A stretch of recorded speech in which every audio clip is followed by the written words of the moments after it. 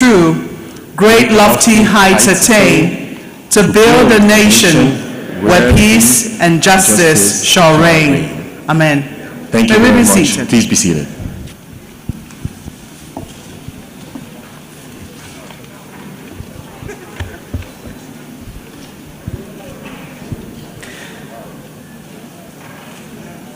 The Executive Governor of Lagos State, Babajide Sanwo-Olu, and his deputy, Dr.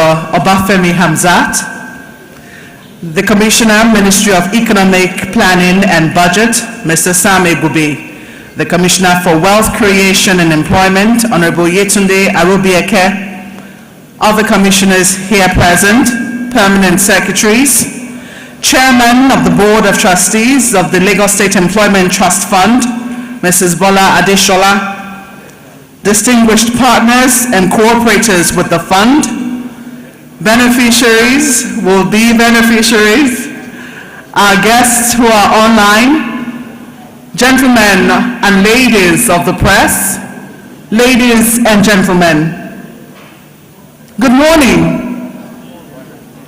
May I get a good morning back? Thank you very much. Welcome to this summit, the Lagos State Employment Summit, the second in the series, themed Sustainable Job Creation Strategies, Collective Action and Prosperity for All. I'm Maupe Ogun Yusuf, and as you can see, I'm not alone. Indeed, I am Wale Famiro, and I'm delighted to be co-hosting today's event with Maupe. And as you mentioned, you're all welcome. Once again, we welcome all our viewers that are joining us online. We look forward to a great event. And as I was mentioning to Maupe earlier, the whole theme and topic of unemployment is really an existential threat to not just Nigeria, but any community. And we see that continue to be quite pervasive in our country. But we're delighted to see how far the Lagos Employment Trust Fund has come over the 5 years that it has been operating. And I'll just highlight a couple of milestones. For information, they have been involved in the creation of direct and indirect jobs for 182,000 people. I think that deserves a round of applause. But beyond that, they have also saved 50,000 direct and indirect jobs. They've also supported 30,000 small businesses, 12,000 young people have been trained, and 30,000 tech startups and talents have been supported. So as we move further in the second edition of the Lagos Employment Summit, we certainly look forward to fostering more partnerships that can take this further. Indeed, Wale, I mean, when you look at just what was said last week, I think it was the AFDB president who said that Nigeria has about 40% unemployment rate. That is massive, that is huge. So certainly anything to try and chip at that figure, that number, to make sure that people are able to create wealth, people are prosperous, that Nigeria flourishes as a country, of course is certainly welcome.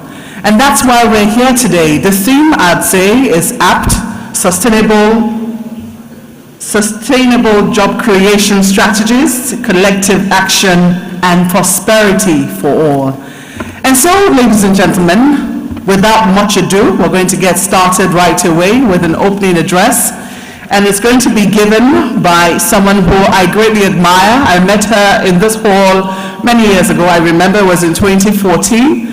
Just seeing her on stage greatly inspired me, and when I finally had a chat with her, I had the privilege of a chat with her, it gave me perspective. I am very thrilled and very honored and privileged to be able to welcome the chairman of the Lagos State Employment Trust Fund, Mrs. Bola Adeshola.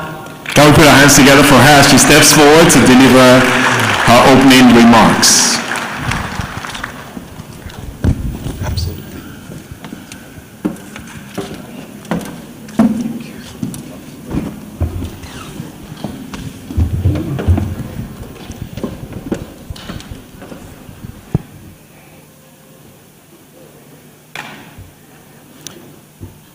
Good morning, ladies and gentlemen. The Executive Governor of Lagos State, Mr. Babajide Sanwo-Olu, Mr. Deputy Governor, His Excellency Femi Hamzat, the Honorable Commissioner for Economic Planning and Budget, Mr. Sam Igube, the Honorable Commissioner of Wealth Creation and Employment, Mrs. Yetunde Arobieke, who's also one of our distinguished board members, the Honorable Commissioner, Ministry of Finance, Mr. Rabiu Olowo, again a distinguished trustee of the Lagos State Employment Trust Fund, all other members of the Lagos State Cabinet present, our keynote speakers, and thank you very much, Ms. Ina Homers, Country Director, Nigeria and ECOWAS GIZ, Mr. Aloysius Uche Ordu, Director, Africa Growth Initiative, the Brookings Institute, fund beneficiaries present, my fellow trustees on the board of Lagos State Employment Trust Fund, guests and participants, particularly those who are online, and we thank you very much for joining us. I think we had about over 6,000 people registered for this summit, and we have about 250 in the room here, so there's well over 5,000 who are online. Thank you very much for joining us, and I'm giving you a wave wherever you are in the world. Ladies and gentlemen of the press, thank you all very much for defying Lagos traffic and leaving home early to be part of this event. Your presence and participation reflect your commitment and dedication to this shared goal of tackling unemployment in our beloved Lagos State. We look forward to having insightful conversations, sharing experiences, and gathering learnings on job creation strategies, alleviating youth unemployment, and enabling wealth creation for all. In February 2020, just before the COVID-19 lockdown in Lagos, Lsctf, in furtherance of our mandate to create employment and entrepreneurship opportunities for all Lagos residents, hosted the first edition of the Lagos Employment Summit. That edition was themed Showcasing Leading Practices in Job Creation. The COVID-19 lockdown, which stood between that summit and this edition, afforded us the opportunity to study, research, and analyze the effects of the pandemic on today's workforce in Lagos State. The Nigerian Bureau of Statistics estimated that the impact was enormous, if I was significant, as the national unemployment rate rose from 27.1 in December 2020 to 33.3 in March 2021. In Lagos specifically, the unemployment rate of 37.14 was higher than the national average, and making it the first time in a decade that the state's unemployment rate surpassed that of the country. And indeed, that was very worrisome for us on the board, because it was almost like being on a hamster wheel where you're all motion and no movement. But as we all know, just by virtue of the stature and status of Lagos, we're almost importing unemployment, with tens of people coming into Lagos every day seeking for jobs. In addition, the surge in crime and the resultant insecurity challenges due to the lack of jobs and gainful employment of our youth has shown that our collective prosperity as a state depends on how well we can sustainably create jobs and keep our teeming population creatively engaged. It is also imperative to note that the never-ending duty of job creation requires all public and private sector stakeholders to actively collaborate, to actively design and develop resilient policies and strategies. Hence the theme of this summit: sustainable job creation strategies, collective action, and prosperity for all. The Lagos State Employment Trust Fund has also partnered with the Lagos State Ministry of Economic Planning and Budget this time to host this summit, which stands as Nigeria's foremost discourse platform for employment and employability strategies. I'll just speak for 1 or 2 minutes about the Lsctf. In ensuring that Lagos responds proactively to the dynamic challenges of unemployment and unemployability, the Lagos State Employment Trust Fund was established in 2016 to create employment and entrepreneurship opportunities for all Lagos residents. And when I say Lagos residents, I hope that we all in this room have registered with LASRA, the Lagos State Residents Platform that enables proper planning and better planning in Lagos State, so we know how many people actually live here. So in Lsctf, we've been doing this for over 5 years, and in that journey, we've supported over 30,000 small businesses via micro, small, and medium enterprise loan schemes. This scheme was designed to promote entrepreneurship by enabling access to affordable finance to residents of Lagos State. And it also provides institutional support to the MSMEs towards enhancing their operations, bolstering profitability, and by implication, creating wealth and putting our productive population to work. Our employability program, which is equipping our youth with relevant skills, and we really thank our partners for this because they support us to deliver much of the vocational training that we do, again, is needed to take advantage of today's unemployment opportunities in conjunction with our partners. The Lagos Innovates program, which was curated to support the burgeoning tech innovation ecosystem towards entrenching Lagos' position as Africa's leading and preferred destination for tech startups, has also supported many tech startups and talents across the state. The Executive Secretary will be making a presentation later on, and she will give you the actual impact numbers. Besides our regular programs, we also have created need-based interventions such as the Lagos MSME Recovery Fund and the Job Hubs. I'm very proud of the Lagos MSME Recovery Fund, which supported businesses post the issues and challenges we had with the riots and so on in 2020. And that intervention has really helped retain jobs and create jobs as well. And we're also finalizing our job hubs, which again are reducing the barrier of entry to entrepreneurship by providing access to needed business tools and infrastructure in sectors such as laundry, catering, and fashion. And you might wonder, whether all what I've said, is really going to affect the bottom of the ladder in Lagos. But indeed, we have also focused on the grassroots and bottom of the pyramid via our digital literacy initiative. And in the few weeks since we started just a few weeks ago, we've empowered over 500 petty traders with basic digital skills, which will enhance their capacity in terms of payments and obviously increase their customer base. And we're also very proud of our nano loan program, which is below MSMEs, actually nano, very, very small loans to help people at the bottom of the pyramid. So ladies and gentlemen, these achievements of the fund within just 5 years have made it a model across the country, and we've seen other states create similar agencies to ensure that employment and entrepreneurship opportunities are created for their youth. I would at this point like to also use this opportunity to thank and appreciate the groundbreaking and strategic efforts of the Pioneer Board led by Mrs. Ifueko Moigri Okaru, MFR.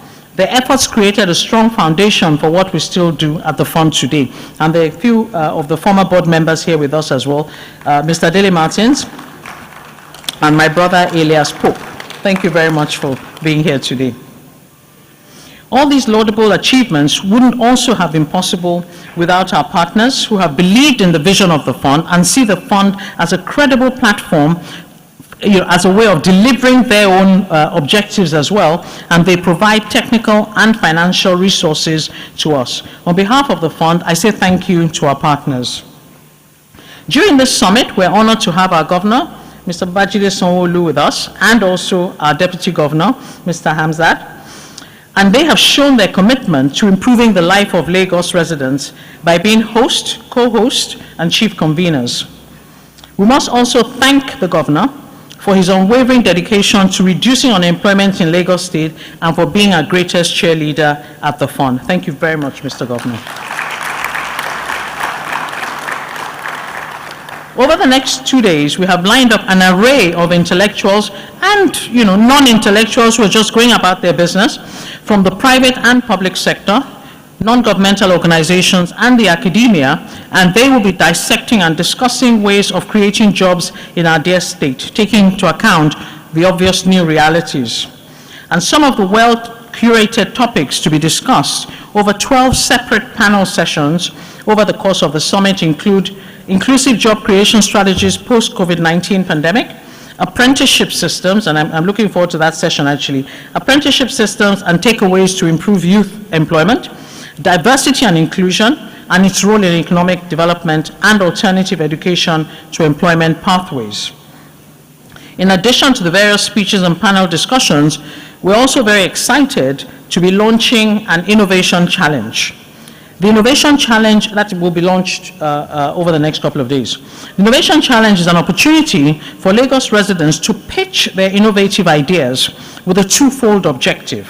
One is to provide ingenious solutions to the issues we encounter in living in our state, and the other is for ideas that will also ensure sustainable creation of jobs.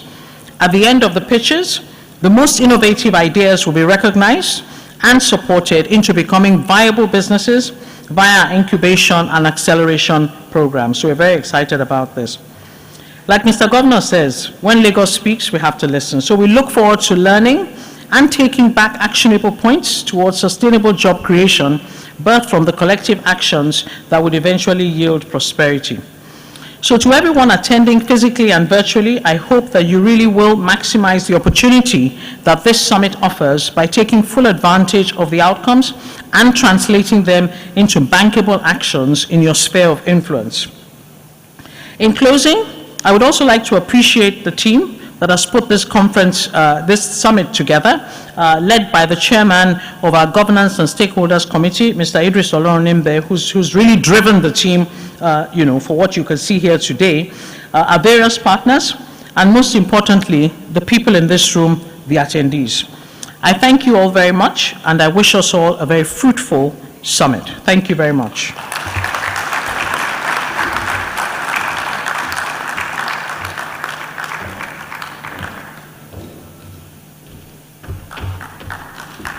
I believe we can give her another round of applause for helping to set the tone for what should be a very interesting 2 days as we continue to unpack the theme of employment and employability.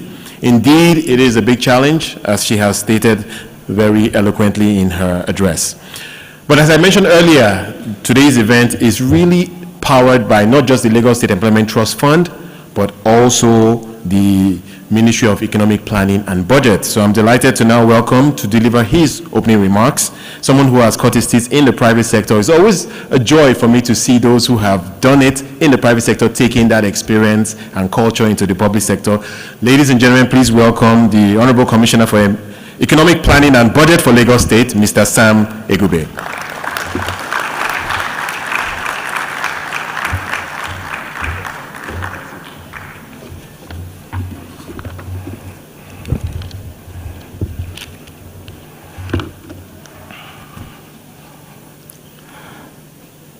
Mr. Governor, Governor of Lagos State, Mr. Babajide Olushola Sowonlu, Mr. Deputy Governor of Lagos State, Dr. Kadri Obafemi Amsat, honorable members of the House of Assembly here present, the members of the Lagos State Executive Council who are here present supporting this program in their numbers, I would like to say thank you. I would like to especially recognize the Commissioner for Wealth Creation and Employment, Mrs. Yetunde Arobieke, members of the body of permanent secretaries here present, the country director for Nigeria and ECOWAS, for GIZ, Mrs. Ina Homas, a great partner, the board chairperson of Lsctf, Mrs. Bola Adeshola, and other board members who are here present. I see my brother, the Commissioner for Finance, Dr. Olowo, the Executive Secretary for Lsctf, Mrs. Teju Abisoye, Senior Country Manager, International Finance Corporation, Mr. Kalim Shah, the Director for the African Growth Initiative, Mr. Aloysius Uche, Captains of Industry, especially our partners to this summit, LASRIC, GIZ, Skills, VFD Groups, SIAO, Emergency Response Africa,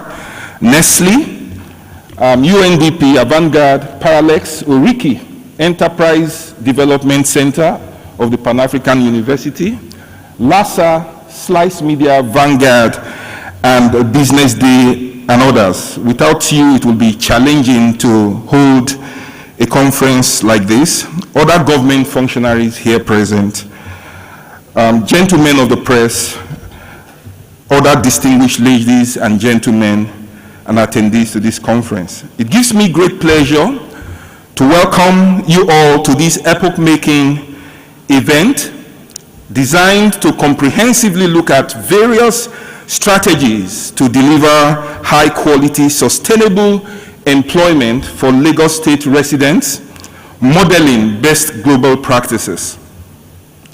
Lagos State remains the most populous state in Nigeria, with a population growth rate conservatively put at 3.2% per annum, driven very heavily by urban migration from other states and other nations into Lagos for opportunities, hope, and dreams of a better life, a high percentage of which come with only their bags and bodies, unskilled, without a job, and many without a proper place to stay. It is for this reason and the general state of the national and global economy that the unemployment rate in the state stands at 37.3%, with youth unemployment about 42.5%. Resolving these challenges on a sustainable basis requires deep thinking, collaboration, and consultation with stakeholders to evolve ideas, policies, and initiatives which, when acted upon, should see us through and over. This is what Lagos is known for. Lagos is that place where a lot of collaboration happens, a lot of consultation happens. And when the chairperson was speaking and quoting Mr. Governor, she did say, Mr. Governor said, when Lagos speaks, Babajide Olushola Sanwo-Olu listens. This is what Lagos is known for. We took on the Ebola virus this way. We took on and are still taking on COVID pandemic this way. And the devastation that came after the NSAS process this way. It's always going to be by collaboration, by consultation, and by all of us acting together. It's the reason when we say Igbega Ipile Eko, we all respond by saying Ajimoshe. Like those, the unemployment problem is our collective challenge, and together we can mine ideas that will take us over it.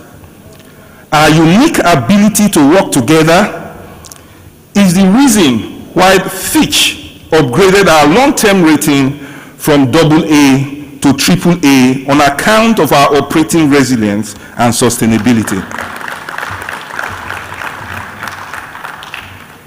This is the reason for this summit, for stakeholders to actively collaborate, design and develop policies and initiatives that support improved and sustainable employment outcomes in Lagos.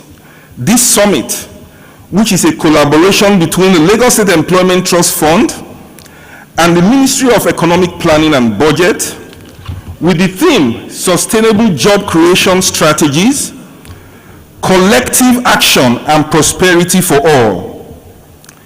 And I will say at this point that you cannot have prosperity for a state or for any nation which is not tied to the prosperity of the citizens or the households. So this conference is targeted at addressing the employment levels in the state through bridging the gap between job availability and employability in the labor market. On our part, we have committed to a 25-year long-term development plan, working with some of the best minds from around the world in consultation with the people of Lagos. The plan has an overarching anchor objective of creating high-value work to accelerate economic development. Again, there cannot be development if it is not tied to work and if it is not tied to the household and the individual. This plan, which will soon be launched, is anchored conceptually on 4 continuing commitments. Thriving economy. Lagos will continue to build a robust, healthy, and growing economy with adequate jobs and strategic investments to sustain the growth. Human-centric city. Every Lagosian will increasingly have access to affordable and world-class education, healthcare, and social services. Modern infrastructure. Lagos, your Lagos, our Lagos, will continue to build reliable and sufficient infrastructure that meets the needs of a 21st century city. Effective governance, that our Lagos will continue to have a supportive and enabling environment that creates opportunities for all Lagosians. Our state, through the leadership of our serial award-winning governor, Mr. Babajide Olusola Sanwo-Olu, and supported by the Deputy Governor, Dr. Kadri Obafemi Hamzat, and with the active support of all our stakeholders, like those of you in this audience today and who are joining us also online, is well on the way to achieving these goals. This is easy to see when we observe the infrastructure build-up in Lagos, the road networks being rehabilitated, and the new ones being built across the state. When we consider the 59-kilometer red and blue line rail lines that comes with 10 flyovers stroke bridges, which is approaching completion, and the additional ones already advertised, and what they will do to the productivity of our people.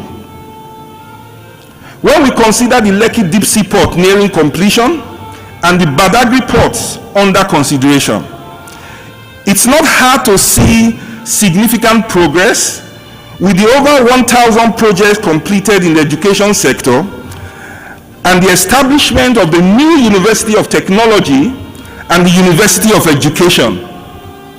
Several comprehensive schools, together with recruitment and training of thousands of new teachers and the use of technology. It's not hard to see this progress when we see the improvement of our WAEC pass rate from 37% to 80%. We cannot but accept that we are making progress, and your contributions as stakeholders is not in vain. Time will not allow me, otherwise I would have mentioned many success stories in the health sector, improved capacity in our emergency response capabilities, and our social protection investments, among others. All these only support the objective of creating jobs for our people. Mr. Governor, distinguished ladies and gentlemen, this two-day summit is critical. The dialogue session between different stakeholders hold opportunities for us all in evaluating, re-evaluating thoughts and initiatives targeted at better employment outcomes. I expect that this summit will provide avenues for various stakeholders to deliberate, interact on relevant areas on job creation, different aspects of skill development, and the sustainable growth for decent employment. The connection between our training centers and the emerging job opportunities, while also setting in motion key decisions that will help in the development, implementation, and enforcement of policies of sustainable advancement in creation of decent jobs. As we start to deliberate, I leave you with these words by Carlos Saavedra Lamas, which I will paraphrase. Unemployment is a great tragedy. It is a reproach to our civilization to have a man going about seeking for work to earn bread for his children. We must therefore realize that the successful outcome of this summit will change the narrative of employment in our state. Therefore, let's put all our ingenuity here and come up with what will speak for us in years to come. Once again, you are most welcome and happy deliberation. Thank you very much.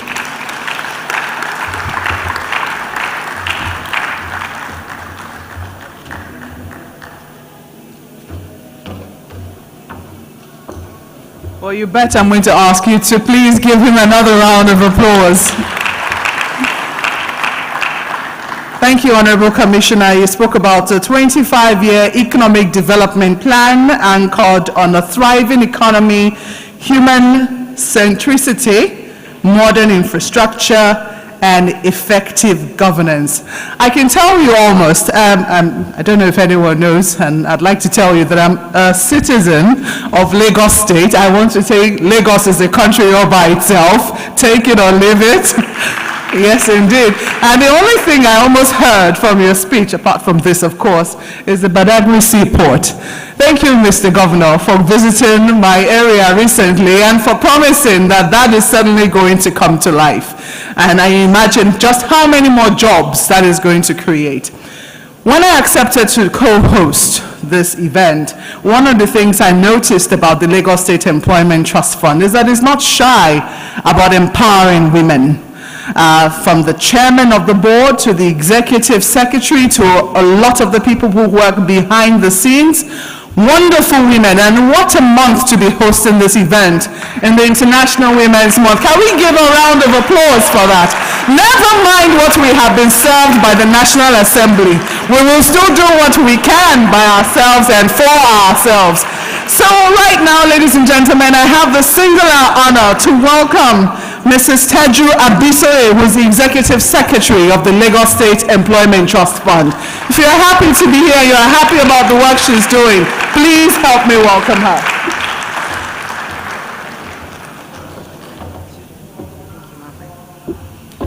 Thank you very much. Good morning, Mr. Governor. Good morning, Mr. Deputy Governor, members of the Executive Council here present, all members of the Lagos State House of Assembly, Chairman, Board of Trustees, other trustees here present.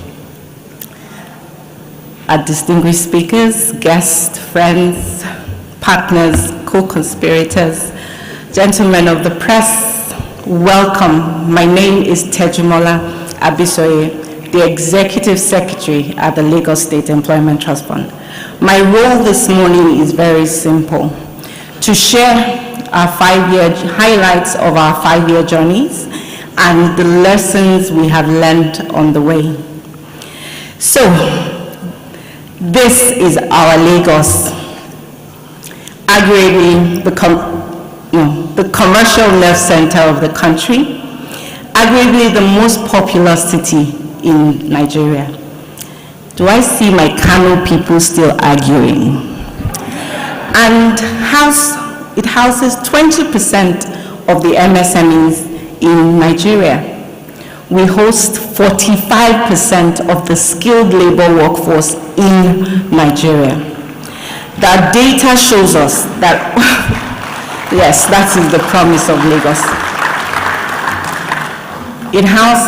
Our data shows us that over 60% of the population are young and in a youthful demography. So as a state, how do we make sure that we harness this potential and make sure every young person is able to find opportunities and improve their productivity so that we can improve the economic outcomes for the state? In 2016, the Lagos State Employment Trust Fund was set up by an act of parliament. The inaugural board was sworn in, and the first thing they sought to build was the structures, the processes to ensure that corporate governance was entrenched for the first time in a public institution. We get a lot of arguments whether we're public or private, by the way, but we tell them full chest we're Lagos State. Over the years, we have signed partnerships with different organizations, international development agencies. We launched our flagship program, Access to Finance, and a lot of lessons we learned even up till 2021. Our theory of change, when we started the work, the first thing we did was what was going on in the ecosystem and what did we need to be doing to improve employment creation, generate employment, and to make sure that we enable it the best way we can. So we did a lot of surveys, and we came out with 3 things. MSMEs definitely were the most viable method to create employment. They're the innovative energies of the economy. They're the growth engine. They contribute about 50% to the GDP of the nation. And it was strategic at that time in 2017 to launch our flagship program, which was targeted at providing access to funding for MSMEs. That program provides access to funding and other services like advisory services, technical support, market linkages, and of course, trainings to improve the advisory and training services to improve the productivity of the MSMEs. The second program that was launched is the employability program, which seeks to provide skills, the gap, to mitigate the gap in the skills system for the ecosystem. We do this in an ecosystem approach where we match demand and supply and provide access to infrastructure as well during the training. Our third program, which was also very popular, is our Lagos Innovates program, where we provide access to infrastructure for tech startup. We're really proud of what Lagos has done, and it's been named the capital, the tech capital in Africa for tech startups. It is no more an argument. Nairobi, accept it. So, one of the lessons we learned over 2 years, again, of course, was that we needed to have these conversations. Let's bring all the collaborators into the room. Let's discuss strategies. Let's improve results and deliver impact to make sure that we are creating the employment faster than the rate of population growth. Over the years, we've learned a number of things. First, after the pandemic, we learned we needed to be nimble enough to address the issue in the ecosystem. And we knew that for the first time in 2021, people needed grants, and we launched the MSME Recovery Fund, which my chairman spoke to, in 2021. Aside that, what are the other lessons learned? First, it's not just about funding. Before that, we've had impact. We have been able to deliver jobs created, supported, sustained over 200,000 jobs directly and indirectly. Thank you very much. We've also been able to support over 30,000 MSMEs with access to finance, access to grants, capacity development, master classes, and many other programs. We've been able to support over 400 startups with access to infrastructure through our grant program. We've learned many things, but we're going to share 5 critical ones that we think is very valuable at this time. The first thing, it's not just about funding. We recognize that people do need access to finance, but first we need to get people funding ready. So we launched our incubation and acceleration program so that businesses can grow, they can thrive, and they can have the desired impact. So what they set out to do at the beginning, they're able to achieve it, and we create more sustainable micro, small, and medium enterprises. The second thing is there's need for a systemic approach to our skills intervention, where we get data from the private sector, the public sector, and we feed it into a data system that provides intervention, strategic intervention information to both government and private sector. We are doing that with the direction of the Ministry of Economic Planning and Budgeting, our labor market information system, in partnership with GIZ and other strategic partners for this program. Our third lesson is the importance of leveraging our key resources. We've learned that, yes, there are many competing interests, so we have to find very creative and sustainable ways of making sure funding stays consistent. We believe in structures such as monetizing our impact or pay for performance, social impact bonds.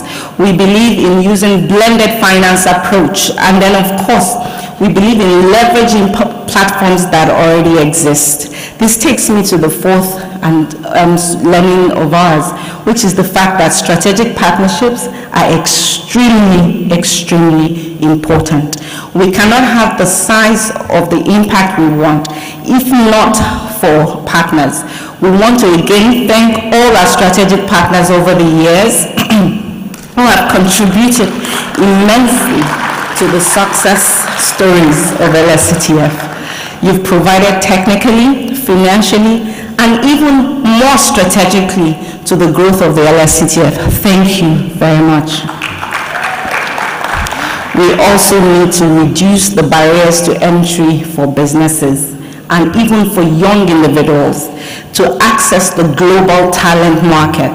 So, as the chairman mentioned, our job hubs provide infrastructure and equipment for traditional businesses. But our digital literacy program provides access to global opportunities by providing the lessons, by teaching people about digital literacy, the content and the need and the advantages of adopting digital. We're providing access and limiting the barriers to entry for business. Ladies and gentlemen, I cannot leave here without saying thank you. Thank you, first of all, to Mr. Governor. Your leadership inspires us. To the entire Lagos State ESCO cabinet, you have pushed us to continue to be the best that we can be at the Lagos State Employment Trust Fund. Thank you. All our partners, again, thank you. It means the whole world to us. And from the management and our team, I want to thank the Board of Trustees, both new and the Pioneer Board of Trustees. We're standing on the shoulders of the Pioneer Trustees. But Mr. Chairman, I need to say thank you for your mentorship.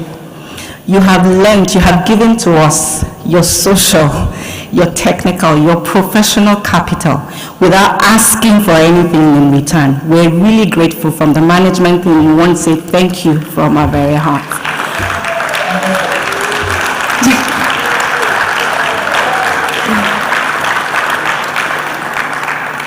Mr. Oloninde, we want to say thank you for your commitment. He was here with us till yesterday night. He's constantly able, he shows his commitment without asking for anything in return. Ms. Muzaliniri, who has given of her platforms to us freely, we don't pay a dime. When we hear us on radio, we get it for free.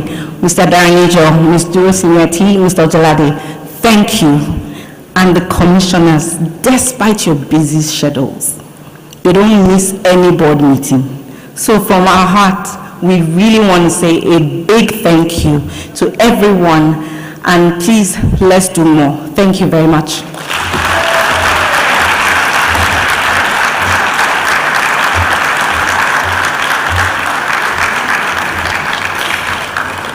I am sure you will agree with me that the passion behind the leadership of the Lsctf is palpable and it's making a difference. We thank all our partners. Please, can we put our hands together again for the Executive Secretary? When you put women at the helm of affairs, there's just a difference in terms of how they get these things done. I'm sure you all agree. All right, so let's keep this moving as I introduce our next speaker, who would be, do we have the video? Okay. I know it's a video presentation. Can I go ahead to introduce it? Okay. One moment, I just think I need to confirm.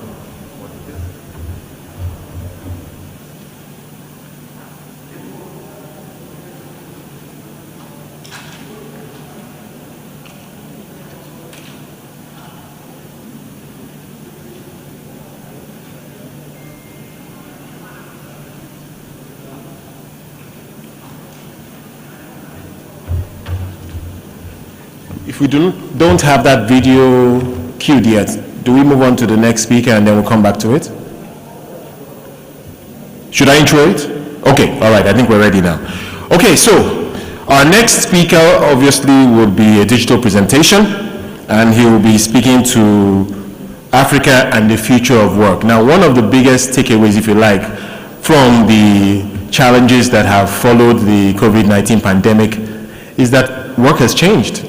What employees want, what employers want, and the work itself seems to have morphed, I think, at an accelerated rate over the last couple of years. So we want to get some perspective as we begin to think about how we're going to get more people employed and make them more employable. What indeed is the future of work? And delivering that presentation is the Director, Africa Growth Initiative at the Brookings Institute, Mr. Aloysius Uche Ordu. So I turn your attention to the screen as we view his presentation.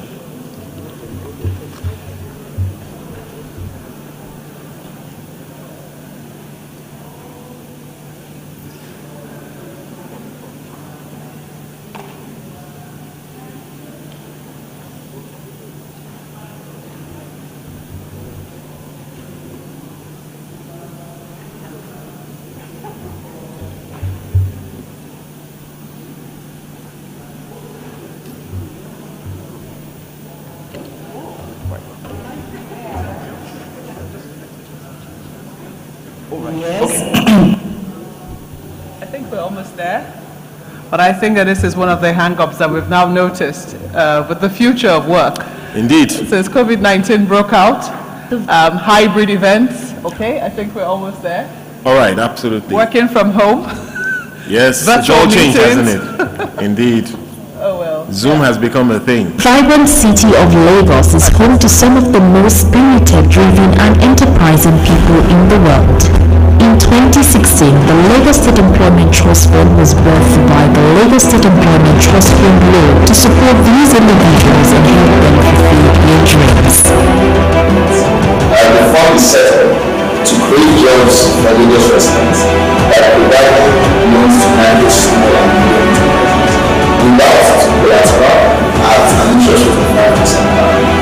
In addition to that, the fund will also provide to build skill level of Lagos residents to ensure that we have a global and well-skilled workforce to take up existing jobs in Lagos State. Finally, the fund will also support technology innovation by supporting the startup ecosystem in Lagos State and also contributing policy suggestions that improve the overall business environment across the state. Since its inception, the agency has created programs and partnered with organizations to develop initiatives aimed at driving job and wealth creation in the state. These programs include the MSME Loan Program, MSME Recovery Fund, Lagos Cares, Lagos Innovates, and the Lagos State Employability Support Project. These programs have provided funding, training opportunities, infrastructure, and more to Lagos residents, changing their lives. Here are the stories of some of our beneficiaries. Honestly, if we didn't get access to the workspace, we would have grown our network. We would have been able to build the business and just build a proper company. Initially, it was 3 people from 3 different locations working on an idea and building it. It was a lot of work, but then it didn't bring as much value to the company as it should have. Then we had a space, a remote location where everybody had to be. You had to show up. You had to be productive. Then we realized, oh wow, there was much more we can do. ẹ̀yin tèmi oníkàràkátà ọjọ́ ìṣòwò kàràkátà bá oníṣòwò bàkọ́gbà inú níyànjú ni pé Lagos State Employment Trust Fund ọ̀nà àbáyọ ni àbáyọ tó bá lè ṣe ọ̀nà tó wúlò ní tó lè ràn lọ́wọ́ láti gbé owó ní àrùjọ. lọ́wọ́ àwọn Lsctf àti USADF fún àǹfààní tí wọ́n lọ fi fún mi láti kọ́ ẹ̀kọ́ náà àti àwọn ohun tí wọ́n máa ń ṣe láti ràn lọ́wọ́ fún ẹ̀kọ́ náà. Lsctf has been a blessing to me as a business owner and to my entire Suya Bistro family. I think every single small and medium-sized business out there should try to take advantage of the support that Lsctf provides. Lagos State Government, Lagos State Employment Trust Fund, and all of your donors, you're doing amazing things. You're giving people jobs, you're improving economic mobility, and you're making a huge impact. Thank you so much. In 5 years, we created 182,000 direct and indirect jobs, saved create 50,000 direct and indirect jobs, supported 30,409 small businesses, aided the economic growth of the state by creating 68,582 new taxpayers, trained 12,335 young persons, and supported the growth of 413 tech startups and talents in the ecosystem. We aim to double down on our efforts and position our programs to adapt and efficiently respond to the growing challenges of Lagos State residents, putting smiles on their faces and renewing hope. We believe that the invaluable impact made by the fund will reverberate for decades to come and serve as a template for impact-driven initiatives nationally and globally.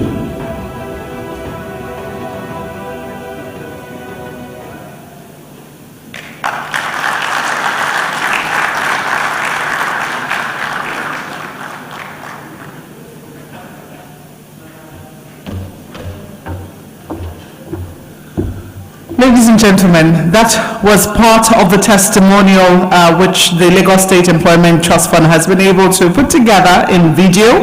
There will be in-person delivery of those testimonials as well. And after that, we'll have the speech of, the video presentation of Mr. Aloysius Odu.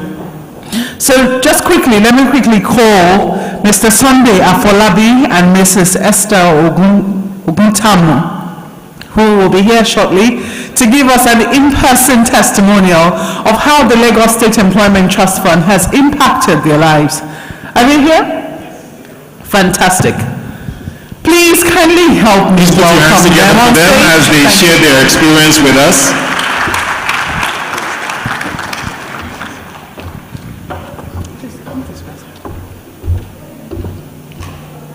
Ẹ káàárọ̀ sir, ẹ káàárọ̀ mọ́, ẹ káàárọ̀ ẹ̀yin ọ̀rẹ́. A dúpẹ́ lọ́wọ́ Ọlọ́run, ètò tí wọ́n gbé kalẹ̀ lẹ́yìn ó ẹ̀pọ̀ èmi lọ́pọ̀lọpọ̀. In fact, ìgbà tí mo gbọ́ ọkàn orúkọ mi Sunday Afọlábí, so nǹkan tí mo printing press ní mi, ìgbà tí mo gbọ́ ètò yìí mo dàbí nǹkan lójú mi, ìgbà tí mo débẹ̀ wọ́n gbọ́n ṣe fún ọ̀gbẹ́ tí mo kọ́ bẹ̀rẹ̀ 500,000 ọkọ̀ fún mi. Ìgbà yẹn mo ra laptop òfin bẹ̀rẹ̀ iṣẹ́ yẹn, àwọn mẹ́ta péré là ń ṣe, but for now gbà fún bẹ́ẹ̀lẹ̀ kejì àti lọ bí mẹ́sàn-án tí wọ́n ṣe lábẹ́ mi, so inú mi dùn lọ́pọ̀lọpọ̀.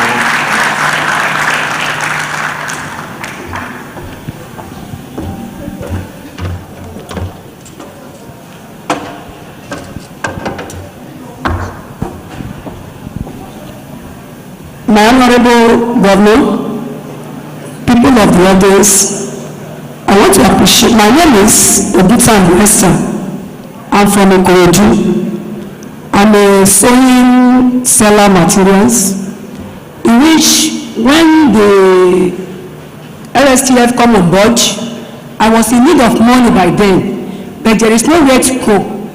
My friend told me, Lsctf is giving money, I shall go to local government to go and have a form there. I said, I don't know anybody. He said, you should go there. They will attend to me.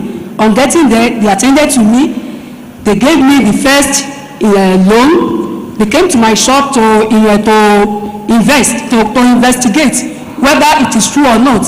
But they met me there, but the shop is so small. I have only one apprentice there.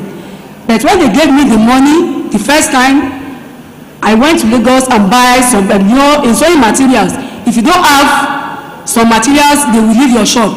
But when I got the money, the business started booming. I appreciate the Lagos State government, the Lsctf. May God Almighty continue to be with you. I collected the second loan too. After that, I have 4 apprentices now, in which we are working together. I thank you, Mr. Governor.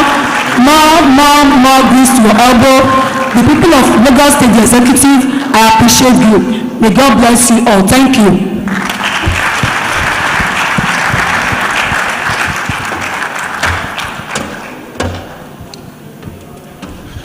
So there you have it, in-person testimonials of the experience. I hope you all appreciated how seamless that experience was for many of these people. So congratulations again to the LSETF. All right, so as we move on, I think that video is ready now, so I'll turn your attentions again to the screen as we listen to Mr. Aloysius Uche Odu, who is the Director, Africa Growth Initiative at the Brookings Institute.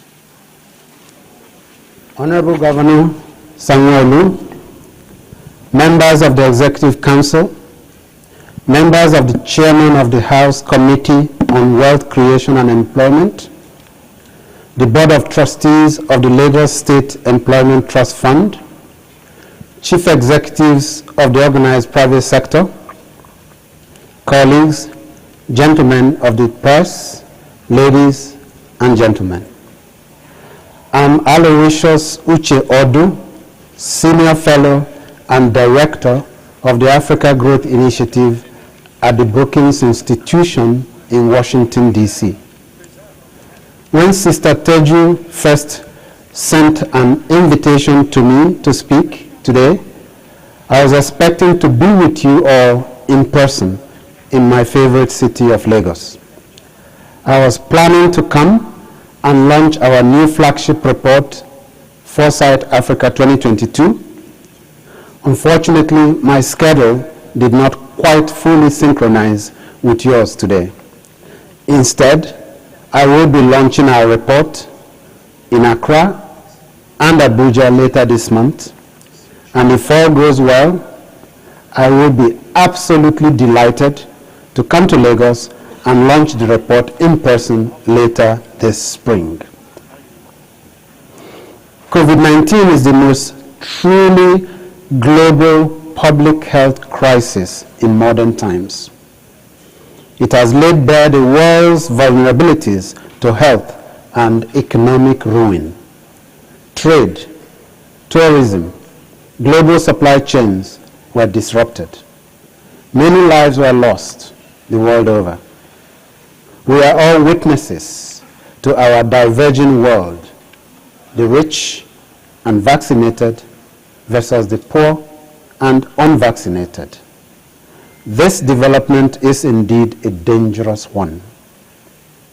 Luckily, Africa has acted in solidarity and fared much better than many had predicted.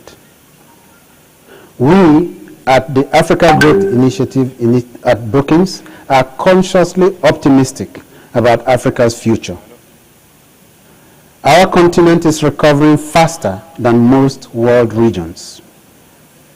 In fact, on average, sub-Saharan Africa will grow at 3.5% or better in 2022 and 2023, according to recent estimates from the International Monetary Fund. However, that recovery is following two tracks. The heavyweights, Algeria, Ethiopia, Nigeria, and South Africa, are growing not quite as fast. Small and medium-sized countries such as Seychelles, Rwanda, Ghana, Cote d'Ivoire, Kenya, Uganda, and Congo DRC will take up the slack. Africa's assets, including our entrepreneurial and technology-savvy growing population of youth, are reasons to be particularly hopeful. During my last visit to Yaba, Lagos, one of Africa's digital innovation centers, I came away feeling very hopeful about our country and our continent. The number of people worldwide aged 12 to 24 years has far exceeded 1.5 billion, the largest in recorded history. And as you all know, 70% of Africans are 30 years or younger.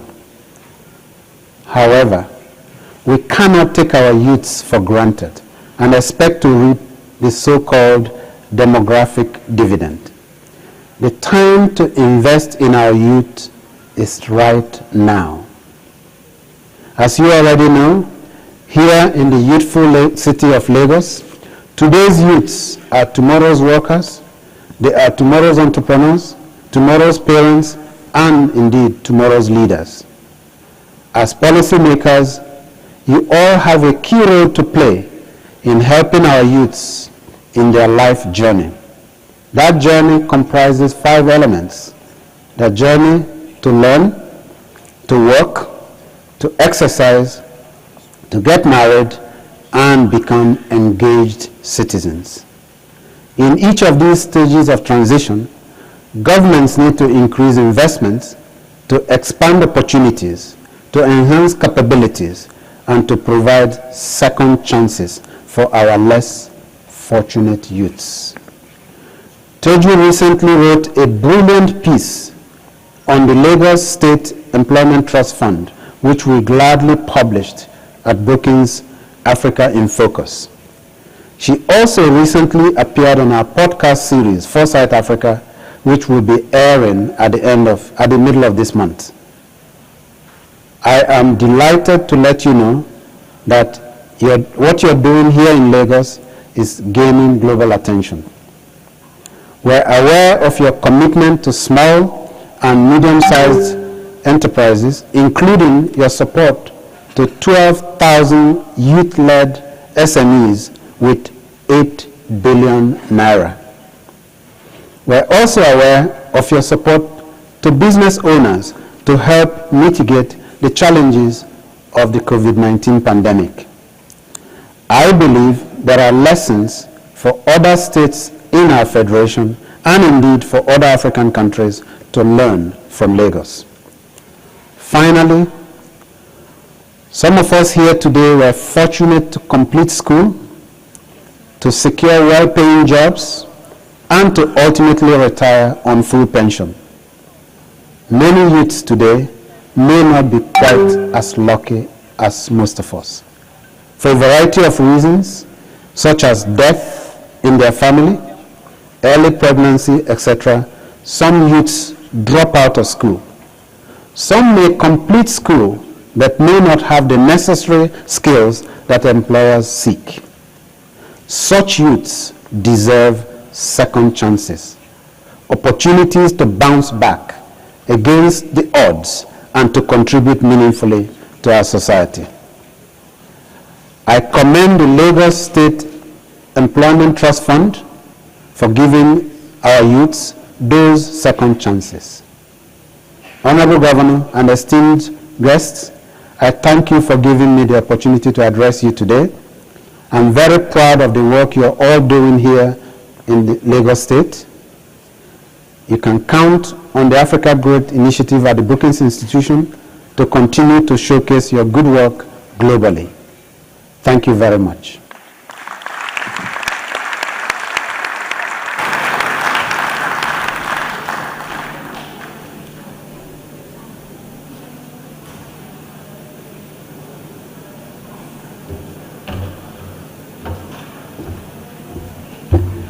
Well, I would have said let's clap again because, but he cannot see our applause, can we? Nonetheless, I mean, to hear that Ms. Teju, Ms. Teju wrote something that was broadcast at the Brookings Institute is certainly worthy of note. We'll be moving on very quickly now. This is certainly someone you're going to be clapping for. She's not going to take a lot of the time. Mr. Governor, we appreciate, and his deputy, of course, that you're spending a lot of time with us. So we will make this as swift as possible. It gives me great pleasure to introduce our keynote speaker for this event, Ms. Ina Holmes, who is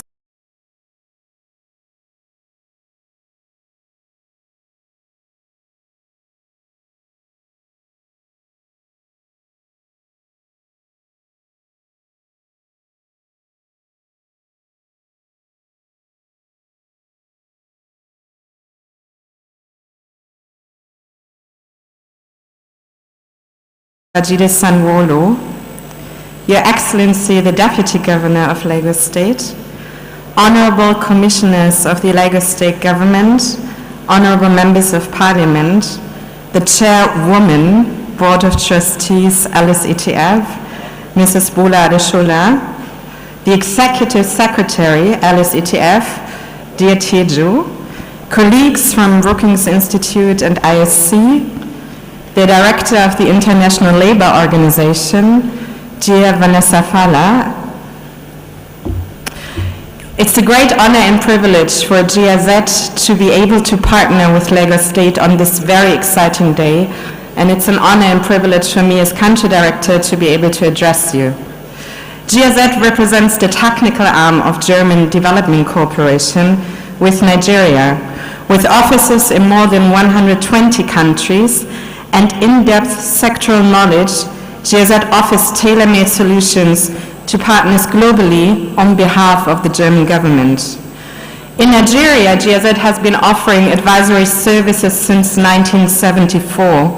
Over the past years, the portfolio expanded in cooperation areas agreed upon between the German and the Nigerian government, and currently focusing on 3 core areas: training and sustainable growth for decent jobs, responsibility for our planet, climate and energy, and one world without hunger. Overarchingly, the support in Nigeria across these sectors focuses on improved capacities and skills of institutions and individuals, on increased livelihood opportunities, economic growth and employment. GIZ's activities are commissioned by the German Federal Ministry for Economic Cooperation and Development. In the core area of training and sustainable growth for decent jobs, the aim is to increase employment and income generation, as well as access to finances for micro, small and medium-sized enterprises. Through demand-oriented vocational training measures, GIZ assists partners to adapt vocational training programs to market needs. The support of GIZ started mainly on federal level, with experts and cooperation offered in Abuja, and expanded to state level in central and southwest Nigeria, for instance with Plateau State and Ogun State. What can I say? Those places now be Lagos. Since 2019, GIZ started concerted activities on economic growth, employment creation, and reintegration in Lagos, and we also have a full office representation here. The role of Lagos within Nigeria and as a mega city on the continent and beyond this continent makes Lagos a central strategic partner. The city's attractiveness, the feeling of anything goes, draws people in from other states and from the region. This pull factor is curse and opportunity the same. Already overstretched systems, scarce job opportunities meet an ever-growing employment and service delivery hungry population with differing academic and skills backgrounds. I would like to take this opportunity to congratulate the Lagos State government and the governor of Lagos State for the various initiatives that have been taken up to serve Lagos and its population with regards to the improvement of services, job opportunities, and economic growth.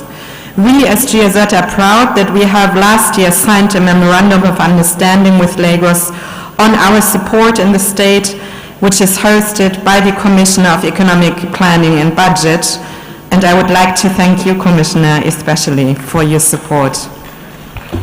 Lagos State's commitment is visible in this employment summit today and underscores the high commitment of Lagos to bring those relevant in the employment sphere together and actively seek solutions.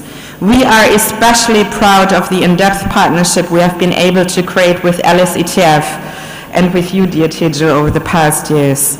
Initially, our cooperation started on short-term trainings offered by the Skills for Youth Employment Program SKY, but we also have a number of economic growth activities also offered by our Sustainable Economic Development in Nigeria program SEDIN, both anchor projects in our cooperation with Lsctf. We are happy to currently support Lsctf in further developing the labor market information system as a basis for state government in making informed decisions on youth empowerment, resource distribution, policy formation for sustainable growth in Lagos State.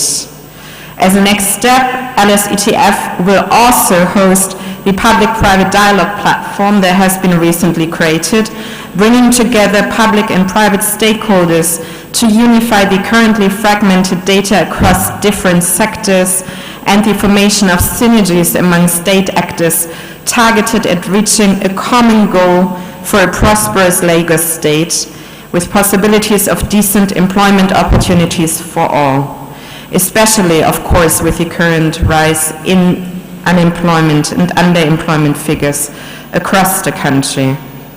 The public-private dialogue platform is run by the Lagos State Ministry of Economic Planning and Budget and will be hosted by Lsctf as a custodian with support of GIZ.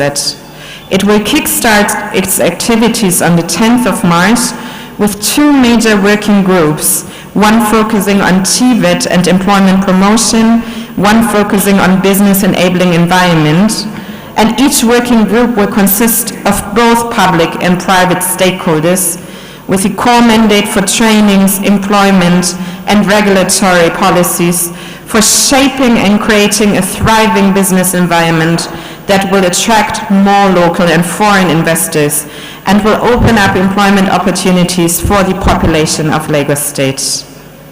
GIZ is also happy that we have been able to support Lsctf on active labor market support measures that are structured in mechanisms that are put in place to facilitate job placement and employment creation through entrepreneurship support and mentoring sessions.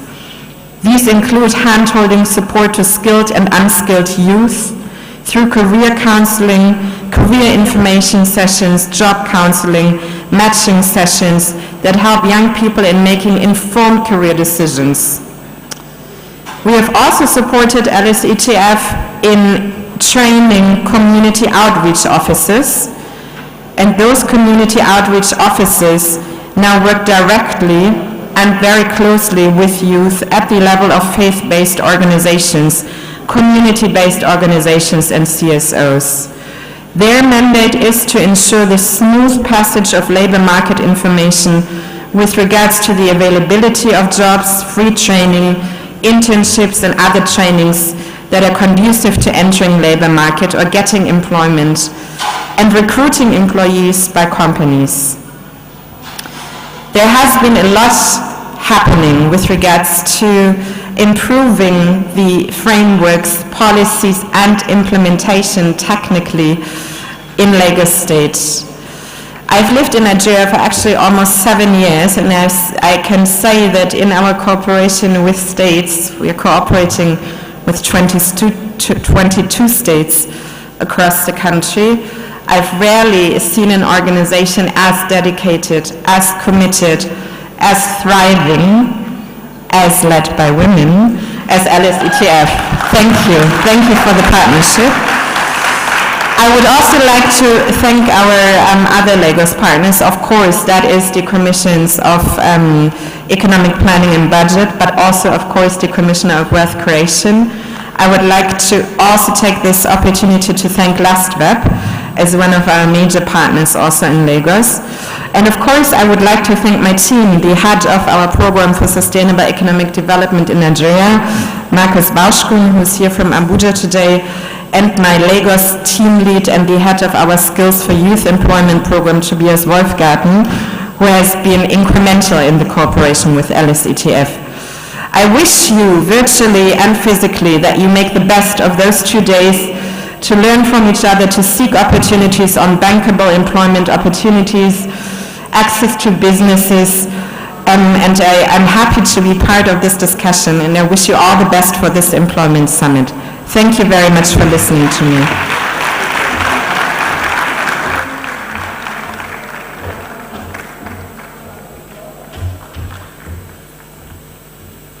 Please can we give her another round of applause?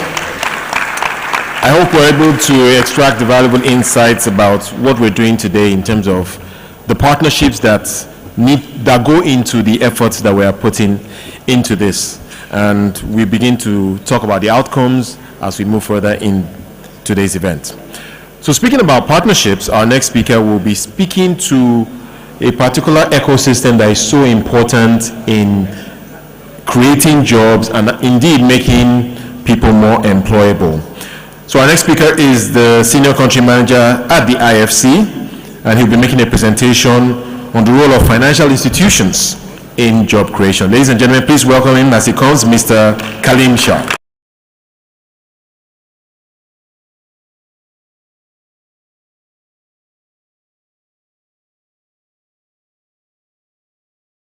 Governor, Deputy Governor, I stand on existing protocols. There was a lot of people before me who spoke, and there's a lot of people that I'm sure I will miss someone, so I'll take the easy way out and stand on existing protocols. Thank you. Ladies and gentlemen, good morning. It's a pleasure to be here today to mark the opening of this two-day summit to promote innovative and sustainable approaches to job creation in Lagos State and Nigeria at large. I would like to start off by thanking the Board of Trustees of Lagos State Employment Trust Fund under the chairmanship of Mrs. Bola Adesola, and also to congratulate her on her recent rising as the chairperson of the board of EcoBank, Nigeria, and for inviting me to deliver these remarks on the role of financial institutions as enablers of job creation. Economic growth and jobs are interrelated. The economic growth of any country depends on the ability to create jobs for its citizens. Creating jobs in Lagos is especially critical because it is the country's primary commercial hub with a population of more than 20 million people. I commend the efforts of Lagos State government to actively seek solutions that drive economic growth and create jobs through stakeholder forums like this and other key interventions, including investment in infrastructure and human capital. With the country's unemployment rate surging to 35%, the highest in over a decade, and youth employment at 42.5%, there is an approximately 70 million strong labor force in the country, either without employment or working for less than 20 hours a week. Before COVID-19, about 80 million of Nigeria's 200 million people were living on less than the equivalent of US $1.90 a day. According to the World Bank, the pandemic and population growth could see that figure rise to almost 100 million by 2023.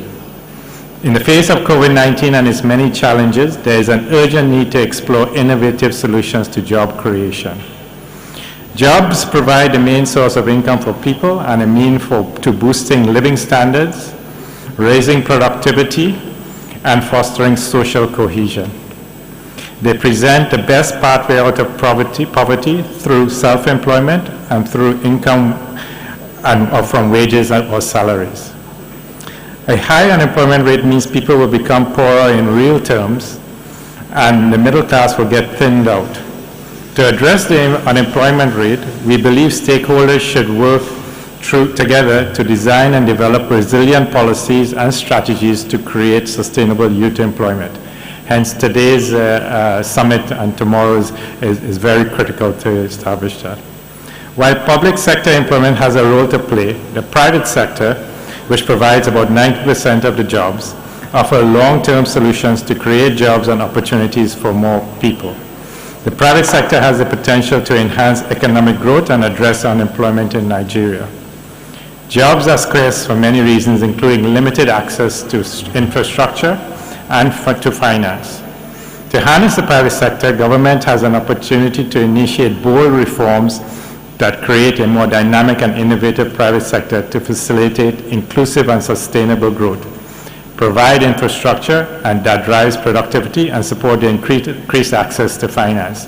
All these factors I am pleased to point out, and everybody has pointed out before me, is partly what is being addressed by the Lagos State government and by the program that we spoke about today.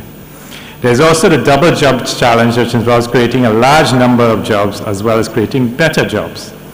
In addition to the unemployment rate, there's also another 15.9 million Nigerians who are underemployed, working less than 40 hours a week. Therefore, our solution should focus not only on growing the quantity of jobs, but also the quality of jobs. IFC has a long history of working with the private sector in Nigeria with an active portfolio of around $2 billion, that's roughly around 1 trillion naira, across sectors including SME financing through our partner banks, manufacturing, agribusiness, infrastructure, healthcare, and technology. These investments have led to the provision of many direct and indirect jobs in the country. Financial institutions play a vital role in stimulating the economy through lending, and is why ILC has been supporting this important sector. World Bank research shows that there's a strong positive relationship between access to finance and job growth. This relationship is particularly strong amongst micro, small, and medium-sized businesses. According to a survey from the Nigeria Bureau of Statistics, small and medium-sized enterprises in Nigeria contribute nearly 50% of the country's GDP, totaling about 17.4 million small business, totaling about 14.7 million. Small businesses account for about 50% of industrial jobs and nearly 90% of the manufacturing sector jobs. No doubt the sector is pivotal to creating job creation and Nigeria growth.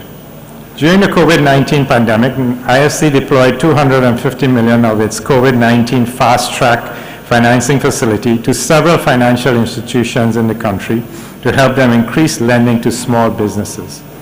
These facilities are cushioning the impact for SMEs in Nigeria. Secondly, trade is an increasingly important opportunity for countries to generate new markets for businesses. Why does trade matter? Trade creates jobs and is essential for development, for poverty alleviation.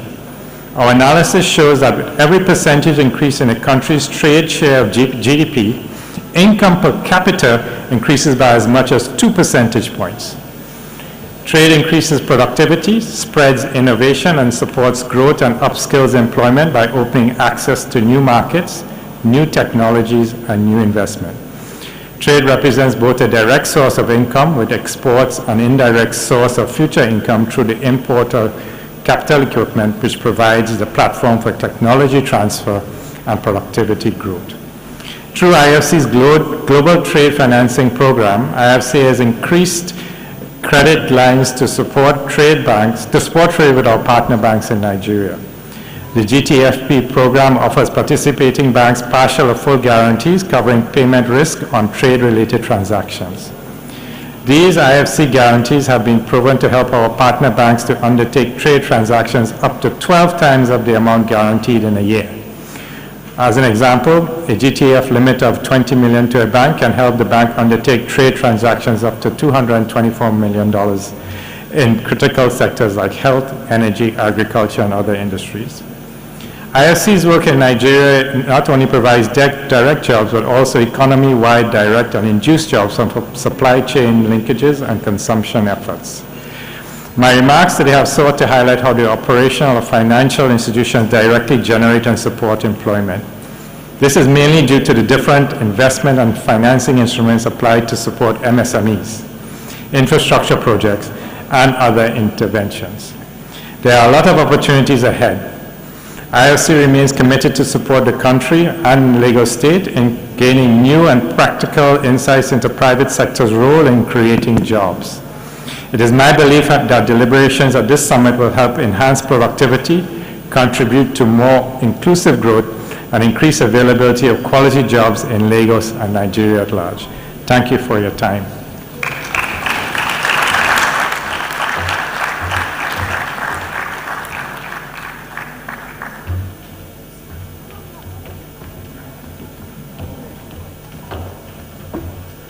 Once again, a round of applause for Mr. Kalim Shah, who is the senior country manager of the IFC.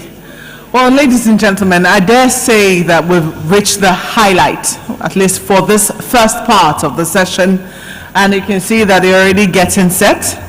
We're going to be hearing from the man who is the chief servant of Lagos State, who has the unenviable task of reducing 37% unemployment, which is higher than the country's average. Mr. Governor, I do not envy you, but thankfully you're widely supported, and I can see that there are, will I say, credible, we can see that. This is a fact, this is not Photoshop. If I can say something about how committed the governor is. Yeah. I recall that he was at an event recently and he was speaking to how he is monitoring the interventions and initiatives that the government is working on to address the traffic gridlock in the Apapa area. And I thought it was quite interesting to see that he was so committed, watching this on a daily basis, getting those updates. And I even recall, as I was to some extent challenging some of the things he said, he was ready to say, listen, I'm on top of this. So please, can we put our hands together again for His Excellency the Governor? I mean, very often we think that these politicians generally are just meeting people, you know, and marking time. Yeah. No way. Well, I'm going to tell you something. This one is different. I'm going to tell you something. Mr. Governor is one of the very few governors in Nigeria who says, no, I'm not excellent. Only God is excellent. And he prefers to just go with Mr. Governor. So, Mr. Governor, it is our pleasure to invite you to the podium to give your keynote remarks to this event. Can we put our hands together for Mr. Governor, Mr. Babajide Sanwo-Olu, as he steps forward.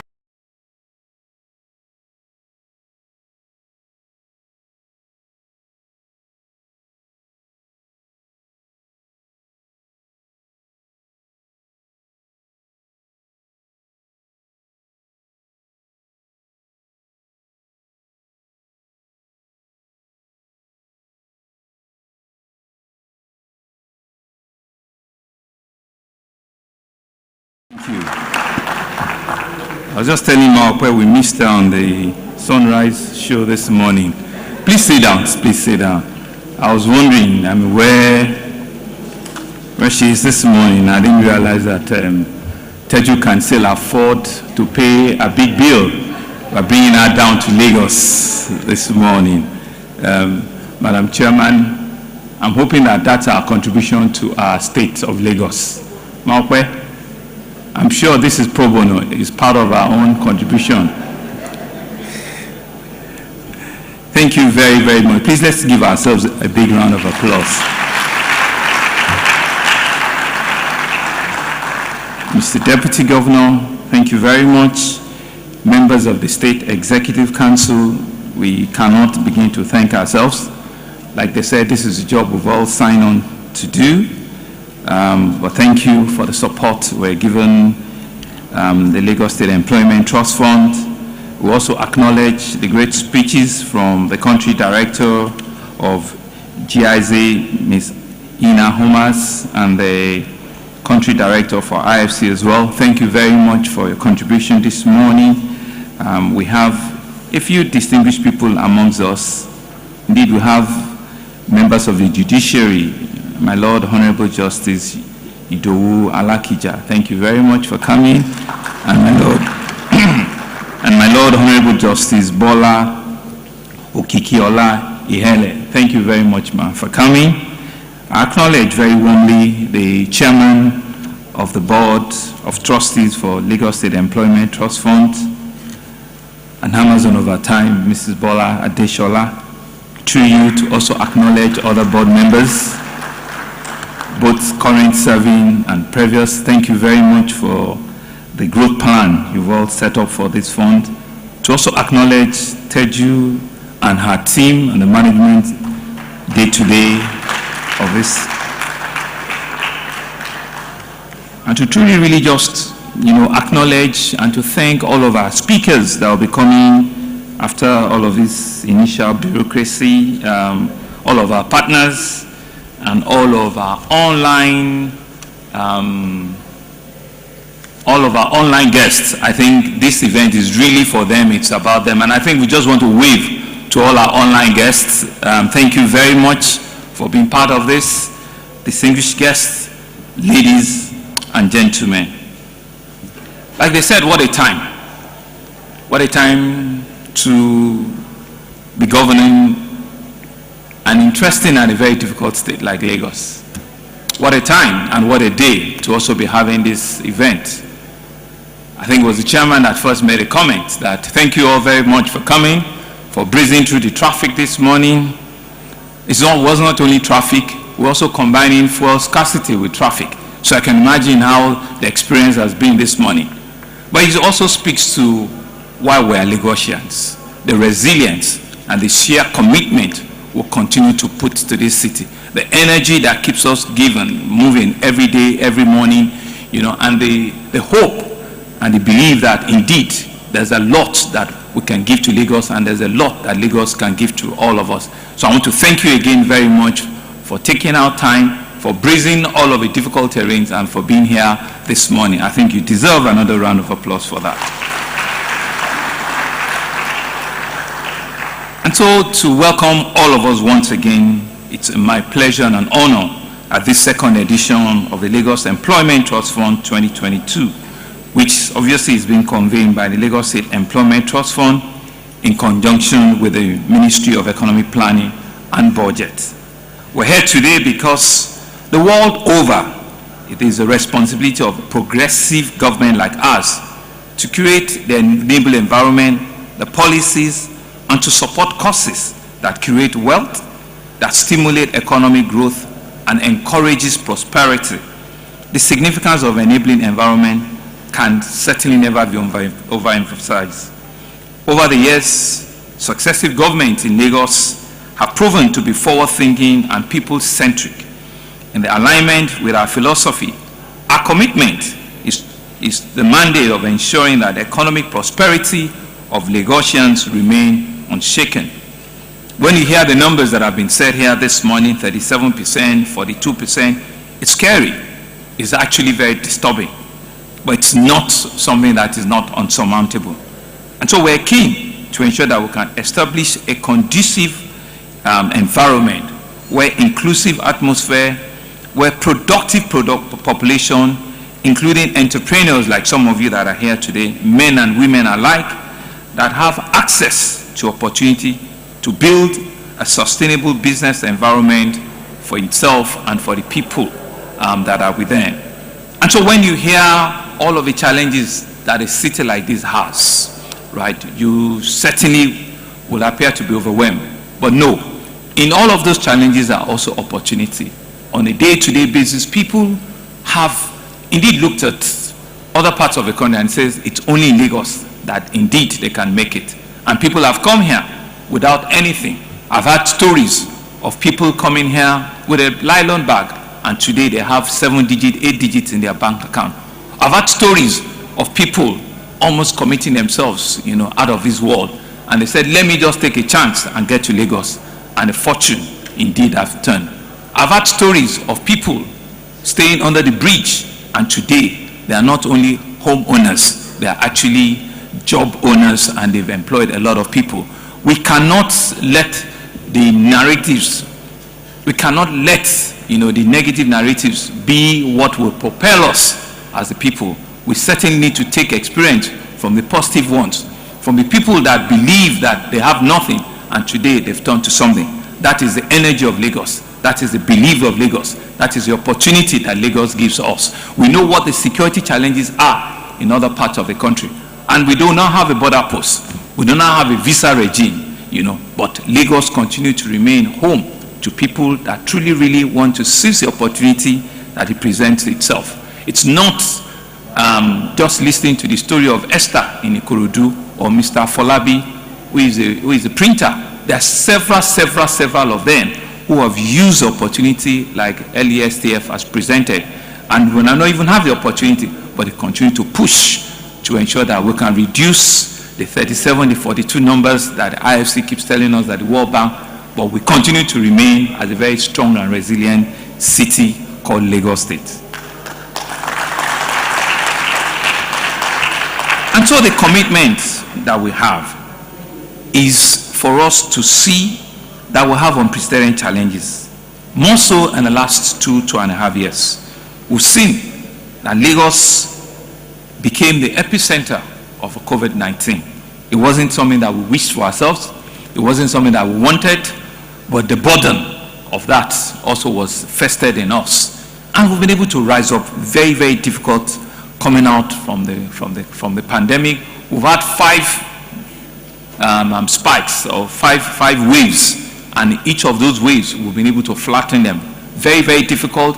It's given us an opportunity to scale up very tough health infrastructure in our system. Is giving us an opportunity to scale up skills within our first line health workers and all of our first responders. It's given us an opportunity to build a very strong, resilient city that can withhold shock and that can have a quicker response to even when we have global challenges that we've seen.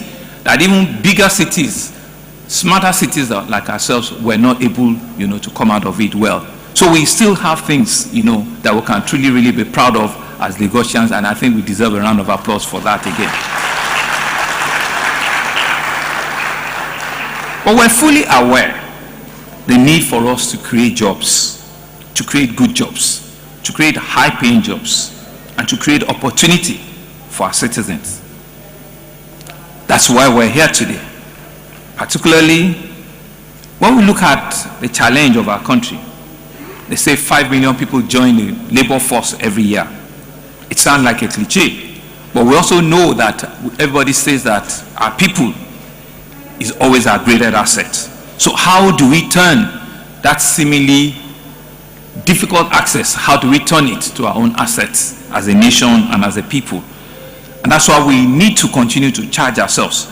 We need to continue to ensure that our teeming youth, that are full of energy, have ideas, have ambition, have a belief, have something to look forward to. And that's why we're here to support and to encourage the board of Lsctf and the Ministry of Economic Planning and Budget, who have put together this two-day engagement. You could see that after the first one, COVID has not allowed us to have one in the last 3 years. But we're here today, and we're believing that this opportunity will not be lost on us. There will be a lot of engagement, there will be a lot of thoughts that will be coming out here today and tomorrow that will help us harness the opportunities, the very unique ones that make Lagos what it is here today. We believe that the Lsctf has been an institution that has worked very, very hard in the last 5-6 years that has been set up. I want to commend my predecessor, and the first board of trustees. I think they've acknowledged them, that had a vision at that time. And I want to say that it was one of our strong, campaign promise that the Lagos State Employment Trust Fund will come out bigger, bolder, and stronger. And I'm going to assure you that given the scorecards that we've seen, in less than 5 years, they've had direct interventions to over 200,000 citizens, in direct or indirect employment. And so you can see that when we took over 3 years ago, they were just around 37,000. Now they've doubled up that scale, and we're seeing that they're doing numbers that is close to 200,000. And when we made the promise that we're going to make it bigger, bolder, and stronger, we're on the path to ensuring that those promises, are made. And I want to thank you, Teju, I want to thank you, Mr. Bola Adeshola, for all of these great works that you guys are doing. But we know that, funding is also one of the things that had been the impact, that has helped you, and to date, I think we have committed over 10 billion, to the fund. And we want to also do more. We want to have a lot more people to have access to this fund. I also want to thank the Ministry of Economic Planning that truly really stayed to the mission of ensuring that data-led, coordinated, and tracking are used, under our economic agenda. Some of the interventions that we've talked about, that we want to see about a 6.7% drop on our employment rates. We also want to make Lagos the most impressive job creation center nationwide. And we also want to ensure that this disruption that is caused by COVID-19 are things that we can put behind us, very, very quickly. And so if you look at the topic for the discussion today and tomorrow, a sustainable job creation strategy, collective action, and prosperity for all. I think this topic is very apt, especially the part that has prosperity for all. I think that's a very strong point that we all need to take away. And I'm sure that part of the things that will be coming out from this summit will be a lot of partnership, a lot of collaborations, and we'll begin to see a lot of, role play and skills and ideas sharing that can ensure that Lsctf continue to play the role that we know for them to be doing.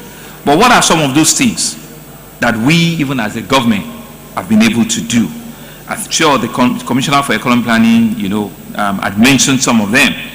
You could see that so that we do not see those numbers continue to go up year on year. So one of the things that we've set for ourselves is that let's go back and let's even ask, ourselves, how is our educational system in our curriculum at our secondary school level.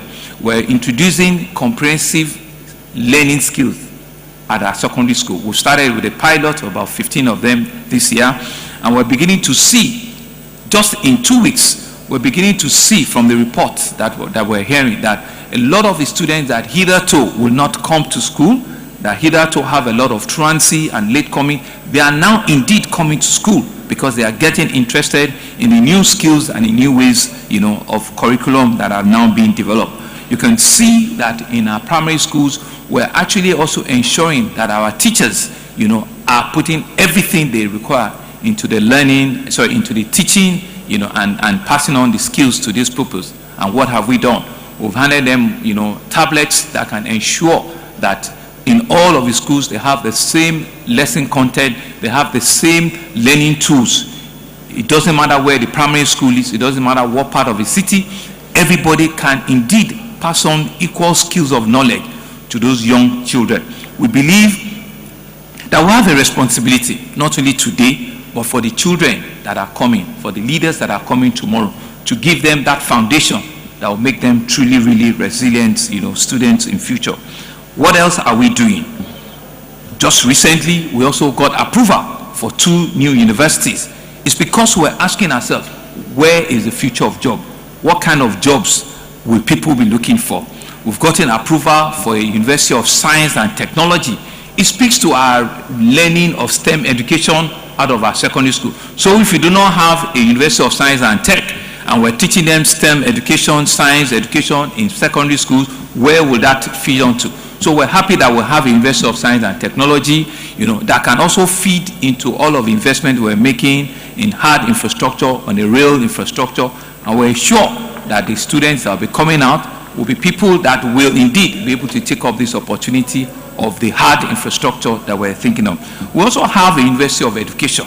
Even for us as a government, we find it difficult, that skills around NCE are no longer fashionable. A lot of our private primary schools and secondary schools, about 20,000 of them, are not employing people coming out from NCE schools. So we took the bold decision and said, let us have a proper University of Education that can throw out the skills that are needed in these primary and secondary schools, 20,000 of them or so.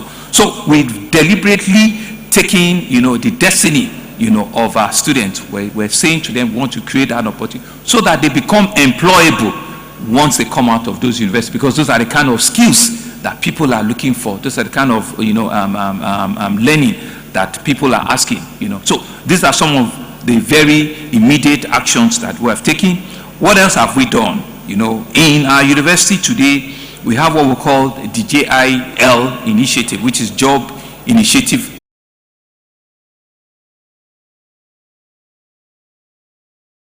Lagosians want to challenge you with a lot more.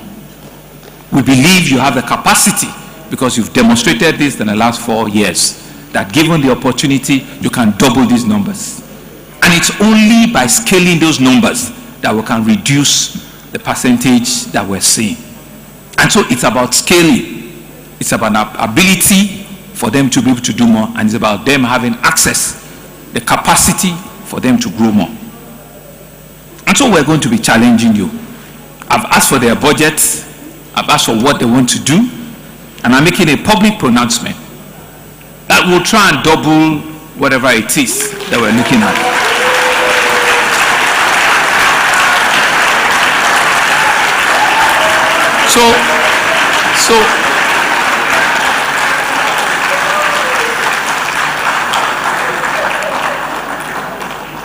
It's not going to come easy. Don't worry. I'll take the claps, but it's not going to come easy.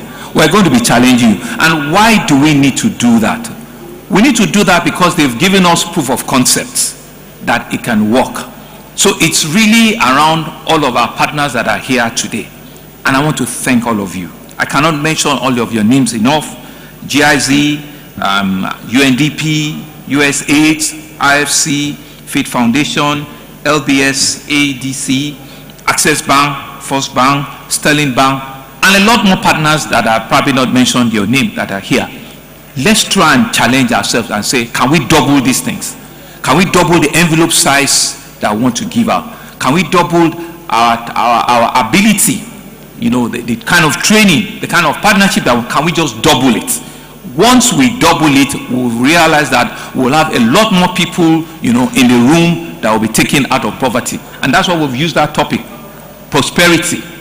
How do we ensure that prosperity is for all of us? How do we ensure that the digital skills that about 700,000 women will require to ensure that they can double their ability to access revenue, to ensure that their customers can be in the comfort, of their rooms, of their shops, and do a lot more? How do we ensure that happens very, very quickly? We cannot continue to give the reasons and excuse of COVID.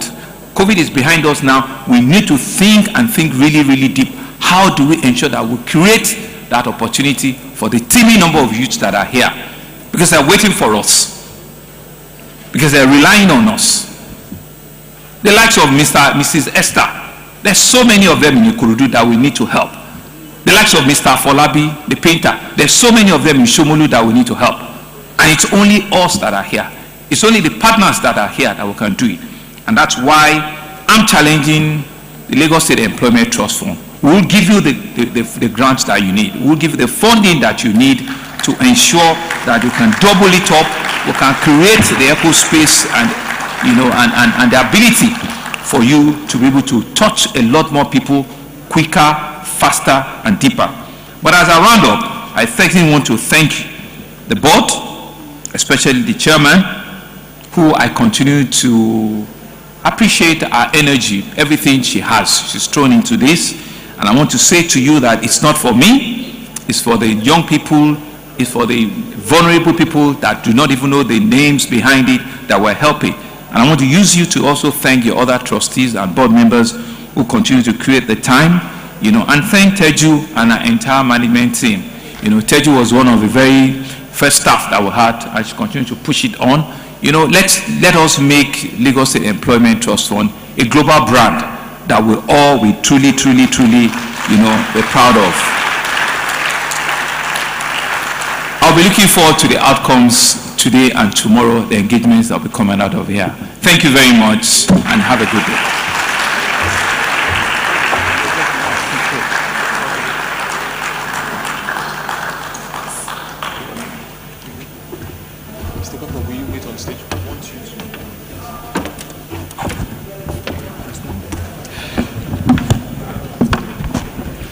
I did mention earlier that he is very hands-on, and I think that demonstrated it. Please can we put our hands together again for Mr. Governor.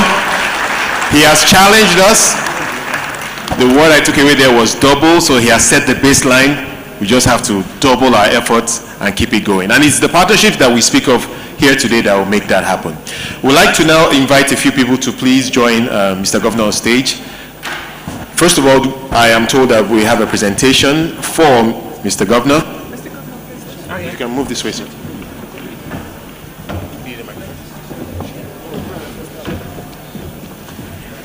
Thank you very much, Mr. Governor, for the heartwarming speech, for the encouragement, for being our greatest cheerleader, for trusting us as well.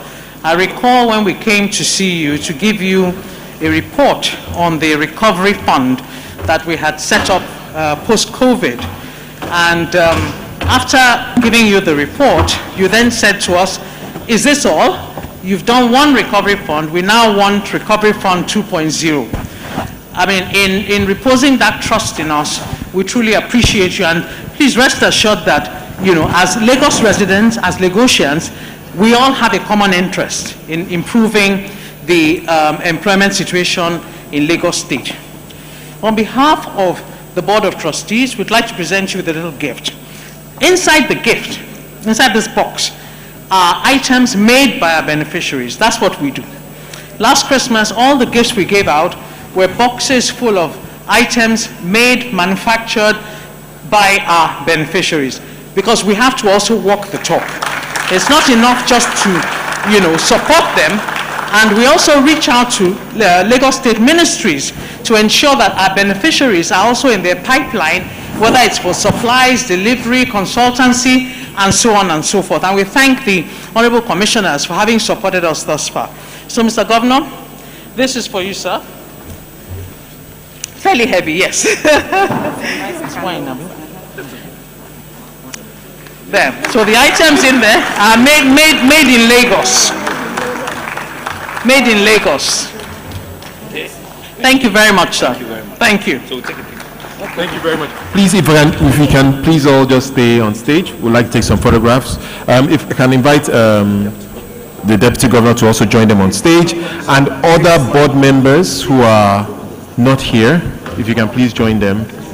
We're going to take another round of photographs, but if we can just have the board members join at this stage.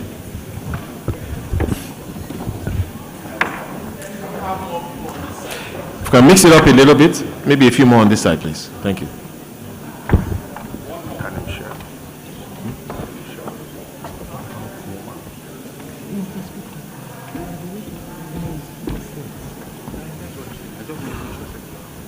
Can he come in and then? That's better, I think. Yeah.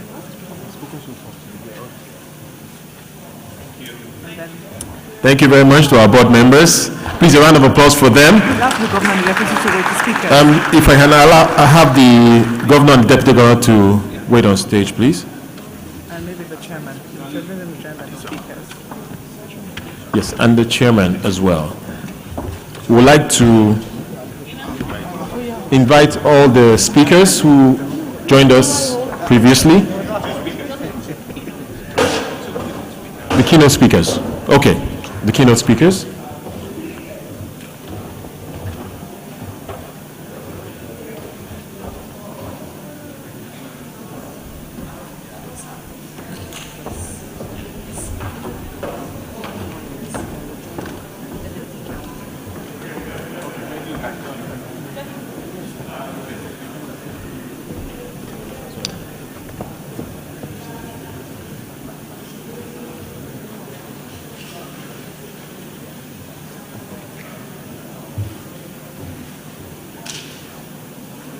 Thank you very much.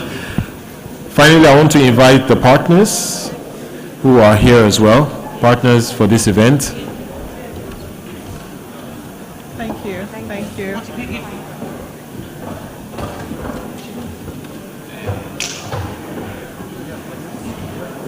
Derek? I would say Your Excellency, Your Excellency. What's tomorrow? Listen, in my Abuja, I'm always exercising everybody. But it's great to see you. We'll have our chat one day. Mr. Governor, please, Yes, if you can just hold on. Want to bring the partners on stage. Okay. Yeah. Thank you, sir. Thank you. Again, I want to invite our partners to join Mr. Governor on stage for a photograph, please.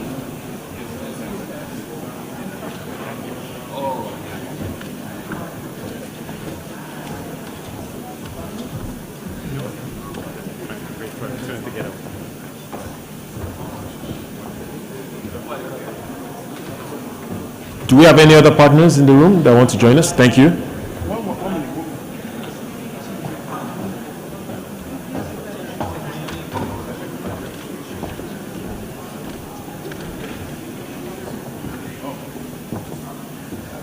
And just to say that as these pictures are being taken after now, we're going to be having the first plenary session. I believe tea will be served where we are. It could go on simultaneously while the panelists get ready.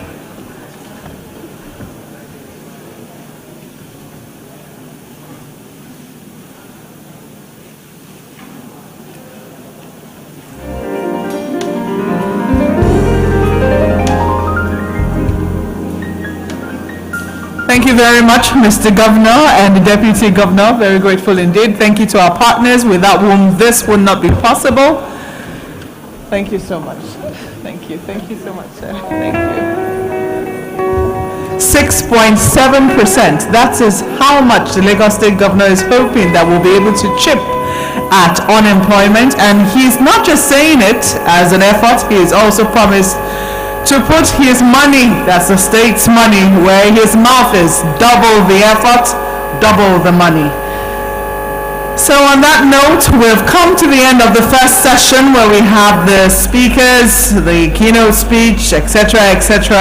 We're moving on to the first plenary session May I call on those who need to quickly set this up to move the chairs forward, as I will be inviting to the stage shortly Ms. Adenike Adeyemi, who is the moderator of this session. She's the Executive Director of Faith Foundation. Mr. Shola Adewale, partner at PwC. Mr. Usi Hikanen, who is the CEO of Fuzu. Ms. Sibyl Ferris, who is the team lead, Skills for Prosperity, Nigeria. I'm going to be asking you to please get ready. Yes, are you all set?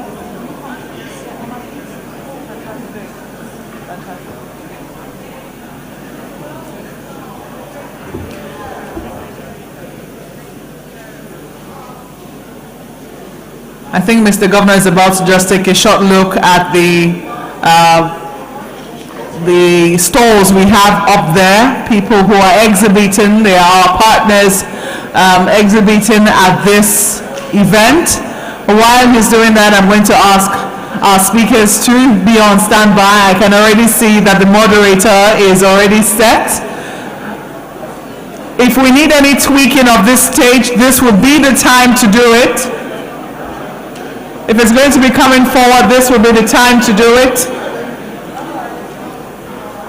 So as soon as we're all settled again, we can move straight to plenary.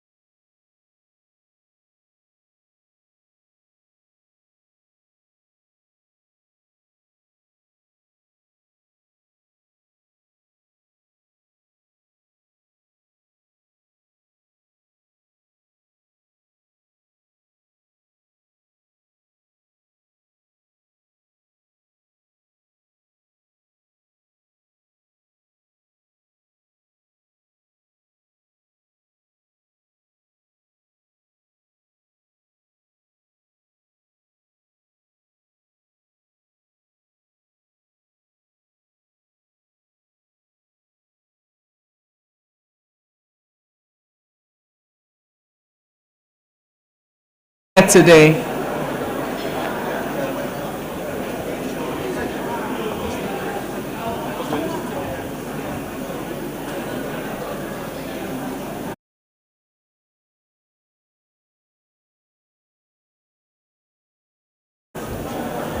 So we're about to get started. Is here. I saw her a moment ago. I'm going to be calling to the stage the moderator of the very first plenary session, Ms. Adenike Adeyemi, who is the moderator. She's the Executive Director of Faith Foundation. Ma'am, you're welcome. Joining her on this panel is Mr. Shola Adewale. Over here, please. Have they changed it? Okay, in the middle then. In the middle then. Joining her on the podium is Mr. Shola Adewale, who is a partner at PwC. I believe is here. Fantastic. You're welcome. Mr. Usi Hikanen, who is the CEO of Fuzu, is going to be joining us virtually. I imagine that we already have him online, on standby. He's all ready from what I hear. And we also have Ms. Sybil Ferris, who is the team lead, Skills for Prosperity, Nigeria, S4PN.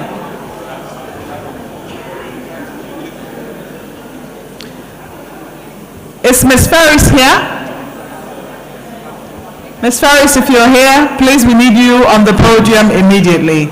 As you did say, the title, the theme of this discussion is Innovative and Inclusive Job Creation Strategies Post-Pandemic. I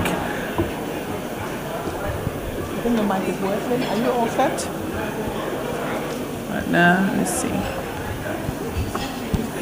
Sorry.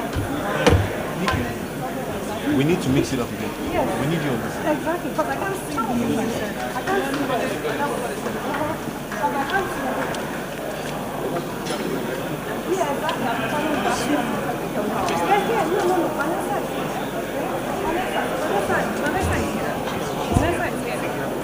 Sybil is coming up. Yes. Okay. Everybody's here. All right. Also joining her is Ms. Ife Umunna, who is the co-CEO Nourishing Africa, and Ms. Vanessa Fala, who is the Director of the International Labour Organization Office for Nigeria, Ghana, Liberia, and Sierra Leone. So, Ms. Adeyemi, you have the floor now. Please do your thing. I do know that there is a bit of a distraction, but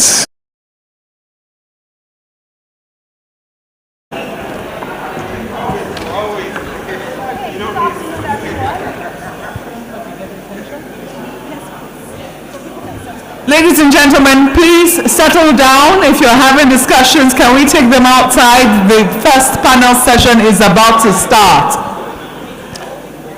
yes, if you can help us out, please. We're about to start the first panel. So please, if we can settle down. Thank you. Please, can we switch on the microphones on stage, please?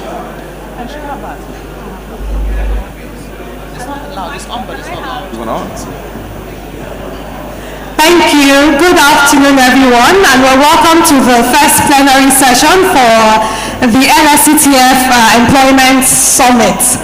And our panel, our very distinguished and experienced panel in the conversations we're having, would really help to set the tones for the conversations we're going to have at the other breakout panels today. So thank you very much once again.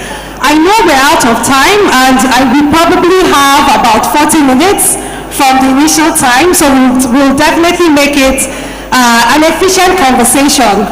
We just finished the session with the governor giving the challenge to the Lsctf and also to the stakeholders present here from the private, public, and development sectors, and we're going to help in the thinking through and hopefully in the direction setting for Lsctf to be able to take on that challenge. Our theme, the conversation we're having for our plenary is on innovative and inclusive job creation strategies post the COVID-19 pandemic.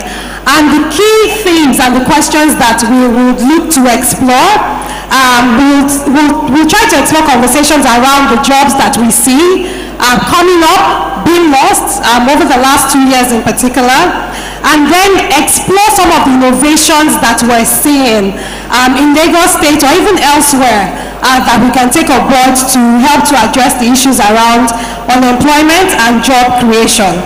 So to help us kick that question off, and Vanessa is sitting immediately to my right, so you're the first person I'm going to ask. From the perspective of the IMO, what are we seeing in terms of the market trends with respect to unemployment and job creation challenges, not just in Nigeria but specific to Lagos? try that if it's not. Okay, yeah, it's working. Let me see. So it's good afternoon. Good afternoon. Thank you so much. I think for the International Labour Organization, it's indeed a very good opportunity to engage in this important session. In 2019, when the ILO turned 100 years old, we had a very strategic discussion that brought about the centenary declaration. And this declaration is supposed to actually direct our interventions in the next 100 years. I'm raising that because some of the issues identified in that declaration are actually very relevant for this discussion. So the declaration looks at what drives the future of work. And amongst them is globalization, climate change, demographic changes, and also ICTs. And these are some of the themes that have come across or being highlighted in the discussions this morning. For Lagos specifically, and I like what the governor also emphasized, the role of skills development. And I think it's important to look at it from both supply and demand. It's very important that the graduates that we produce from our institutions of higher learning have the skills and the competencies that are required by the labor market. And I want to take it a step further from what the governor says. It's not only about those relevant skills, but also making sure that the private sector is involved in the design of the curriculum, because they are the ones that understand and know the kind of competencies that they need. So I think in terms of the drivers, that will be, of course, digitization is at the key of it, and then also greening. You know, there are a lot of opportunities around greening initiatives. There are a lot of skills that are emerging from the green economy. Are we ready for that? Are we producing learners with those skills? And if we are producing learners with those skills, are the companies ready to absorb and integrate them into the workplaces? Thanks. Thank you, Vanessa. So we're seeing a lot of things around climate change, green jobs, digitization, and again, market-driven demand for skills creation. We have one of our panelists who is online. I hope that can you hear us? Are you with us? Because I want to take up fantastic, you're welcome. I want to take up Vanessa's comment around the market and the demand for the market. What are the trends that we've been seeing specifically now from the demand side coming from the pandemic with respect to the skills gaps that we're looking for if we're trying to now solve for job creation? Excellent. Thank you very much for that question and here this afternoon. We maybe look at it on two different levels. So one is that we are, of course, seeing now globally a big, what we call recalibration of the job market, where a lot of people are shifting work at the moment. So if you look at like Asia or US, we see that over 30%, so close to 40% of people are thinking about shifting jobs. But it relates now to the post-pandemic world. It is largely linked with what people themselves aspire to, but it's also linked with the recalibration of the skills that are demanded also then by the market. And what we see now across Africa, and we see that in Nigeria and in Lagos, is that the fight for what we call skill talent with the particular skills and competencies that are useful aligned with the needs of the private sector, that fight is even becoming fiercer, which can mean that there is growing demand for highly skilled labor, which then should trickle down to lower levels as well.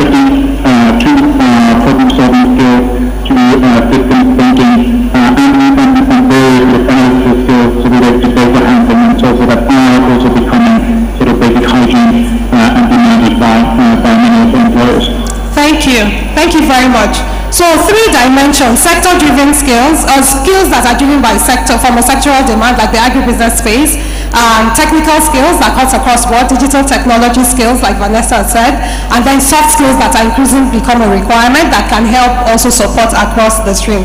Ify, you know you're next. Agriculture is one of the largest job drivers. Even from an entrepreneurship perspective, which is one of the things that Lsctf tries to promote, is looking at how you can create jobs by creating businesses. So helping young people in particular start their own businesses in a way that they employ themselves and then also are able to employ other people in a full or part-time perspective. What are some of the insights that we're seeing from the agribusiness space, and with particular references to case studies that you can share on innovative job creation strategies? Thank you so much. It's actually an honor to be here. I think in terms of agriculture and food, we've seen that that is a driver of employment, whether it's a case of you creating that job for yourself or employing other young people as well. One thing we've seen is that young people tend nowadays to ensure that they are creating more jobs for themselves and their communities. And through that, we've seen that agriculture and food, regardless of where you are on the spectrum or on the value chain, has the opportunity to create jobs, but at the same time ensure that you're doing so through backward integration. So something that we've seen throughout is that young people are getting involved in value addition processing, and they're doing so by ensuring that they're backward integrating. And that means that them as skilled youth are engaging with unskilled youth to ensure that collectively they are engaging in the sector, improving livelihoods, improving jobs, such as BioLeap, who are a biorefinery company run by 2 young men under the age of 30. We look at Relief Africa, who are processing palm kernel into oil palm and selling it to FMCGs. By doing so, engaging over 1,000 unskilled farmers across the East, as well as having over 100 young skilled employees within their company. So for us, I think it's important to see how best you can engage skilled and unskilled youth when engaging in entrepreneurship in the sector. And the sector is huge. You can move from processing to on-farm production and so forth.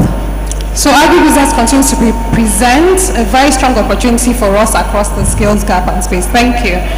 Shola, my question to you is then back again to the demand perspective, because if you look at MSMEs, they create about 80% of the jobs, but then there's still the 20% that the corporate and what we'll look at the traditional private sector creates.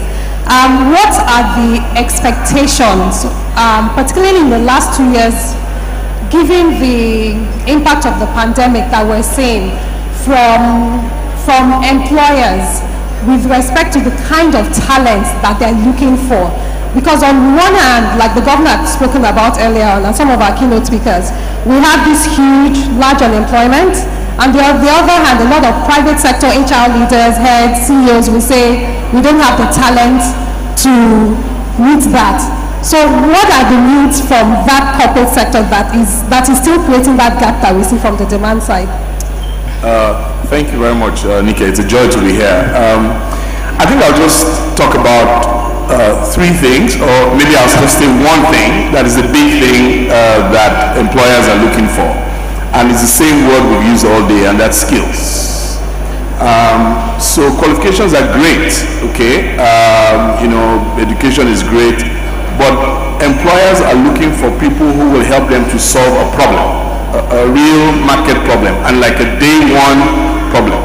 Now, from day one. So, and these skills we're talking about, there's a lot of hype around digital skills, technology and all that. But trust me, I mean, this is the space I play in. Sometimes people are just looking for basic skills. A skill as basic as the ability to write. Just the ability to write.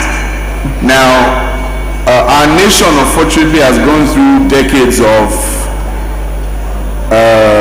underfunding or whatever in the education sector. So you have someone who's come out of university, and sometimes even from foreign educated graduates, and you can't write simply. So that creates a problem for us, because even if I'm going to layer the content on a technology platform, it must be well written.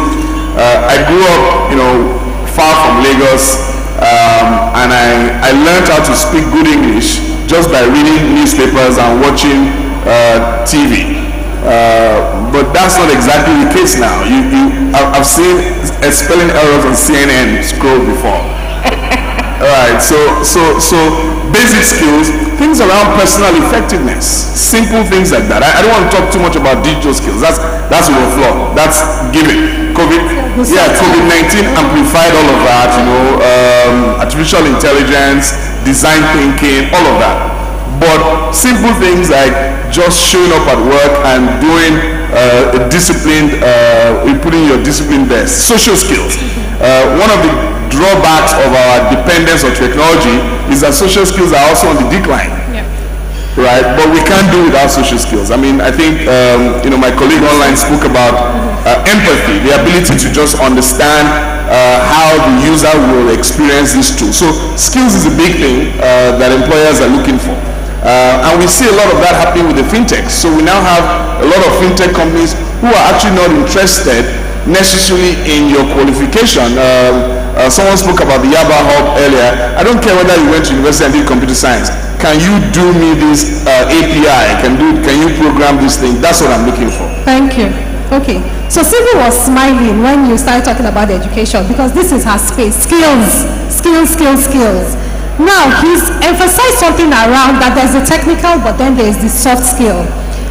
Earlier on, we had a lot of programs, and we all know a lot of programs that are being created. What is missing in the design and the delivery of education, or whatever we describe as education or learning skills development programs, that is still not getting the learning outcomes we want to address this crisis we're speaking on? Over to you. Thank you very much. I think one of the biggest problems in the education sector is that we keep on trying to box innovation, talent, excellence into a traditional education system. And then we expect these people to be the future. When the future is associated with words like talent, innovation, technology, digital skills. So for skills development, I think we have reached that point where we have to look at models that are amenable to the needs of our very talented youth. It is not that we do not have these skills. It is not that we do not have the potential within the youth. It is the way in which we develop it. And so I think, a coronavirus has led to massive job losses. But in as much as it was a global health crisis, it has now led to a global labor market crisis. And this is the point where we have to step out of this box and look at education and training models that speaks to the demographics of the people that it needs to service. Okay, so my second question to you, please can you share an example of a case study of a model that is working and we need to scale? We can learn from it, we then need to scale from it. All right, my job would be at risk if I don't use Skills for Prosperity as an example, yeah. So what we are trying to do under Skills for Prosperity is to develop a national apprenticeship and traineeship model. I do believe that with underfunding within the education sector, the many priorities of the government, the education sector will remain underfunded for the next couple of years. And so we need to look at alternative ways of addressing the skills gap. And who is best to be put in the driver's seat than the employer? So if we look at an apprenticeship model, we are looking at bringing government, private sector, as well as civil society together in a way that would not only create a training model that speaks to the needs of this very diverse group of people that we are trying to uplift, but also speaks about sustainability. And so what we are looking at is to develop a training model that is more learner-centered. Because like Shola just said, sometimes it is not just about digital skills, it's about the mere ability to read and write. And so we need to recognize that there are a diverse group of people with a diverse group of needs. And so in designing these training models, we need to develop different entry and access points to cater for the needs of the different categories when we talk about youth unemployed. But remember, we are also talking, remember that graduate unemployed is also part of youth unemployed, just as a school leaver is part of youth unemployed, just as an unqualified tradesman is part of youth unemployed. And so we will need to look at one model with the ability to address the needs of all these people in a standardized and recognized manner. So if you want to know more, please join the breakout session on alternative education to employment pathways. Thank you. Set the tone for that. So there's not one size fits all. We need to dimension the different types of skills gaps, the different types of demographics we have, find different solutions for them, but still having a central outcome to that. Thank you. I'm going to go back to UC Online. And one of the things Sybil had said, one of the ways it would work is having that data, having that information. So, you see, what data do we have? What data do we need? Where do we get it from? Because that really is the central point of this conversation. If we don't know what we're driving towards, we can't create a user-centered or focus-centered program or policies. Thank you. So what people mentioned resonates very, very strongly with me. And just before we jump into data, I really would like to still underscore how important it is that we provide the youth with different pathways, both to degrees, having vocational degrees and so forth, but also then of course pathways to employment. And if you take a look at the past, let's say 7 months in Nigeria, in Lagos in particular, only 2% of all the jobs were targeted at fresh graduates, and that of course is not great at all. And so this is also, in my mind, a call to action also then to employers to thinking about how they could open up the doors for entry-level talent that could then be equipped with the industry-relevant skills and the mindset that they need to continue prospering in the job market. But then the skills gaps, and so I think that in short, we need actors a bit like what Fudu itself is. We have several platforms like this in Nigeria.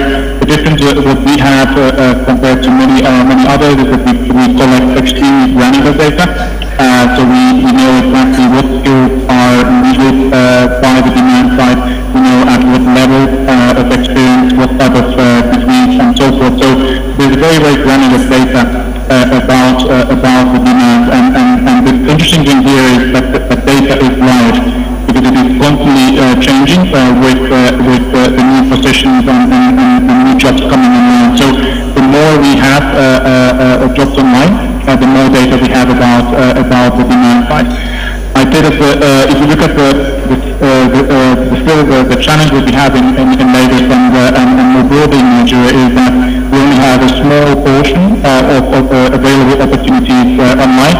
So we have any given month somewhere in the range of about 10,000 jobs online, and for a market of let's say 110 million people in the working age population, about 65 million people in the workforce, that of course is very little. So again, this goes to becoming a call to action by employers to making those opportunities available for the entire job market and bringing those opportunities online. That would give us a constantly up-to-date view on what skills are in demand, how to modify also in the learning curriculum at universities, at vocational education institutions and so forth. To me, that would be a critical factor for getting building the 21st century job market over the coming few years.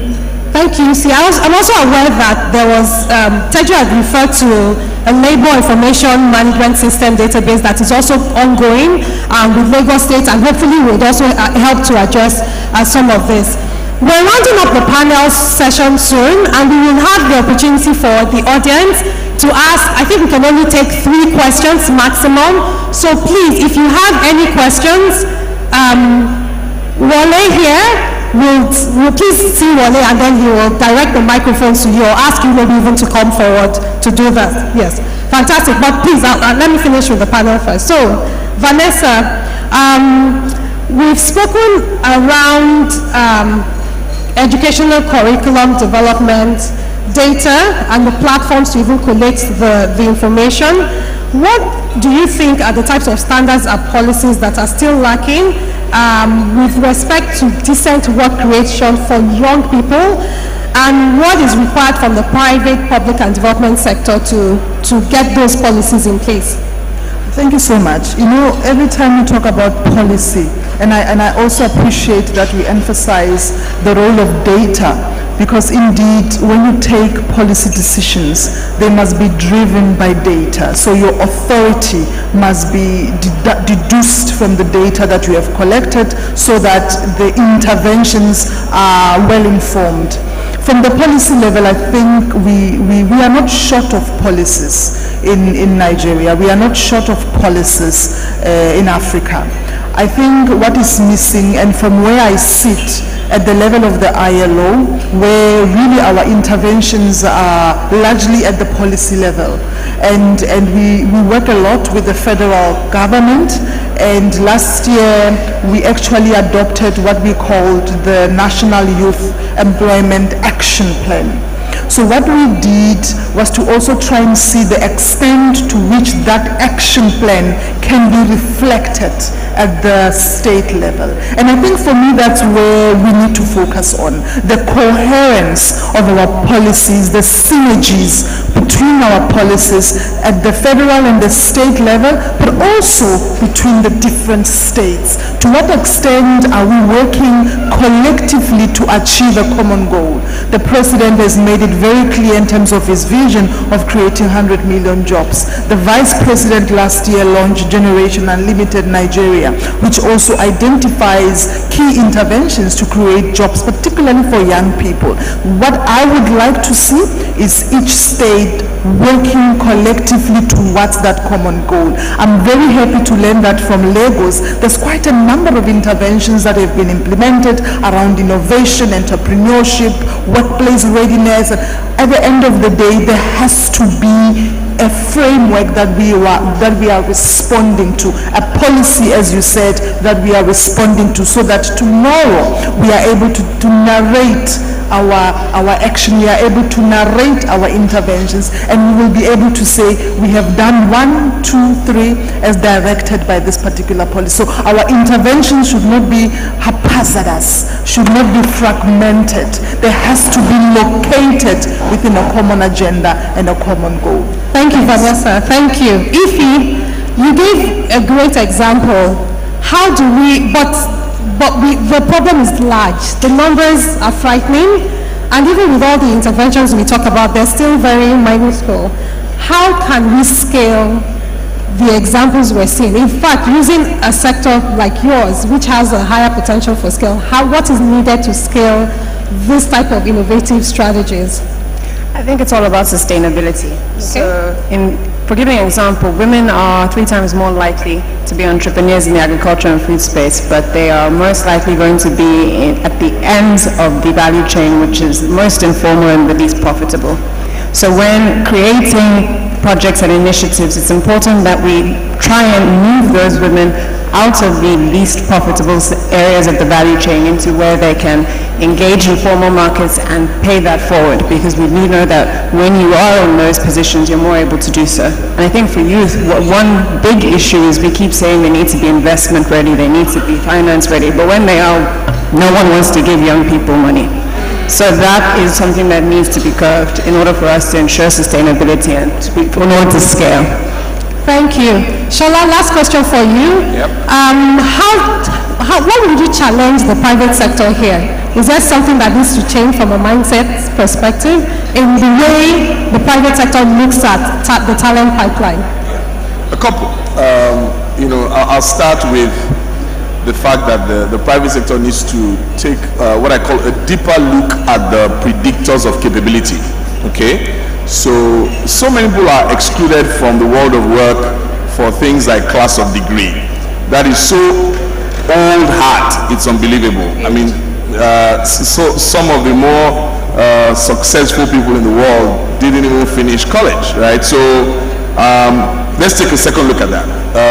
Things around age, for example. So the youth band extends from teenage to your 40s, right? But then in Nigeria, for most corporates, once you are 27, 25, you can't get a job. And again, that needs to change. But lastly, I think that given all the things that we talked about, corporates need to consciously make investments to grow talent and not just buy. So we need to become talent factories. And I'll give you an example. I know Vanessa talked about Gen U. I'm privileged to be on the steering committee. And it's a major initiative. PwC is a partner, like a few other organizations like Jobberman, with doing a lot of work with different entities, trying to change that narrative to grow the talent so that they have workplace readiness and all of that stuff. But I'll give the example of PwC as an example, for an example. So PwC a few years ago discovered that we could invest in the underserved and underrepresented youth population who don't have the privilege to get jobs because they didn't go to college. But these guys are hungry. They don't have an entitlement mentality. So we piloted this in South Africa, and it's going to happen in Nigeria soon as well. We went and got street kids, gave them the same kind of experience that your typical private education, private university education would get, give them the same kind of training, and the results are absolutely amazing. So those are the kind of things that the private sector needs to begin to think about. Thank you. Okay, we look forward to sharing the insights when you implement it in Lagos. Absolutely. And work with the Lsctf on that too. Absolutely. Yes, Yeah, thank you. thanks, yeah. So I'm going to ask, we have two questions. We have the opportunity to ask two questions. Please, by show of hands.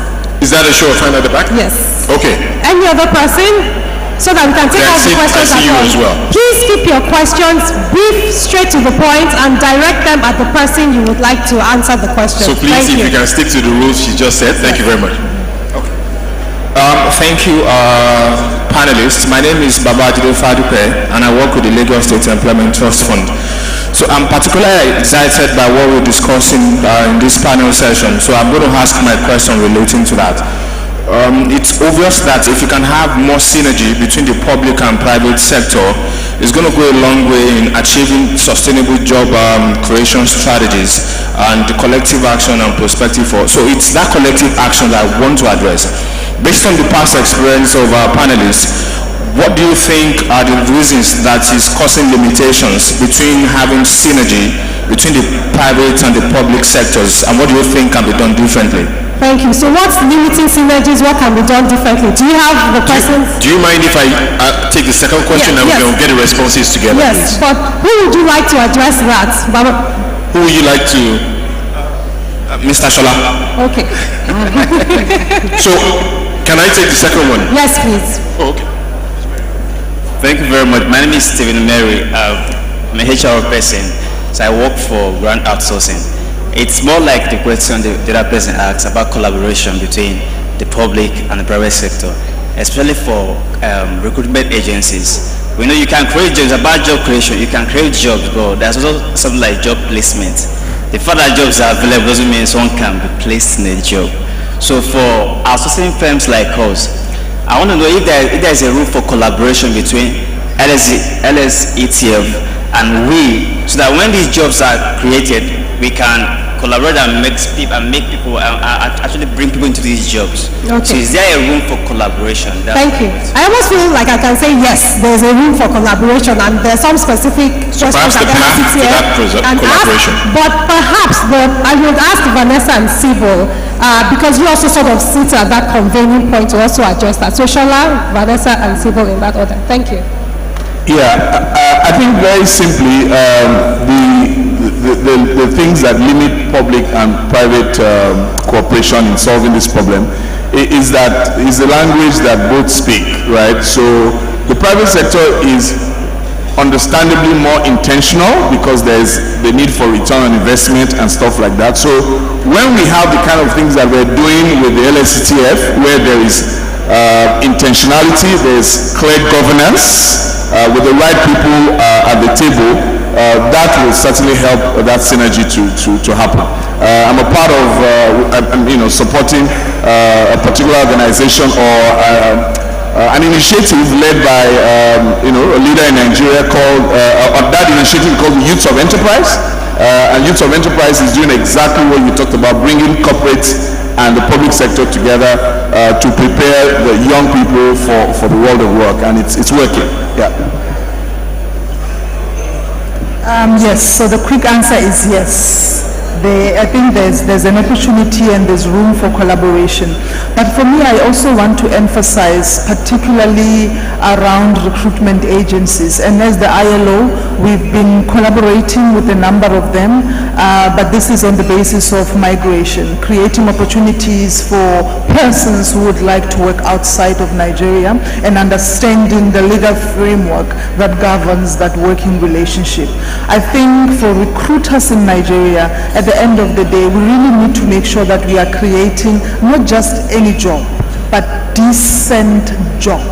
A decent job means that the incumbent, the holder of that job, will enjoy fundamental principles and rights at work, will enjoy social protection coverage, and will also enjoy what comes with occupational safety and health. So as we engage and as we try to create these job opportunities for young persons, I think it's very important to understand that we are not just talking about any job where persons work for long hours without any decent salary, but we are actually talking about decent jobs. Thanks. Okay, so I would respond and say that there is not only room for collaboration, there is no other way than collaboration. I think education has always been seen as government's responsibility, and with private sector only stepping in as part of the CSR. But the roles have changed. If private sector understands the contribution to their bottom line of participating in formal apprenticeship systems and building a skilled pipeline, then they would understand the need to get involved. And as part of the work that Skills for Prosperity will be doing is to develop a public-private partnership framework for skills development and how these two partners need to collaborate to build a sustainable education model for Nigeria. But I mean, it is a model that can serve as a case study for Africa. So, thank you very much to my amazing panel here online, virtual. We've said that we have policies in place. A lot of those policies need to be passed down to the subnational level, the local level, domesticated. We've said that there's so many opportunities. In fact, there's no other way, like you said it, across the public-private sector to come together. There's a framework in place which everybody can buy into, and Lsctf can coordinate that. You've talked about the need for, even from a demand perspective, the changing of the mindset with the type of talent pipeline, and really revisioning the way we approach skills development, skills training. Our panelists online talked about the need for data and trends, so really segmenting the data because there are different talent issues, different talent gaps, because that helps us better monitor and define the kind of outcomes that we've seen. And you've shared one great example, but among so many things. And you also pointed something else, Ify, around having a gender-lens view to anything we do around talent development. Because as we're skilling people, particularly young people, we also have to look at how do we also enable young women to also have decent jobs, given all the dynamics and the additional challenges that they have. I believe that this will form input into the other panel conversations and the discussions later on today. Thank you very much to everyone for being part of our conversations. Thank you.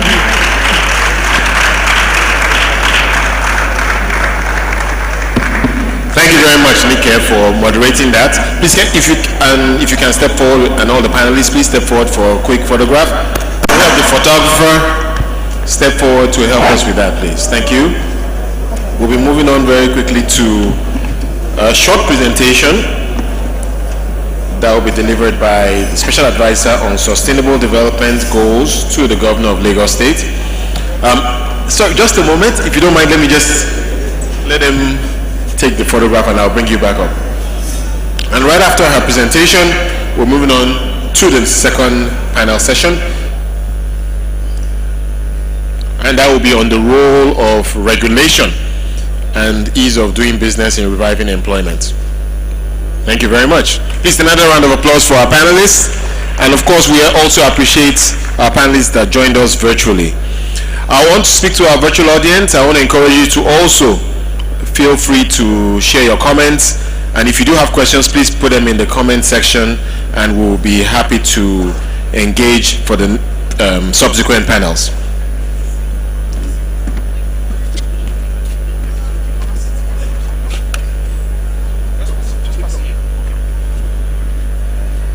All right, they're just trying to set up for the next panel.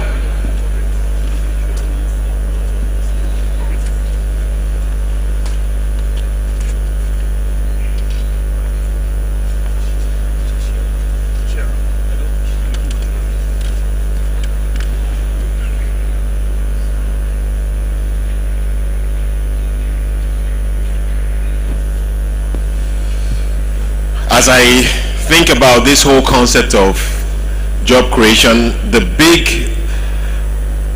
issue for me has to be innovation.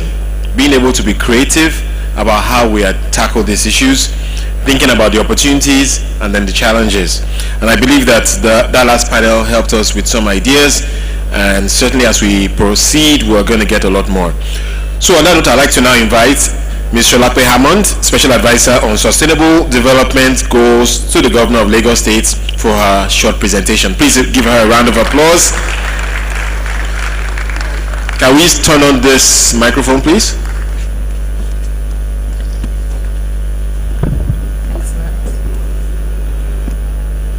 Good afternoon, Honorable Commissioners, Chairman of Lsctf, Board and Management, our wonderful partners, ladies and gentlemen. Please allow me to rest on the existing protocols, especially since I've been given 4 minutes 49 seconds by Wally. Okay, so talking today about the role of investments and policy in driving, in addressing the unemployment problem. Investments really matter. So I'm glad the director of ILO was up here because I have one of their statistics. An ILO study estimates that a 1% increase in foreign direct investment raises employment growth by about 3%. So that's very powerful. If we can get 12% more money into Lagos, for example, and Lagos is the investment capital of Nigeria, pulling in somewhere between 74 and 86% of all investments into Nigeria over the last 5 years. If we can increase that by 12%, we can tackle unemployment by as much as that 36% gap. So we can see that there's actually an opportunity there for the investing community. Okay. Empirical studies also show that economic growth is very elastically correlated to GDP, our measure for wealth. So it's not just about job creation, but it's also about wealth. And I've heard a lot said today about green jobs and increased prosperity, and that's really what we want for our people, especially the youths. So as I said, Lagos is a very critical national asset because Lagos does serve as the fulcrum for pulling this in. But of course, that wealth gets distributed across the country through branch offices of conglomerates, through trade, through transfers home by people who work in Lagos. So Lagos is very critical in this conversation, not just for the people who live in Lagos, but really for everyone in Nigeria, and I would say the West African sub-region. As the country's financial, commercial, industrial, and entertainment and digital hub, we also have a lot of opportunities. So we don't need to think of investment purely from a traditional perspective. We think of our manufacturing companies, the conglomerates, we think of the banks, we think of, well, the oil and gas head offices. We don't really have that much of the activity here. We think about construction and Lagos's powerful real estate sector. But more and more, we think also about the digital ecosystem that's doing phenomenal things and, just has gone from a drop in the bucket, 6 years ago to being the largest digital economy in Africa. So those are all opportunities. And one thing that is consistent is the fact that everyone says they're here because Lagos has a significant agglomeration of the highly skilled talent in the country. So that's a very interesting, juxtaposition to the high level of unemployment. The explanation really, of course, is everybody knows Lagos is where you go if you want to make it. So more people come in here seeking that economic opportunity, seeking that wealth, seeking that growth to Lagos. So we have the opportunity to also transform those people into highly skilled people to fill these great jobs that we're talking about.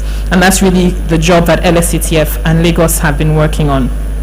So what are the policy interventions that are critical? How do we do this?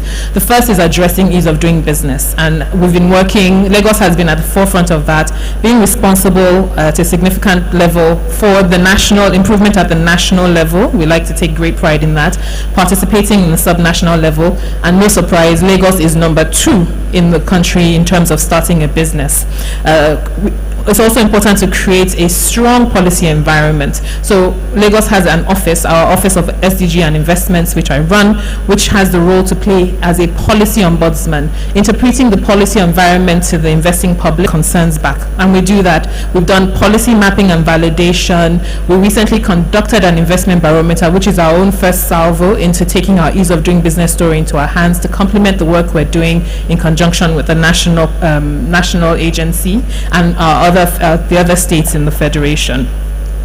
One of the things that was very interesting for us to see when we did this was that we asked, when you send out a survey asking people what their challenges are, they will tell you, right? But one thing that gave us a lot of comfort was when we asked, would you continue to do business and even increase your investment in Lagos? The answer was resoundingly yes. So 64% of the foreign-based companies, and this was a survey conducted for 419 companies in Lagos, foreign-based companies, 64%, 73% of domestic companies all said they would not only want to continue to do business here, but increase their investment. So we see that there's a lot of opportunity for that collaboration. What we need to do is continue to improve the platforms for partnership, such as what Lsctf is doing, and some of our other agencies, the Ministry of Wealth Creation and Employment, the Lagos State Vocational Training Board, the Ministry of Education, Women Affairs and Poverty Alleviation, all have outreaches for creating partnership.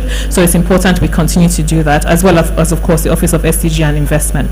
So to conclude, so I can keep the time, we've seen the impact entrepreneurship can have on unemployment. Investment is a very critical part of that story, and the happier investors are, the more they're willing to bring in. Indeed, for me, one of the most exciting conclusions, so just as Mr. Governor has done, I also challenge the business and investment community to make their own commitment, knowing that they're in a state that is willing to listen and collaborate to create the bright future we all desire for our youths. Thank you for your attention.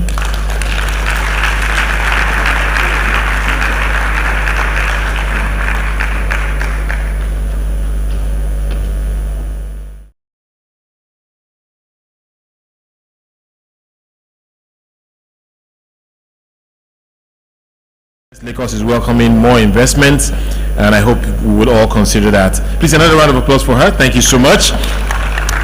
As we move on now to our next panel session, and this time, as I mentioned earlier, the focus is the role of regulation and ease of doing business in reviving employment. And to moderate this panel, I have Mr. Baba Alakolaro, who is the managing partner at TNP. Please, if you can put your hands together as I welcome him and other panelists to the stage. We also have Mr. Olaoye Jayola, who is the CEO of the Nigeria Economic Summit Group. We have Mr. Michael.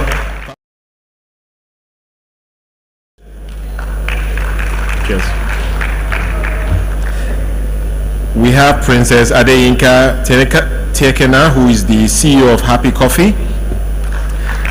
And we have Mr. Adini Adenubi, Executive Director, Governance, Government and Subsidiary Relations at VFD Group. I see we're supposed to have Dr. Jumoke Oduwole by Oh, is she here? Because I didn't see her. Oh, there she is. Please, a round of applause for her. My apologies. Great to have you here. She's a special advisor to the President of Nigeria on ease of business. On that note, I'll yield to the moderator to take over. Yes, sir. Good afternoon, all. Standing on all protocols. My name is Baba Alukularo. When your first name is Baba Shola and your last name is Alukularo, you must try to shorten it as much as possible. So, but when people are familiar, they must remind me that it's a long name. So, Baba Shola, one and same person. Good afternoon again. I think it's a Frank Sinatra song, and I might be mistaken, may not be Sinatra, but New York, New York.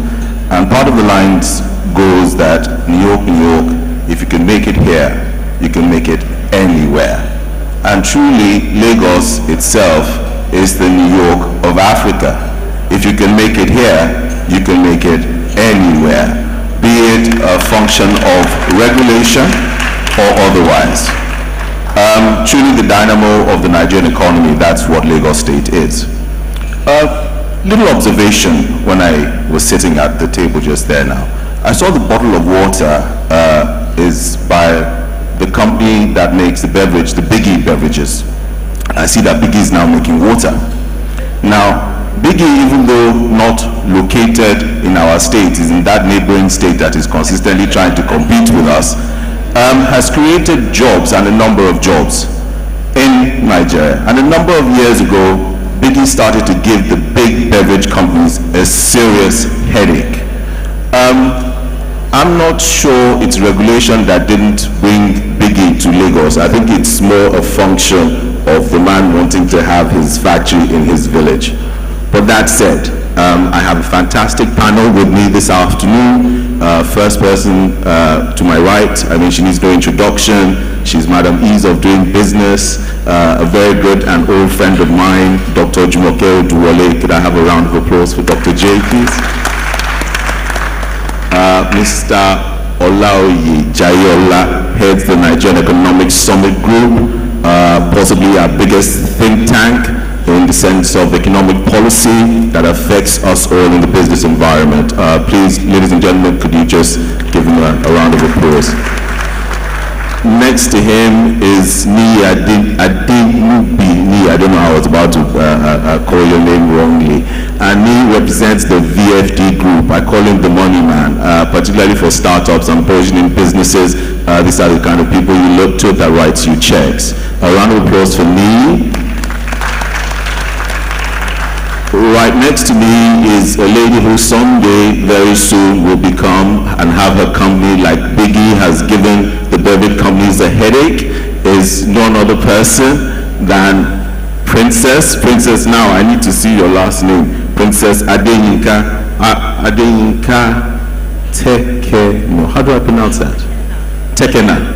And I asked her yesterday when we spoke, I said, is your first name Princess or this is truly royalty? So we have royalty in the house. It's Her Royal Highness Princess Adeyinka Tekena. And right after Princess is Michael Famuroti. Michael Famuroti works with Stairs. Stairs literally is what you call our own Africa's Bloomberg equivalent. Ladies and gentlemen, in terms of business intelligence, we've got it here, we've got an entrepreneur, we've got finance, we've got economic policy and planning, and of course ease of doing business. So let's get right into it.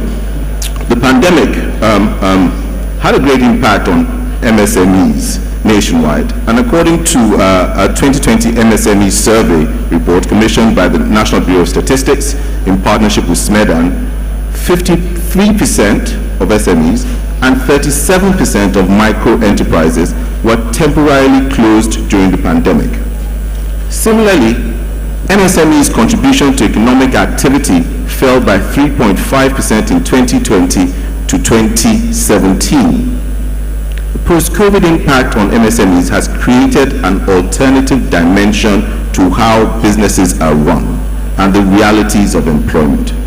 While new jobs like e-commerce, logistics, and agent banking were created, so many jobs were lost.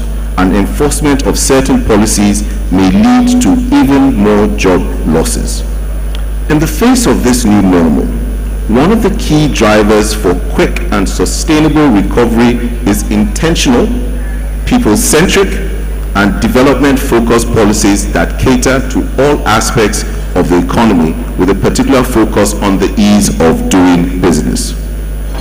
While potential exposures may be a big concern with flexible policies, the risk and reward perspective to policy and regulation may be a good place to start. Referring to this 2020 MSME survey report, high taxes, high electricity tariff, and high interest were highlighted as the most unfavorable government policies impacting business. This means that an exhaustive impact evaluation of policy and regulation is considered before outright enforcement. We're going to go straight into questions, and I will start with Jumoke. We've got 4 minutes to discuss this. This year, PEBEC, which you work with, embarked on a tour tagged Lituation. The tour is seeking to engage with different states with respect to the ease of doing business in Nigeria. How are Nigerian states implementing policies that ease doing business and create sustainable jobs? Well, thank you very much, Barashola. I can't stop. We've known each other since we were like 11, so it's tough. First of all, it's really a pleasure to be here. It's great to see the chair of Lsctf, one of my favorite big sisters and mentors, Mrs. Bolade Shola. And I think the whole, Teju Abise, the ES, is one of my favorite younger sisters. Sholape, I'm just surrounded by family, so I feel like this is a family conversation. So thank you for the very kind invitation. First of all, lituation didn't start this year. Lituation started in Lagos State in October of 2019. So the very first session was actually hosted by His Excellency, Mr. Governor. And it was at Federal Palace. It was packed. It was almost exactly a year before NSAS, and we were talking about those issues. He committed, he went to see the IG. So it was almost a precursor of what has been done in engaging with young entrepreneurs even before, things escalated. So I'd just like to make that point. The tour is called Listen, Implement, Track. So that's where the lit comes, and then it's a lit tour, so lituation. A very interesting vibe with a DJ, with all sorts of priority sectors targeted at young entrepreneurs in specific sectors. We thought it was important to go around the country listening to them. So Lagos was the kickoff. We had about 9 locations earmarked, ending in Kano. But we went, the regional events, we went to Southwest, Ekiti, North Central, Kwara. We went to Southeast, Imo, I believe. Yeah, so around the country, FCT. And the idea was, for about 4 years before that, PEBEC has done a lot of interventions, tracking, but hearing from the businesses themselves is always important. Yes, we do empirical surveys, but there's nothing like getting about 3 entrepreneurs to speak. So it was peer-on-peer learning. It wasn't us government speaking. It was private sector speaking, the good, the bad, the ugly. And like Shalape said, how people feel about the environments they're in, so they could speak directly to the governors and to the ministry, sort of the parastatal leadership, and say candid discussions on how they feel, what's working, what isn't working, and learn from each other. We also took federal MDA representatives with us on the tour. So peer-on-peer learning, we had technical sessions with colleagues at the subnational level, and we also had stands where private sector could go speak with federal agencies in particular. It's still ongoing. We took a break for COVID, Lassa fever and COVID, and then just about 2 weeks ago we resumed in Jigawa State. So that went really well. So that's the situation. Yeah. Excellent. Many thanks for that. But the other aspect of the question, so in terms of what the states are doing in implementing policies that ease business, and this really, I think, will be a competition thing. How competitive are the states with each other? Like I mentioned, Biggie's next door. Okay, so with the state ease of doing business intervention, PEBEC started collaborating with subnationals in 2017 through the National Economic Council, also chaired by the Vice President. And what we told the governors was, let's replicate what was going well already at the federal level, because it's one economy. At the end of the day, all businesses are situated in a state or in the FCT, not hanging sort of abstractly at the federal level, although there's that cross-pollination with federal agencies that work across the country. So it was replicated. Every state has an ease of doing business council. Every state has a reform champion. There are some specialized programs that there's some representatives of that as well. And the World Bank then had a subnational ease of doing business report that had been on since 2004, ranking states. Nigeria was one of about 11 countries that had its own intervention. But we very quickly felt that we needed a homegrown initiative. So we had the first iteration of Nigeria Ease of Doing Business report last year, and we did rank the states. We looked at things much deeper than what the World Bank had been looking at: security and infrastructure, of course the regulatory environment, access to information, and workforce readiness. Now we have a second iteration coming up in Q2 of this year, which will add economic opportunity to those homegrown indicators. What different states have done with that information from the report, it was a survey on private sector, is to form their own ease of doing business plans. And of course, they take the rankings very seriously. In addition to that, we have a cost of compliance, regulatory cost of compliance survey. We had a pilot with Lagos and FCT, which threw up more issues that MSMEs feel about the business environment. Thank you very much for that, Jumoke. Now going on to Olaoye. Question is this: as an advocate of economic reform, do you reckon that Nigeria's economic policies are on the same wavelength with its various economic realities? Okay. Look, the answer is no, and it is not peculiar to Nigeria. And I'll say this: in policy making, there's a recognition that there is always lag between changes and when policy react to it and take impact. So you could have when do you recognize that these changes are taking place? When do you actually then take the decision? And what are the effects of what you're doing, and begin to look around it? So it's generally in most countries, there's always this gap. But in Nigeria, it is more because, to a large extent, evidence do not drive the bulk of our decision making. I mean, if you listen to the last panel and everybody, there's an issue around data. What is the quality of data, the availability of data, and how do we take decisions? So what you find out institutions like PBEC, everybody is trying to do now is that how do we begin to build this data? Because the fact of it is that if you have data, you will take informed decisions. Sometimes most of the policies that are taken are based on agenda and one or the other.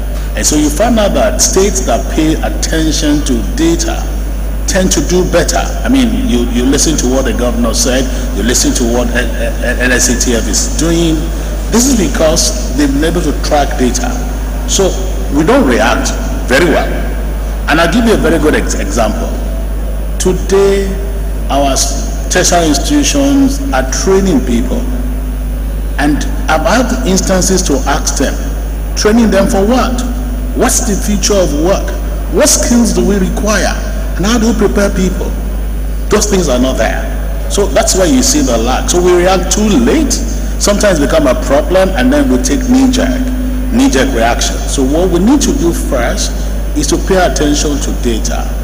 For instance, in the Ministry of Labor in those days, there is a manpower department where you look at, so if you're going to grow in the next 5 years, how many doctors do I require? What do I require? These things are detailed and they feed into what the universities and the tertiary institutions, what everybody does. And that's what we plan. So, right to answer your question, no. And it's not peculiar to Nigeria, and this is not, but we can do better when we have data. Thank you. Thank you very much for that. It is indeed true. We tend to be a bit too reactive rather than proactive, and working with data, good data. Still with you, Olai. What were some practical steps has the NESD taken to improve the business climate in this country? I know you have your summits yearly, and I said I haven't been to one in several years, and you reminded me of which year it was. But apart from that, what else do you do in helping to improve the business climate in this country? Well, again, I tell people that our work is, we are a think tank and we're in advocacy. So at the beginning of every year, we through research meet with government and tell them, look, this is what the data is saying. These are challenges we need to face, and these are the relevant decisions we need to take. So this year, for instance, we launched our macroeconomic report that projects the various scenarios that are likely to happen. And then we told government that if we take the tough decisions that we need to take, we might do a lot better than we're doing. But every of us recognize the fact that we are in near political times, and not too many people will take tough decisions. So, yes, that's what we do. And the good thing is that, and I give it to the government, in terms of engagement, they regularly engage. In terms of access to discuss the issues, we regularly discuss the issues. But we all know that as soon as we move near when elections takes place, tough decisions can be taken. And that's where we are. So the engagement we do regularly. So it's macroeconomic outlook for now, and then detailed meetings with the various ministries and departments and agencies. Excellent, but that's also not peculiar to Nigeria. I think globally, politicians tend not to want to, upset the apple carts closer to elections. I mean, if government can resolve matters such as this, of course, it would ease business significantly. Still with you, and now we're going to how government, private sector, you head a think tank that generally advises, guides government, you dialogue, you also know what the private sector requires for our economy to thrive. It's a bit of a generalist question, but how do you see them working together to improve the Nigeria's business climate beyond lending, intelligent people like Dr. J to government? How do you see them working together to improve the business climate? Well, again, I'll pick from the last discussion. There's a need. The private sector is more intentional in what they want to do than what generally happens in government. Again, because government, and so there's a need for the private sector, first and foremost, and I call them, and we've talked about this in any years, the need for an elite consensus to determine and sit down and say, what do we need as a nation? And then sit with government. There is this problem between government, public sector, and private sector, and I face all the time. The private sector thinks everybody in government is a thief, and therefore there's a distrust. The government sector believes that, those private sector people, they are coming to us because of what they can get from us. Forgetting the fact that we all are privileged in privileged positions, and we have responsibility to ensure that we take decisions that are interests of our people. So one of the things I say is that the private sector should have a consensus on what are the things we need not do. Never again should food be a problem in Nigeria. Never again should we have people that cannot go to school. Never again should we have problem with health. And this we must do intentionally. And part of one of the campaign we have been having at the NESG, engaging the private sector, is that, well, let's stop looking short term.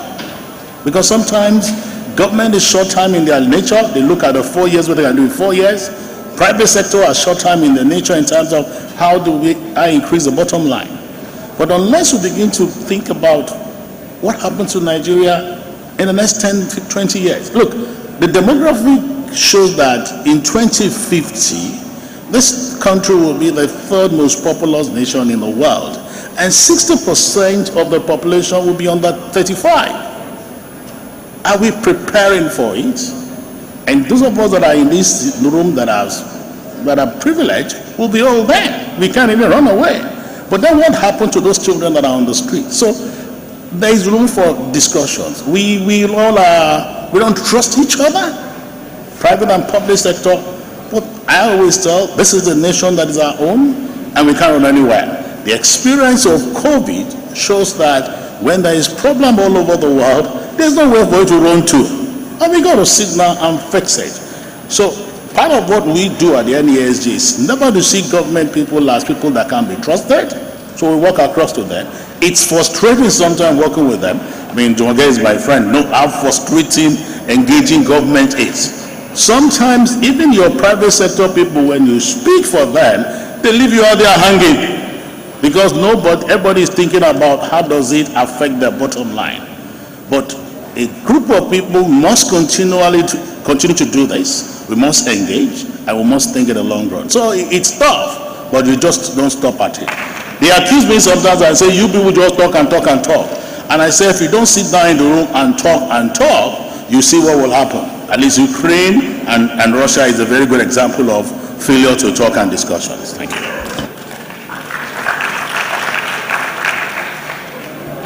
Thank you very much for that, Olai. Now, trying to practicalize this partnership between government and the private sector, and the question I had for you earlier, Jumoke, I want to tweak it up a bit. Instead of talking about that partnership, I'm thinking, okay, let's talk to government. For the first time, I believe, very possibly in the history of this country, politically, you have a federal government that is federal government, political party that runs the federal government is the same political party that runs Lagos state government. However, you have competing agencies of government from federal and state level in different fields of endeavor. Now, how do you get, and I can use the transportation sector for instance, water transportation.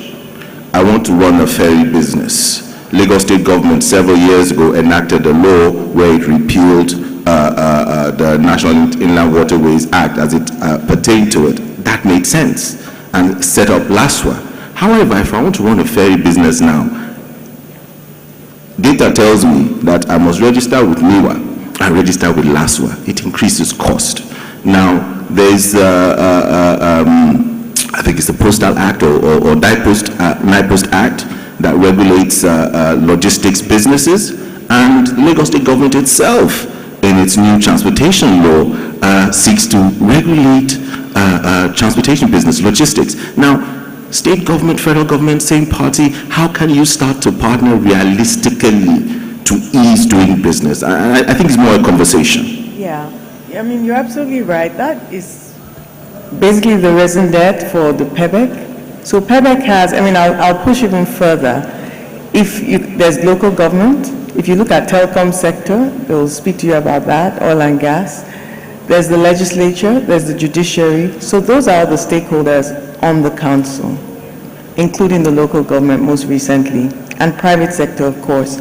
Without collaboration, then nothing, the point that we make the most is that it's one economy. And when you speak to businesses, I'm sure our panelists will tell you, they don't really care that much whether it's federal, state, local government, whether it's a law, whether it's the court system. They just know that it's kind of tough doing business here. They want to do business here. The market is great, but there are all these bottlenecks. So it's one of, first of all, identifying. So we do a funnel system, and that's why we spend a lot of time speaking with private sector, where the shoe is pinching, and prioritize those things, and then map it out. What are the government stakeholders at what level?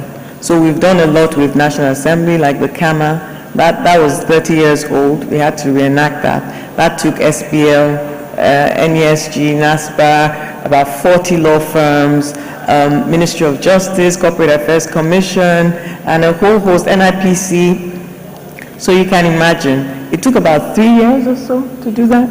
Yeah, but it had been tried and tried and tried, and it didn't move until there was collaboration. So I think that's the most important thing, and then institutionalization of the reforms, and of course political will. Amen. I guess we will get there someday, somehow, and Nigeria truly will be great again. So now going to the entrepreneur on our panel, Princess Adeka. Let's talk about Japa, right? Which is a phenomenon affecting all our businesses, bar none. And, from not being too young to run, Nigerians are now not too young to run away, as the business climate is generally not conducive. Yet you left America, returned to Nigeria, sorry I'm laughing, to establish a business. I mean, truly, I've asked the question again, what was wrong with you? What were the obstacles that you had to face coming back? And what are the obstacles you're facing in doing business in Nigeria? And have there been any improvements? Thank you so much. So let me start from the first question. Perfectly all right. I remember taking a one-way ticket back to Nigeria in 2019. I just graduated with the first class.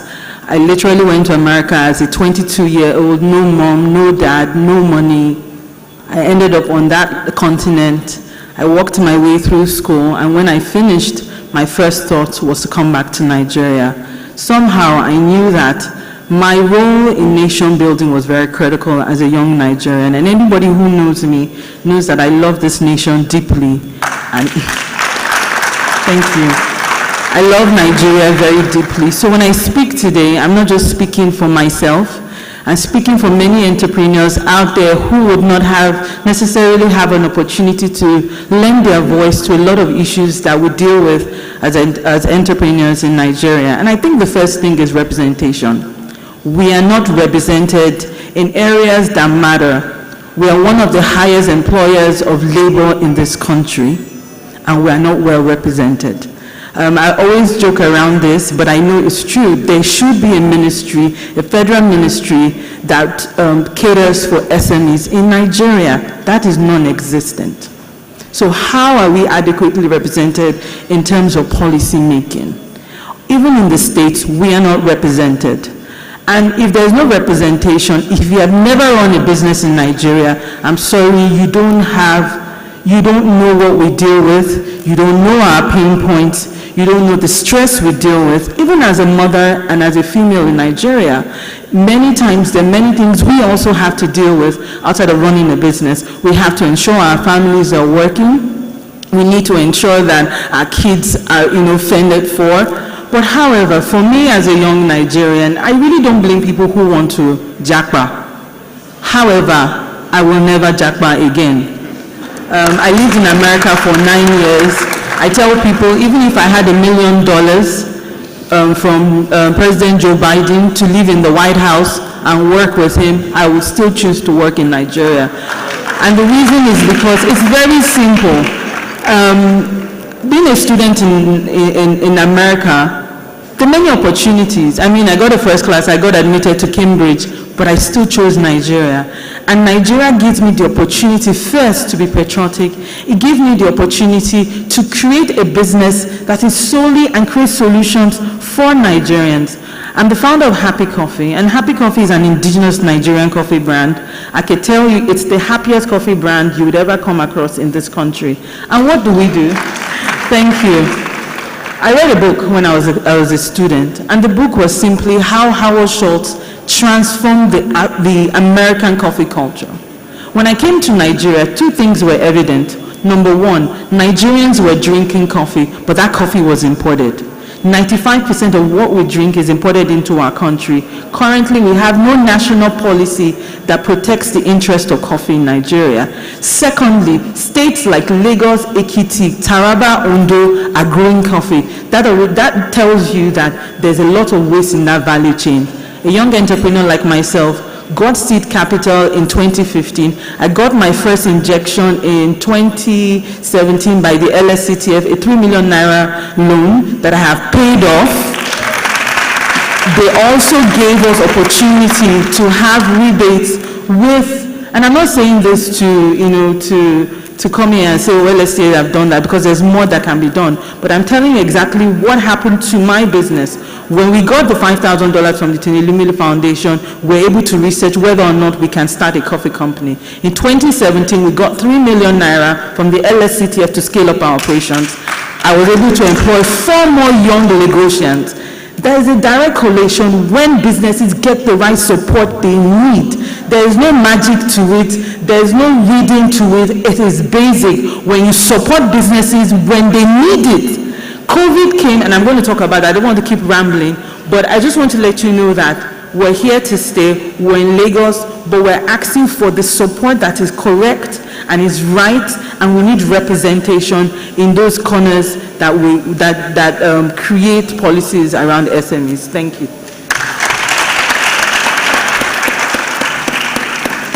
Princess, I'm completely with you, just perhaps maybe one point where you say we should create another government agency for SMEs. One, SMEDAN exists, and I'm sure respective state governments will have an agency that oversees SMEs, and they'll have the one that oversees the lower SME and the one that oversees, so there are too many government agencies. So, I mean, let's go back to Steve Orosa's report and, make them smaller.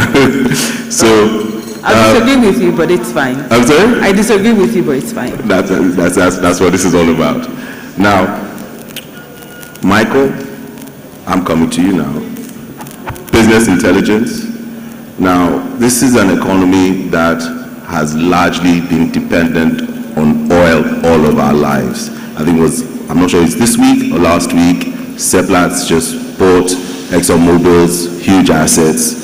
These guys are going out. The future of this country is in tech, sports, entertainment. Thank God we have talent and abound in this country. You see that the startup ecosystem has significantly progressed in the last few years.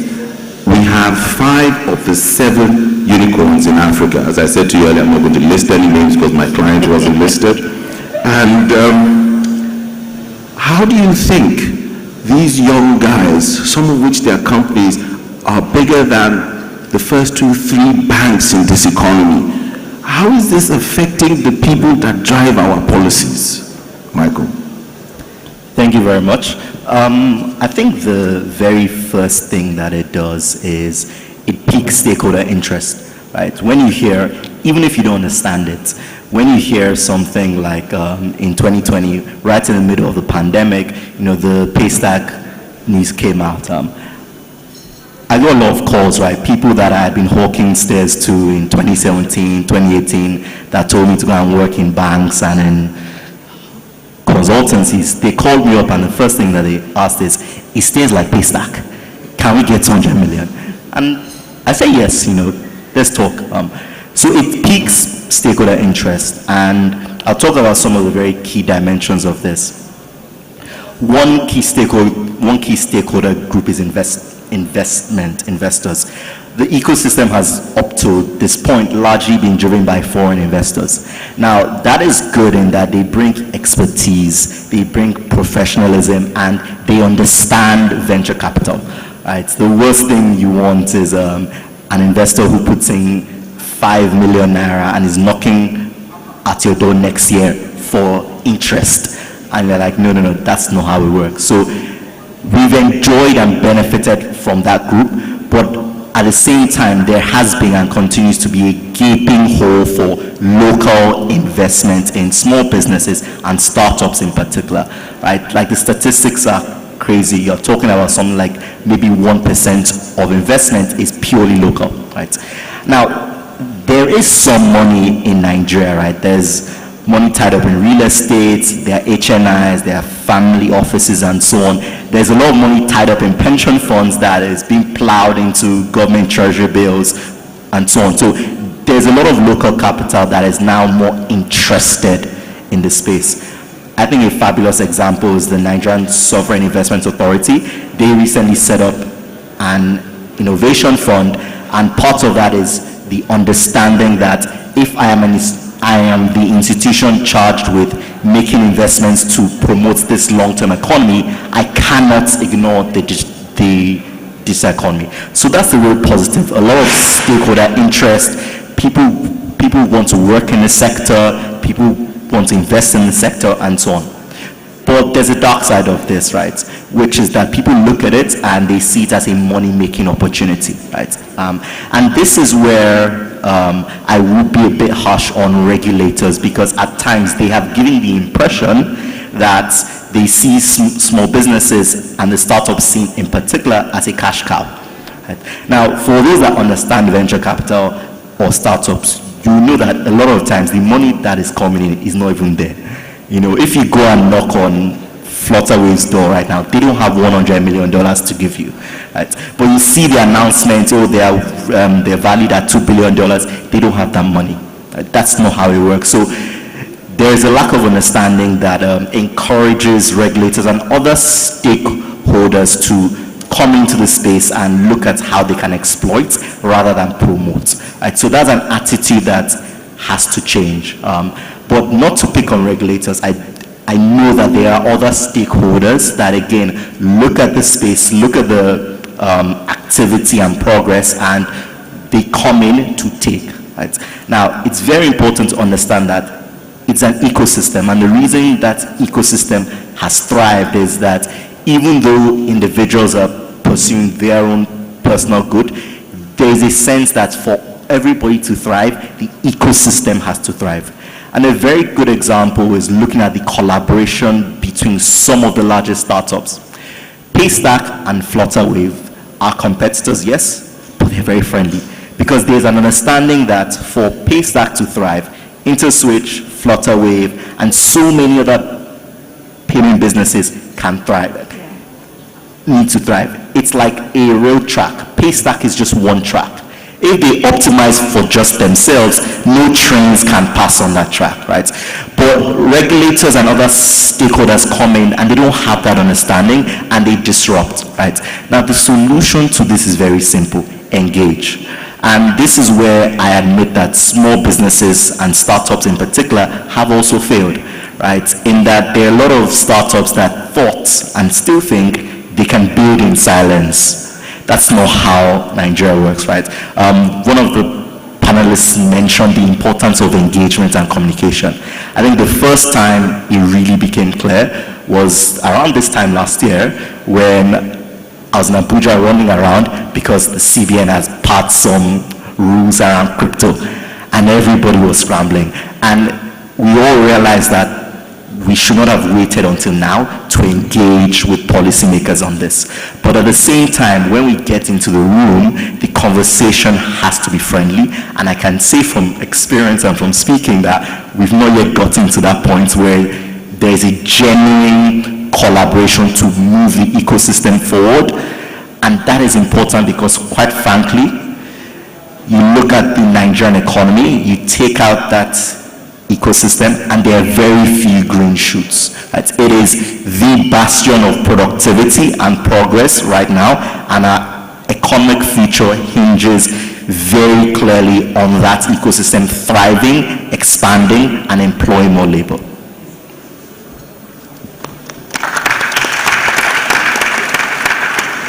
Thank you so much for that, Michael. So, I'm hearing collaboration, stakeholder engagement, critical to helping develop and build this ecosystem, which is our present and our future. I'm a bit skeptical about the ecosystem also from a number of deals, potential deals, and financial ways that I've seen, and I'm not sure it has not become a Kalu ecosystem. So, me as someone who Michael, you spoke earlier about local investors. Me is a local investor and he writes checks to some of these not Kalu businesses. So, how do you, where exactly are you looking at right now in terms of sectors? Where are you seeing the best opportunities? I get calls frequently from friends, family, oh, you know all these tech companies now, who's raising money, can I just give them money? No, you can't just give them money. But who are you looking at right now, Nee, if you don't mind sharing?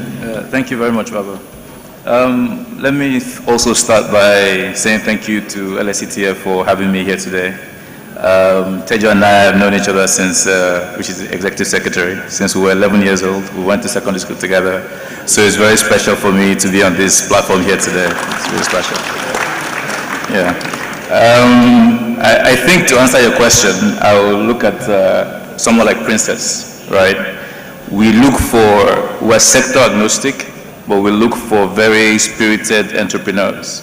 I think everyone that just listened to her knows that she's really into her business. I'm looking at what she's done. She's removed her name tag and put Happy Coffee here. She has her business cards here. I feel bad for not bringing my own merchandise.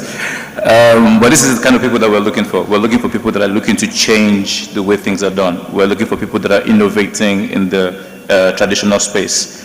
FinTech has been the excitement for the last 10, 12 years, but we're beginning to see some excitement in health tech, in education technology, and also agri-tech, and all these sectors are very exciting for us.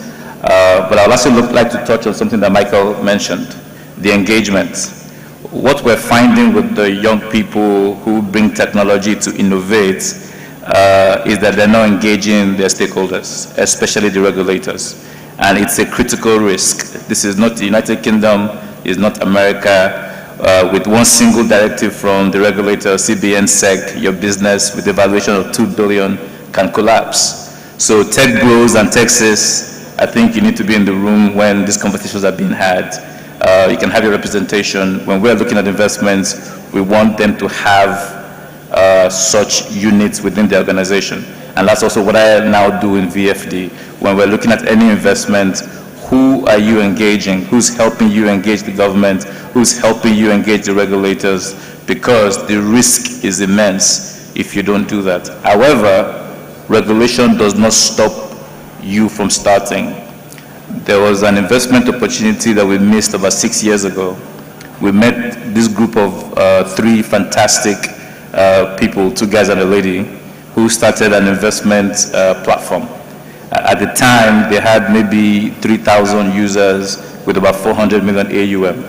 They had no background in finance, and they had no license. So we started muscling them. You guys must get a license. You must do this. You must do that. Anyways, because we were muscling them before we closed the deal, they withdrew from the deal. Today, they have 1.4 million people on the platform with about 100 billion in AUM. And now they said, okay, we want to engage for a license. I'm like, well, that's a good strategy. We were wrong, you are right. And I think that's the balance that is the key. You can't scale without a license, but you can definitely start and move aggressively without being regulated. Excellent.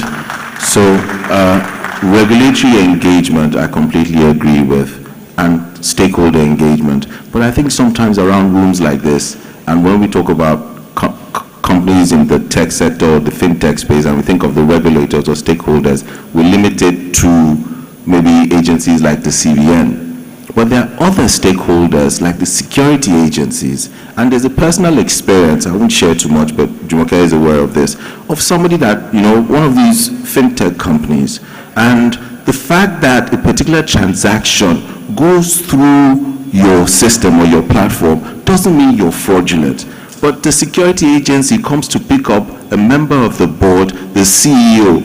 And if the CEO or member of the board does not know a personality in Abuja they can call, you're probably spending the weekend somewhere you shouldn't be. So stakeholder engagement also includes the security agencies and their understanding of the ecosystems as they work. And they shouldn't just, assume that, yes, a company has been said to have X, Y, and Z market capitalization or valuation. That means the money is in the pockets of the founders. Going to my next question, now technology is attempting to challenge me, but it shall fail and will prevail. Coming back to you, Michael, my next question is, whilst we're aware of the significant unemployment rate in Nigeria, I heard 37% for Lagos or 40% earlier this morning by Mr. Governor. Are there also significant skill gaps in the labor market? And please, I'd like you to touch on both skilled and unskilled labor, because an area that I believe we consistently ignore is skilled labor. Michael. Yeah, I mean, it's a very simple question. On surface, there is a huge skill gap. Anybody who owns a business will probably put hiring good talent as one of their top 5 problems, regardless of the industry, whether you're making coffee, you're making news, you're providing financial services. So there's a huge skills gap, and it is deeply ironic because there are many people out there on the streets looking for work, and the fundamental thing, yes, is those people are not suited for the roles that are needed. So I then tend to think more about, okay, how do we fix this, right? And I'll look at it from general and specific. And on the general front, I will highlight a conversation that we've been having about regulator. Does the regulator understand how they affect the long-term supply of labor in Nigeria? Let's look at the startup ecosystem. I will agree, and I said it earlier as well, that startups have to step up and realize that advocacy and lobbying is a big part of the job. But at the same time, regulators must understand that, like it or not, we're not where we were in the year 2000. Now we're in a truly global economy, and the truth is, if you squeeze out an industry, that industry will up and leave to Ghana. If you squeeze out talent, that talent will jackpot, right? And, I have 20 or 30 personal experiences of people that I know that have, are founders or are working in the ecosystem, and they've left because something about security agencies or an account of their parents was frozen. These are things that ultimately affect skilled talent. The reality of Nigeria, like was mentioned earlier, is that our education sector does not produce skilled talent suitable for work in large quantities. So we're churning out 2 million graduates a year, yes, but only about 2% of those are genuinely employable. That is the reality that we're dealing with there. So we need to focus on how do we protect that 2%, at least in the short term, right? And I think this is where regulators come in, because I do not believe that the balance of power lies with them. I don't think they understand that. Ultimately, if I'm the CEO of a company like Paystack and I leave because of regulation, I'm going to do wonderfully outside. My employees are going to do wonderfully outside. It is Nigerians that are going to suffer. So it's very short-term thinking that I hold your license, so I have the power. It's true, but that's for now. If you don't give me this license, I'm jackpotting and I'm going to build something better. But that is the reality, and that is what we're seeing, and we'll continue to see until the regulatory and security landscape changes. So we need to fix these general problems, right? But then when we get to the specific talent problems, I think different industries have to figure out with their policymakers, how do we build a pipeline for talent? As an economist, which is my original background, my issue with Nigerian job creation is that we focused in the last 10-15 years on job creations. My stance is there is nothing like job creation. Job creation is a byproduct of a healthy economy where there are thriving small businesses. But when you jump straight to job creation, what you do is create jobs by fiat. I have employed 2,000 people to do what? Type at passport office when you could have filled, in fact, you fill the form online and you are coming to recite the same information. Those are not jobs, right? There's the theoretical academic term for that is actually bullshit jobs. That is what they're called in the international parlance. So we need to move away from thinking about just pure job creation and actually just do the basic thing of how can I, one, create a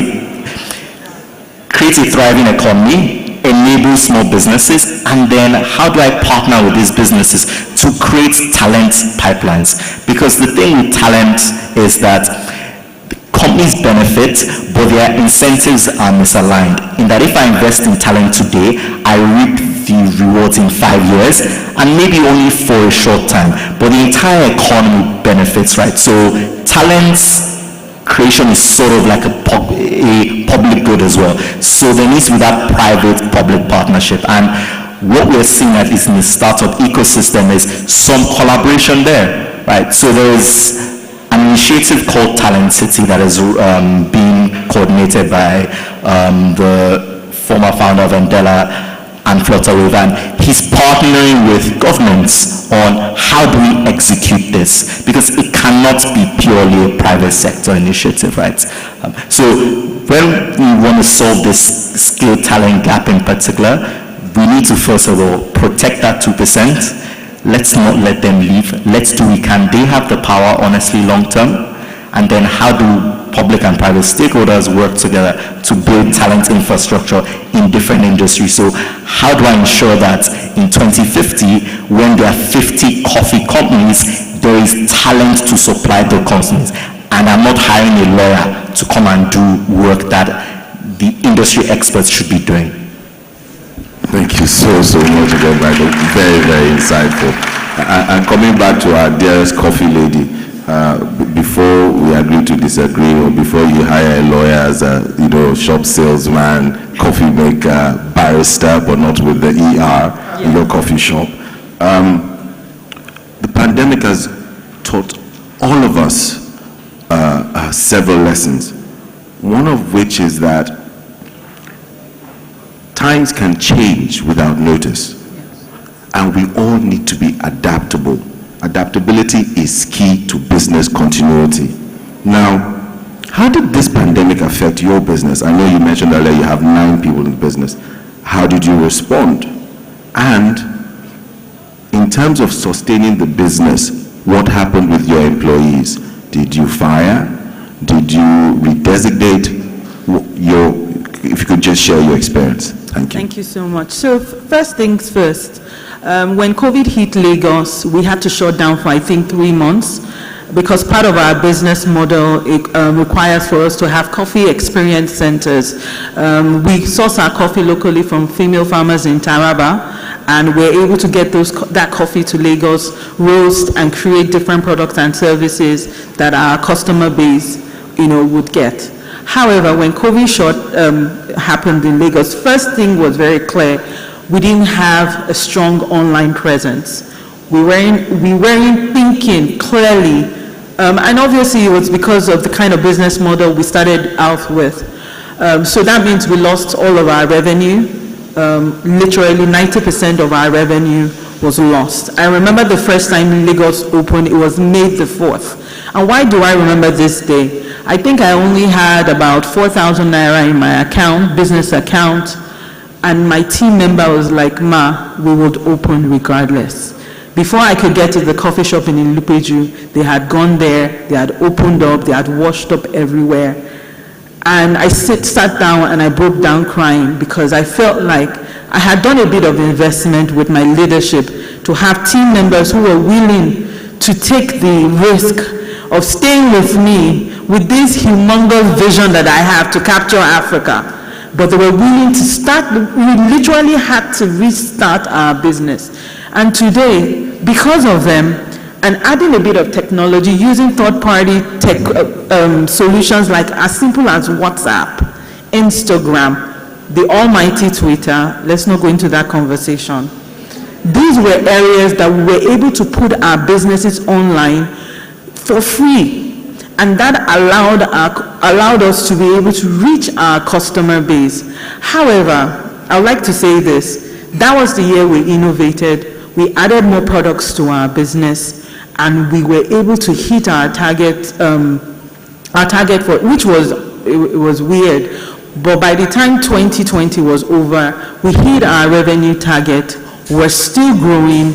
We had to employ more team members to join in it. However, what I'm trying to say is here, there has to be some sort of rebate for businesses to grow, especially the small businesses.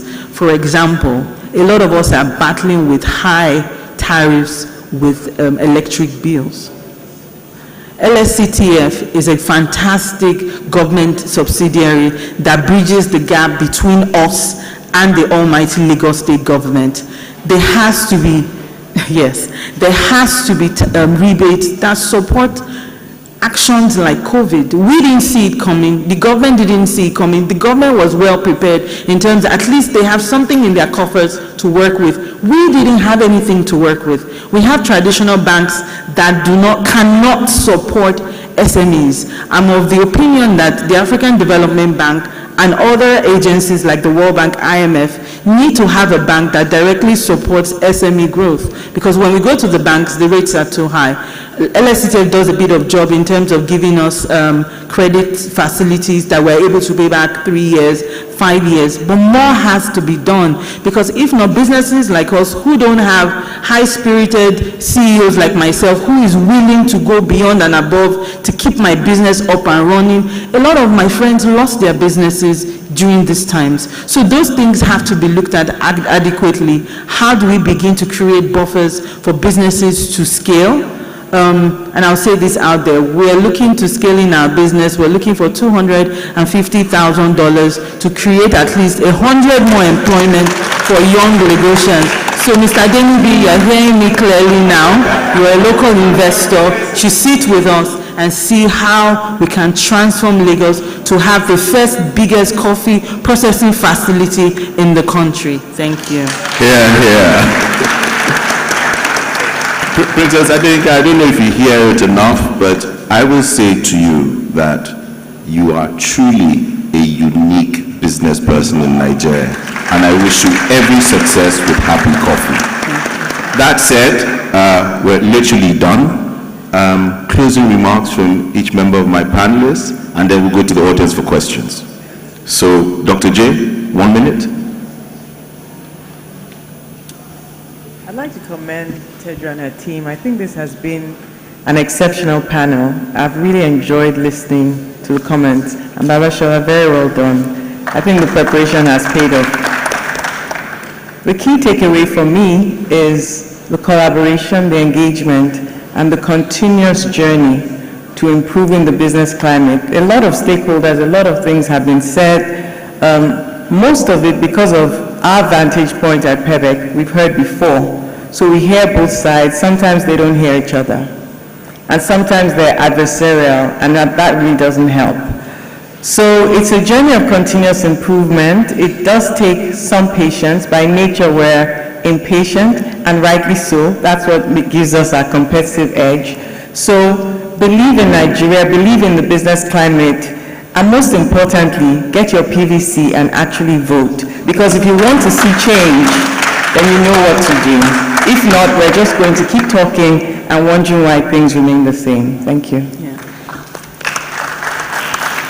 surprised if the market did not end on that. Mine is that, look, market, hello? Yeah. Hello? Good.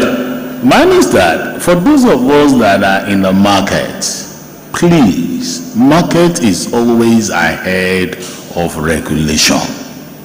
I beg you, don't think they are disturbing you. You need to learn to carry them along. You know, the chairman of Lsctf will tell you some of the things we did to move the Nigerian financial markets. How she was in Citibank, I was in Central Bank, how they will engage and make sure they carry us along. And when they got quite a number of us in the Central Bank on board and we understood what was going to do, it was easier to change the entire financial landscape. I want to beg you, if you think the regulators know your business, no. The second thing is that we beg government, please let regulators be facilitators of business, not income revenue generating agencies. It's clear. So if you want them to facilitate business, when these businesses grow, taxes will come, things will improve. But don't kill them. So sometimes the regulators that suffer from what government, the heat of government on them. But having said all, we need dialogue. We need to be patient. I mean, if not, NESG will not be there for this long. We need to be very patient. But please, don't cut off. Thank you.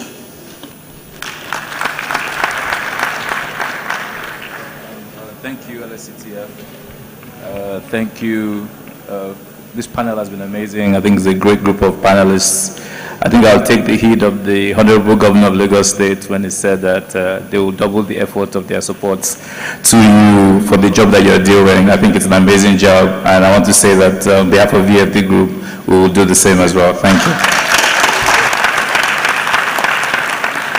And for me, I'd like to thank first Lsctf. Since 2017, when we got our first loan, up until today, we get support. They buy our products to give into hampers. The former EES still buys coffee from us in Ekiti. That already shows that they put their mouth where it matters. But for me, for young Nigerians, work hard. I think we undermine the role of working hard. It pays off. You will find the dividends. It might take time, but you will. And finally, in a couple of years, my personal vision is to run for the highest office of the President of Nigeria. So when that time comes, when I come out, vote, because leadership is very key to growing our nation, our economy. Thank you. Thank you. So I'll be amiss as well if I don't point out that as a startup, Stairs and others have also benefited from the support that Lsctf provides. So they are an example organization of what we need more across Lagos and Nigeria. But just in terms of closing things off, few things. One, I want to quickly dispel the myth that, small businesses or startup owners are cowboys that don't want regulation or anything like that. A lot of us want or need regulation, and this is something that we were speaking about earlier, right? So even for investment, regulation helps as long as it's promoting and supporting, not stifling. The second thing is just piggybacking of what Princess said earlier. The word I want people to remember is scale. What I mean by this is that we spoke about Smedan. A few years ago, Smedan said that there are about 40 million small businesses in Nigeria. But of those 40 million, only 70,000 employ more than 10 people. In fact, 37 million are either one-man shops or two people. Nigerian's economy cannot scale with 40 million one-man shops. So as a regulator, what should be my primary goal? Simple. How do I create a regulatory environment that allows businesses scale? Everything else is secondary to that. Without that, even with the right leadership, even with the right infrastructure, this economy will not thrive, because throughout history, throughout the world, the engine of long-term economic growth, small businesses scaling. That's the reality, and that's what regulators need to remember all the time. Thank you so much to my wonderful panelists.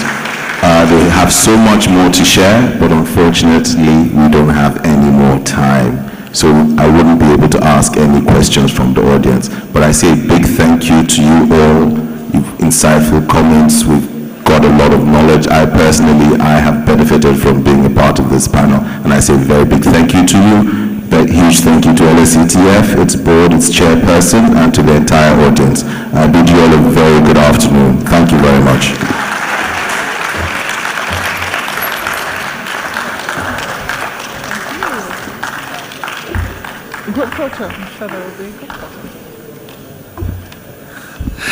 Well, what a session. Very refreshing as well. A lot of knowledge shared. I believe that you're taking notes. I certainly am.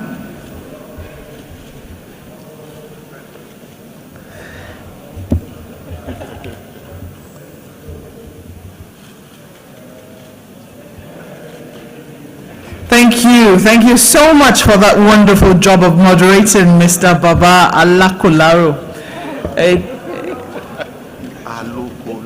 Alokolaro, okay, Alokolaro. My apologies for that. Oh well, ladies and gentlemen, I'm sure that you've enjoyed yourselves, and I'm sure that it's time we refreshed our brains. It's time to refresh the belly. So, shall we say that it will be time for lunch in a moment? Let's just say that before we go, we got a few comments from some of you who are watching online. Comments are welcome. If you have questions, please send them across. We'll be able to pass them on to the panel. When we reconvene, we're going to be breaking out into 2 sessions. One will hold, and session 1 will be taking place right here in the hall. Session 2 will be holding right there in the second hall, right opposite this particular hall. So please decide which one you'd like to attend, and we will reconvene here at about 2:45. So we're going to be going for lunch for about 35 minutes, or 30 minutes roughly. Don't worry, it's all packed. So you'll have your lunch and then decide which session you'd like to. Yes, you can pick up your lunch where you picked up tea break. So pick it up, and then in 30 minutes we either reconvene here or over there as you would like to pick your session. Thank you once again, ladies and gentlemen.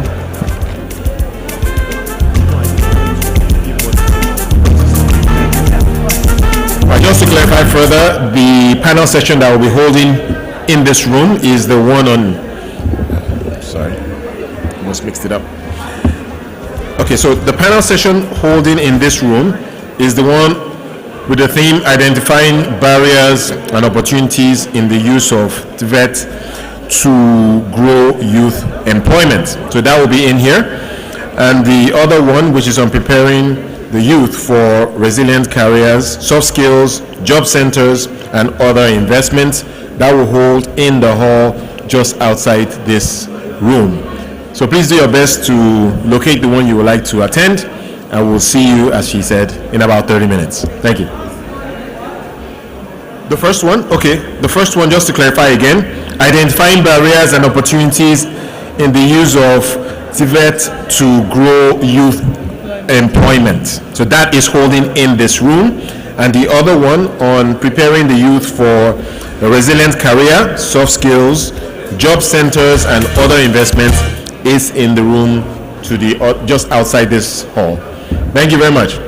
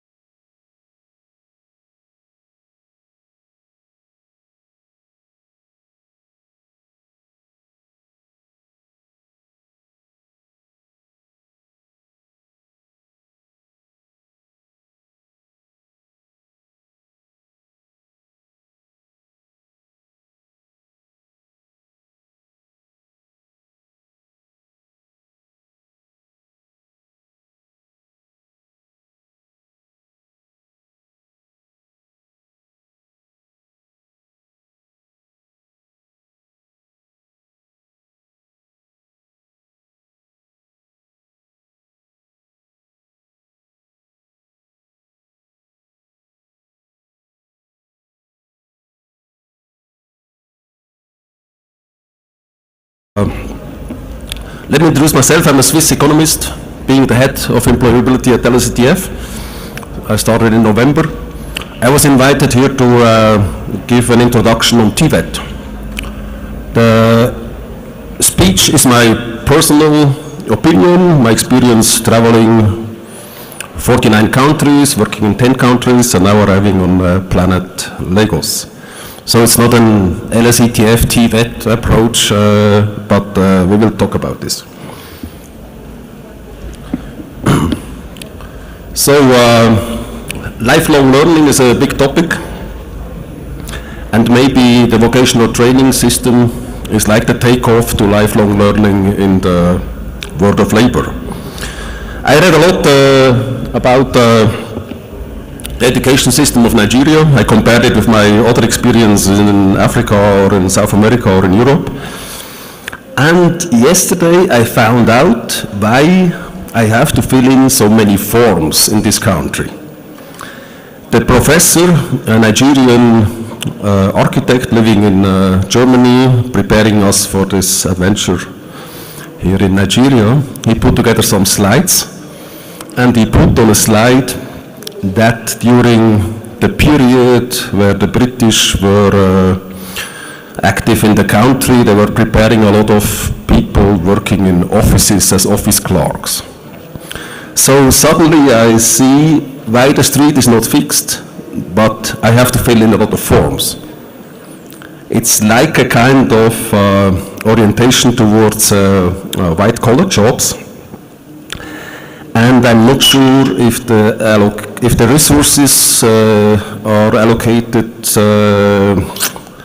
and ready for the digital area we are living here in 2022. So I took two pictures. One picture is of a classroom, maybe it's a primary school, and the other picture is the first university in Nigeria from Ibadan. If you remember you back in the primary school, I'm not sure how many % of your primary school colleagues you see to write academic papers. But most of the countries in the world, they introduced an educational system towards academic career, universities. In my country, in Switzerland, we have only 30% people in with an academic degree. 65% have a degree in vocational training, very structured, very sophisticated, up in the state of the art of the technology in the sector, qualifying for labor market, making good money, and ready for lifelong learning, advancing in the career they have chosen or opting for another career they will go.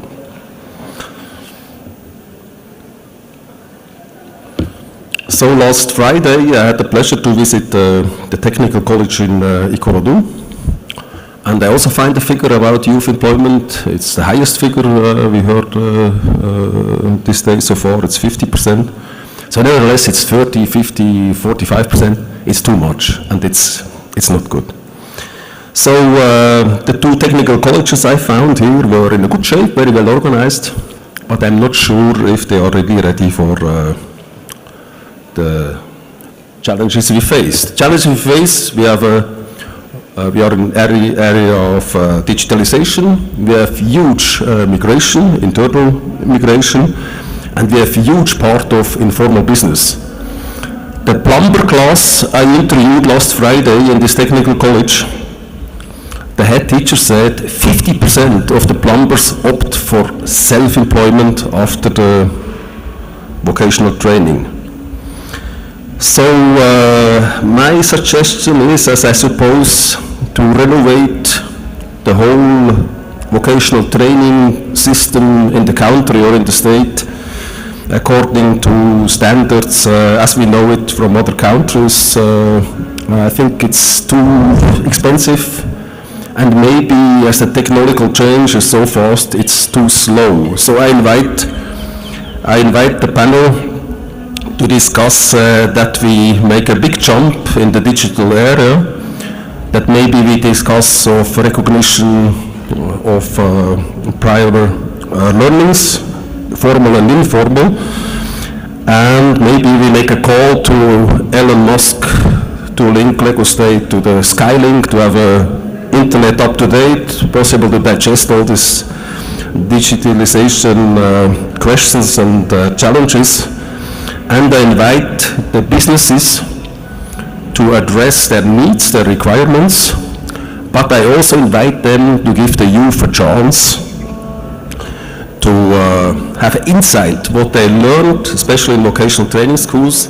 They should apply and learn it. And this needs a close interaction between businesses, youth, a cultural shift with their parents, up to date of trainers and training of the trainers, etc., etc. Please, the stage.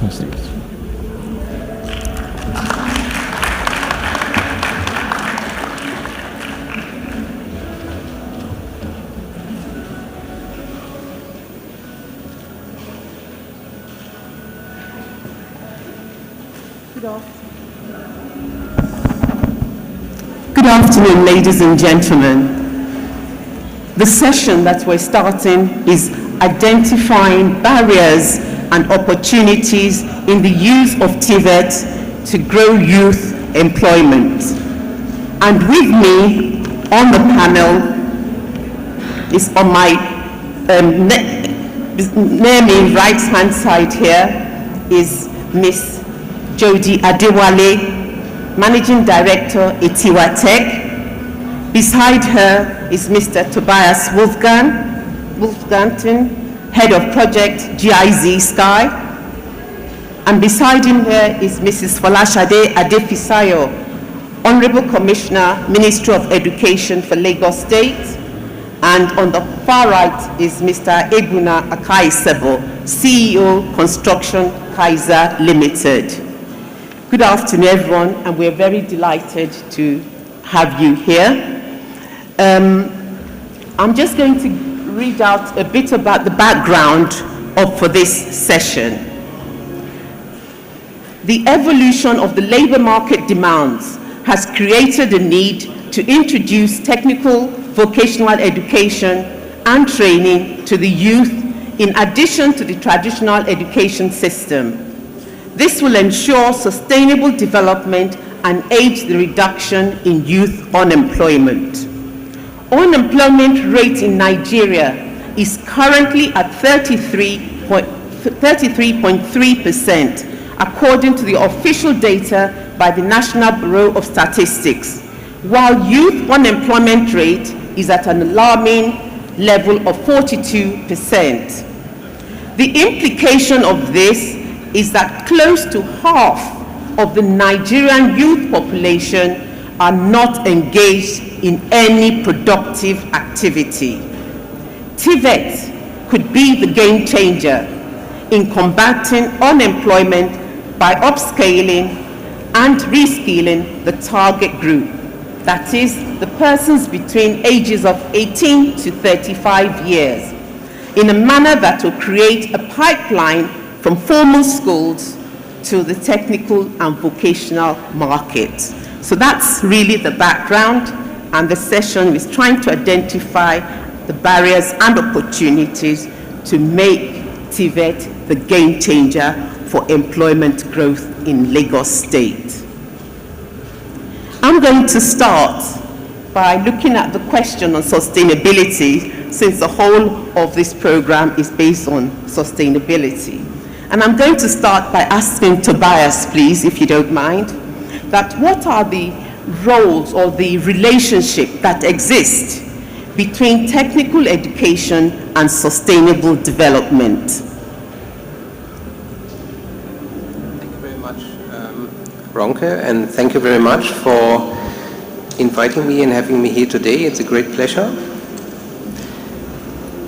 Answering your question, I think if we would consider TVET as the only answer to sustainable economic development, I think we would jump too short. TVET is not the only answer to sustainable economic development. However, I believe as a company, if you, and I think we also heard it in the previous panel, as a company, if you want to add value to your customer, if you want to add value to the economy, you need skilled staff to do that. You need qualified labor. And I think what we see in Lagos, also Nigeria in general, is a paradox in the labor market, that we have, on the one hand, high youth unemployment and underemployment, but on the other hand, we also see businesses that are desperately looking for jobs. And this especially refers to the medium level of qualification, where we would find people with a TVET background. And here is where TVET can actually become an enabler for sustainable economic development. And I think looking at sustainable economic development, we always have to look at both sides of the labor market. We have to look at the supply side, meaning how do we train people that go into the labor market? How do we get them prepared for the needs of the labor market? But on the other hand, we also have to look at the demand side to ask what is needed in the labor market, and how is also the business enabling environment that enables businesses to get established and to grow. Thank you. Thank you very much. Any members of the panel would like to add to that, please?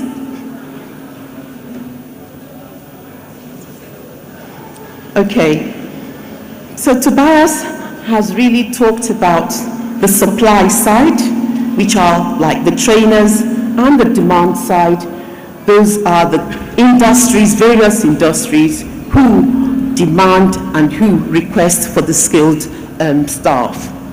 And I'm going to use that opportunity to move on to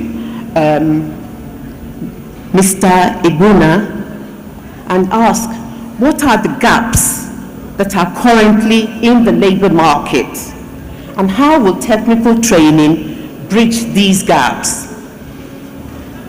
So we have the supply, and then we have the demand. Thank you so much, Ronke. I run a construction business, and I've done that for about 30 years now in Nigeria. We have a young growing population. I might repeat some of the things you've heard, but I want to use them to drive some points home. Nigeria has a population of 210 million, growing at 2.5% every year. Like you said, there's a lot of unemployment, underemployment, and there's human capital flight. So we ask ourselves, what are we going to do with this young growing population?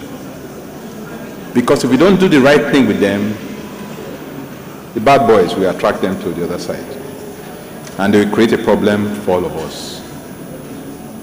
So that's the problem on one hand. You know, everybody wants to leave the country to go to Canada, go to the US, go to the UK. But the solution is with us right here. And why do I say that? I look at my business. We have work to do, we can't find workers, like Tobias said. Or we have workers, we have to do the work 2-3 times at a huge cost. Just take a drive along the Lsctf Expressway, and you see the thousands of buildings that are coming up. Thousands. When I say thousands, I mean thousands. Maybe tens of thousands. Who's going to build them if we don't have the workers with the right skills to build them? I was with a friend of mine who is a developer. Was it last week? We're talking, and he said, "Look, you know what? I need tilers. I need tilers. I need tilers." I laughed. I said, "Tony, you have to create those tilers. They're not going to drop from heaven. You have to create those tilers." And that brings me to the opportunities we have in the sector. Everybody, a lot of people, I won't say everybody, want to sit back and wait for, they want to be spoon-fed. While we know that maybe government has failed in the past, but the government we have today in the country, they are making a lot of effort to correct things, and it's not going to be easy for them. And that's why the private sector has a huge role to play. I think the private sector needs to step up, join aid organizations, join the government to train these people so that we can close this gap. We have a housing deficit of 20 million houses. We have a young growing population, all our children who are in their mid-20s now. They're going to start asking for their own home. They want to move out of home to have their own homes. Who's going to build these homes for them? So it's important that we have the people with the right skills to build the homes. And I feel that we have a good structure that develops these skills and competencies in these individuals. We are going to have less crime. Security situation in the country will improve. And I was talking to Tobias, when was it we had dinner? Was it maybe December or something? Don't tell them we have dinner, but it's okay. We have dinner, we socialize, apart from meeting formally, we socialize. And Tobias told me, he said in Germany today, that you need a plumber to come and fix your house, that sometimes you have to wait for 4 months. Right? Who says we cannot export plumbers? Who says we cannot export with a young growing population? In Europe, for example, the population is in decline. And most of them are old, even though the population, most of the people are elderly. The young ones are not getting married, they are not having kids.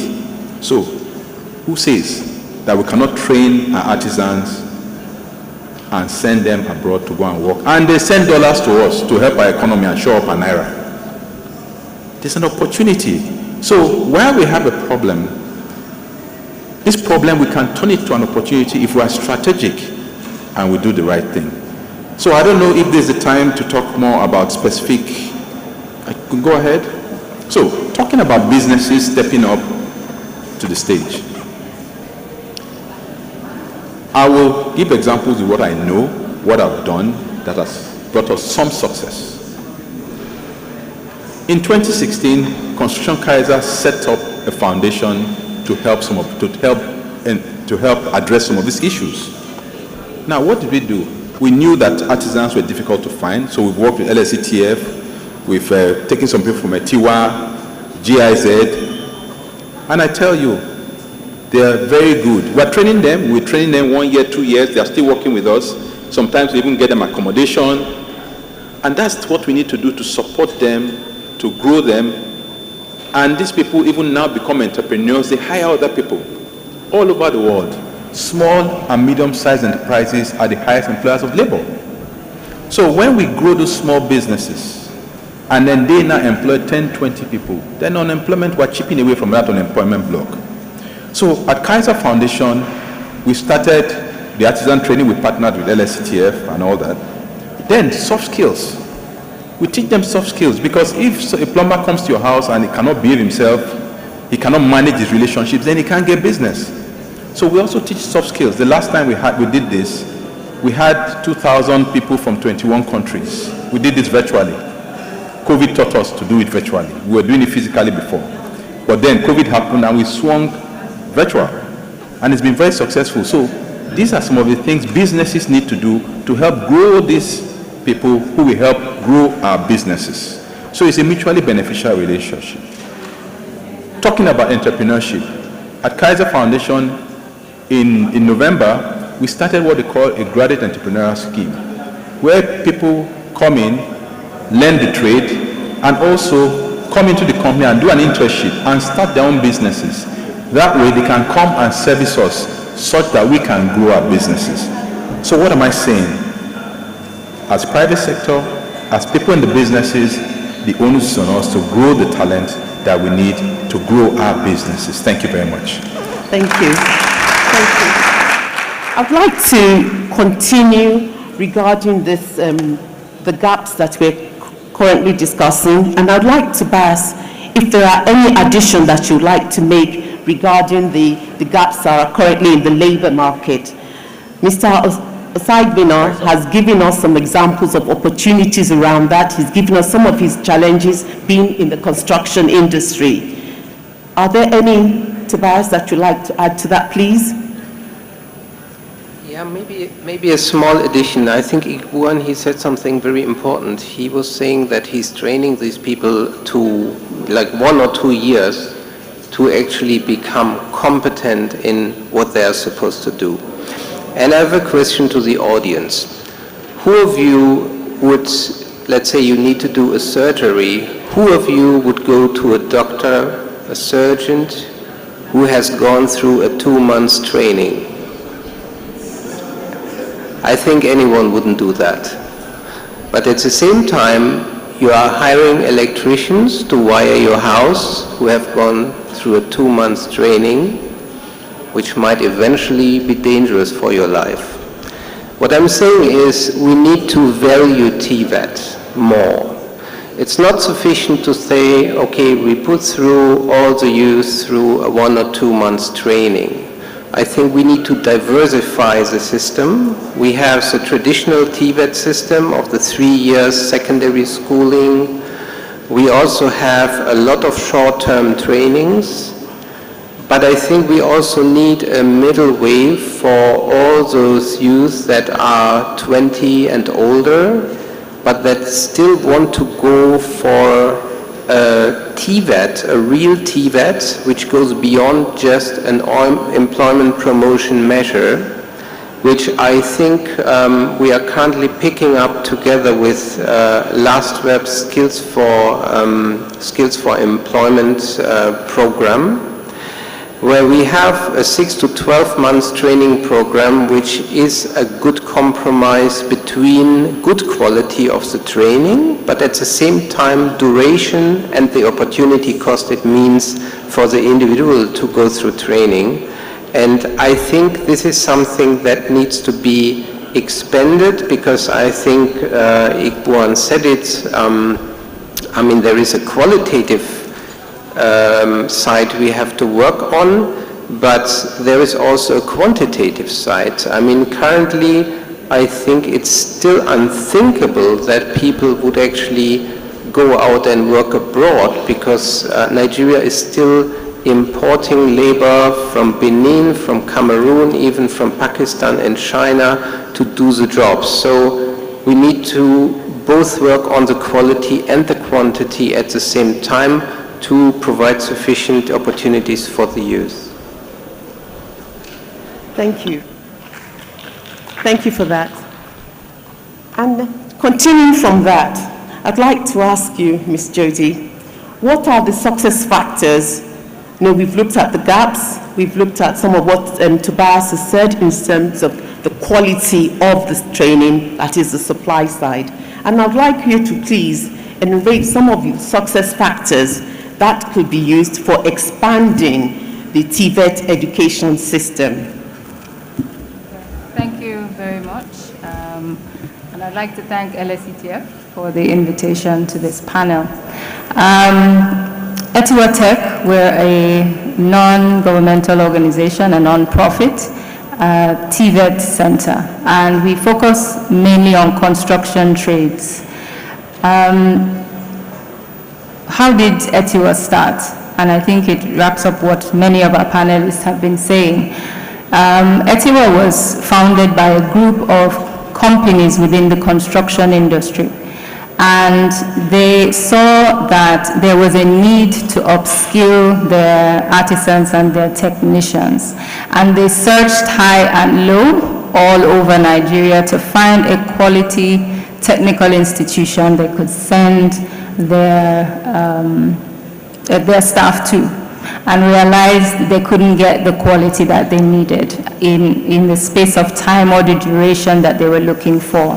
And so that helped to birth Etiwatech. 9 years down the line, we, I can say proudly, are maybe one of the best vocational centers in Nigeria. We see ourselves as a model center. And what are some of the successes? I think I'll point to our institution. The curriculum is one, okay? You cannot teach TVET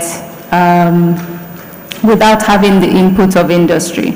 And so because we had the benefit of industry partners on board, we were able to target our curriculum to the specific needs of industry.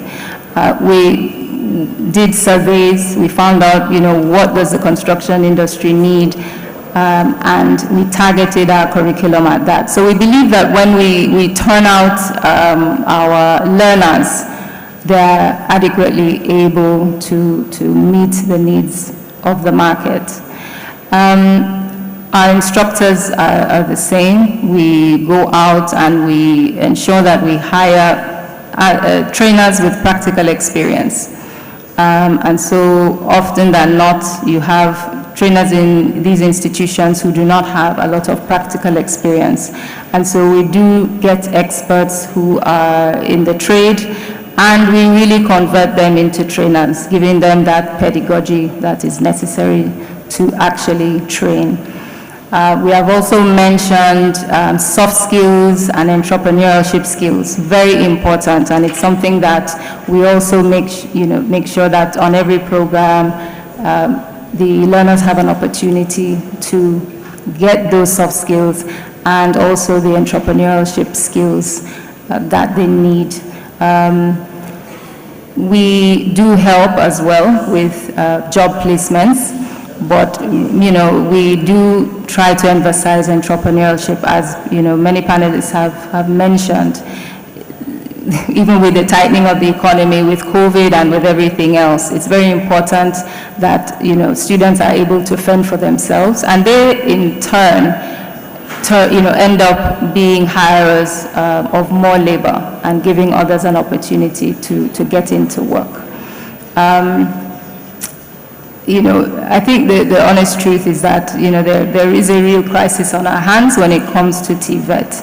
There's a lot that needs to be done from every level, from the policy level, to the vocational schools. We do need a lot more involvement when it comes to private sector. There needs to be much more collaboration.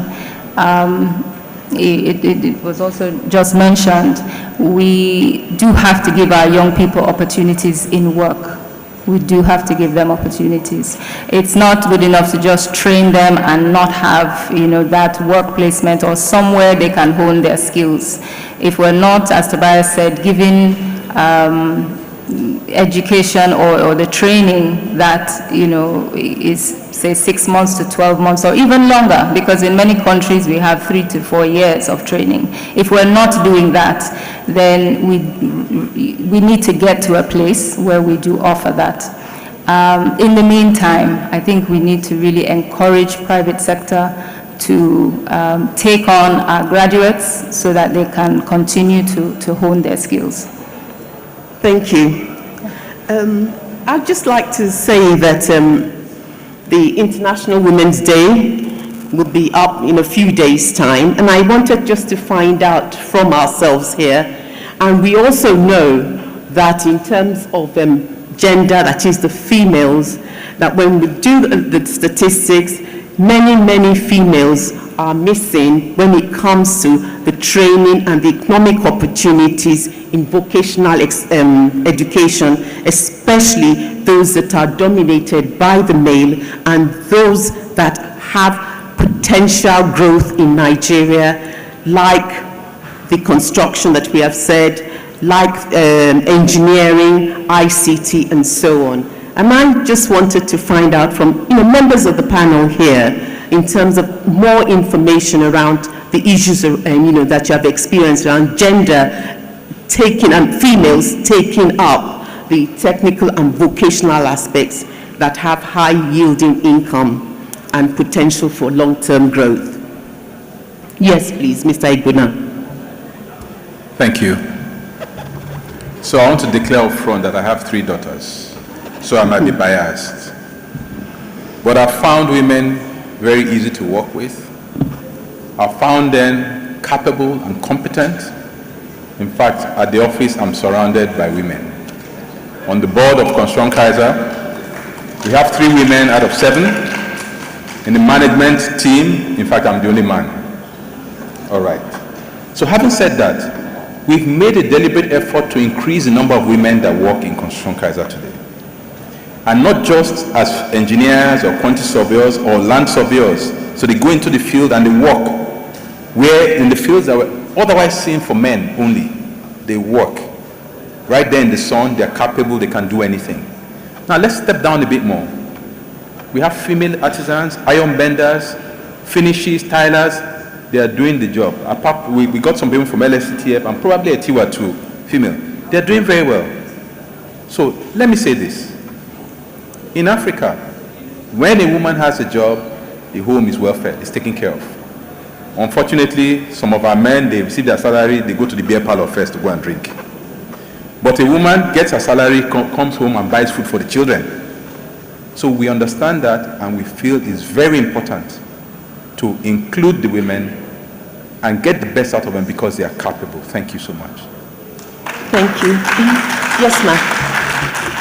Thank you very much.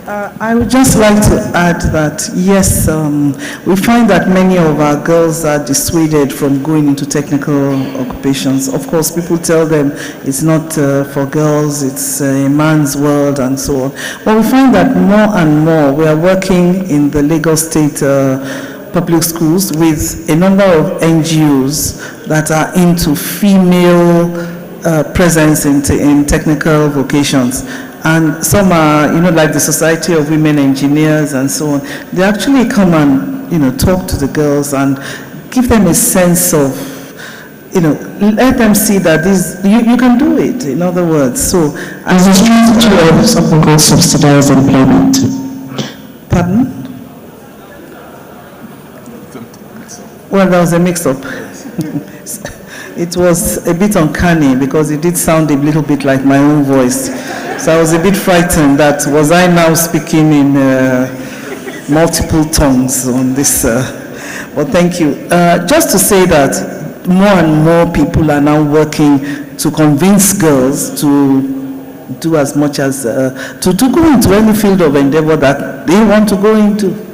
Yes. And when I talk about our comprehensive schools, I will expand a little bit on the gender balance there. Thank you. Thank you. Ms. Jyoti, and then yourself. Yes.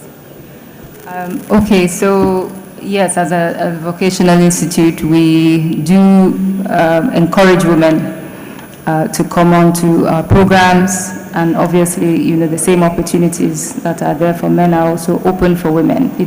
You can use these trades to make a living and to make a real livelihood. We do find that when we, advertise our courses, majority of them are men, very few females, and so there needs to be, we have to make a concerted effort to make sure that we're targeting, women. We're doing campaigns around that, specifically with regards to women. One of the things we've also done is one of our trainers, who is a masonry trainer, is female. She's a builder. Very experienced, she's a site engineer, and that's very encouraging. So when you speak to a female and you say, okay, come and do masonry, we're able to say, look, there are other women that are there, and in fact, we have an instructor that is actually a female. So also demonstrating that through, our instructors, I think, it was quite key, and it really helps to make people, women feel comfortable as well. Thank you very much. And I just recently found out that there are over 140 specific skill areas or professions within the construction industry, and everyone continues to think that it is only those ones that they can see out. And we have also started to make some concerted effort to say that there are many, many more than that within the industry.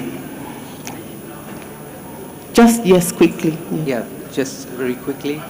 Well, for us as GIZ, gender equality is one of our most important cross-cutting topics in what we do. And what we found is that we saw, working in the construction sector, we saw a lot of encouraging examples of women succeeding There is one mason who has been progressing her career in construction, Kaiser. There are a lot of women who do an excellent job, and which actually leads to the companies asking us, do you have female participants? And they explicitly ask for the female graduates because they are probably also used to go the extra mile and make the extra effort to prove that as a woman they can actually do it. And what I have seen is they're doing extremely well. And what we do together with partners, also with the Federation of Construction Industry and Interbau Foundation and other private sector partners, is to promote women in the construction sector, and also, as you said, Ronke, rightly, to show that construction sector is not only about masonry, but it has so much diverse opportunities to offer. Thank you. Because of time, I'm going to move on to the Honourable Commissioner, just to say some things about the exciting development that's currently going on under her leadership to improve and create more awareness within the young people of Lagos State public schools. Thank you very much. I think I've learned quite a bit from this panel, and I can see that we're on the right track, because what we've just set up are what we call comprehensive schools. You know, we have technical colleges, and there are 5 of them. They're excellent schools where we provide a range of courses. But we found that their carrying capacity was inadequate. And we had all these students in our public secondary schools where we were providing a one-size-fits-all approach. And it was not, really tailored to what they really wanted to do. So we had to find out, what do students want to do? We started having a high rate of attrition, students dropping out. Now, where do they go and what do they do? And we found that many of them were actually learning trades, carpentry, plumbing, and so on, working with photographers, hairdressers, tailors, and so on. And we found that, of course, the quality of the training they were getting there was particularly poor. And this is where I'm hearing you saying, there's inadequate investment in such training opportunities, because if you can only give of what you have as a teacher. So when you get to the carpenter's workshop and you see that really you can't do anything more than the most basic things and at very poor quality, then what kind of skills is that person passing on? So we said, look, rather than going to such institutions, why don't you stay with us in the existing secondary schools? The rate of attrition is high anyway, so many have dropped out. So we do have some capacity, and we can take on additional students. So we've just started a pilot in 12 of our schools, about 720 students. The ratio is about 2 boys and 2 to 1, about 2 boys for every girl. And we're still working on those ratios to improve them. But the girls are really, really exciting if you talk to them.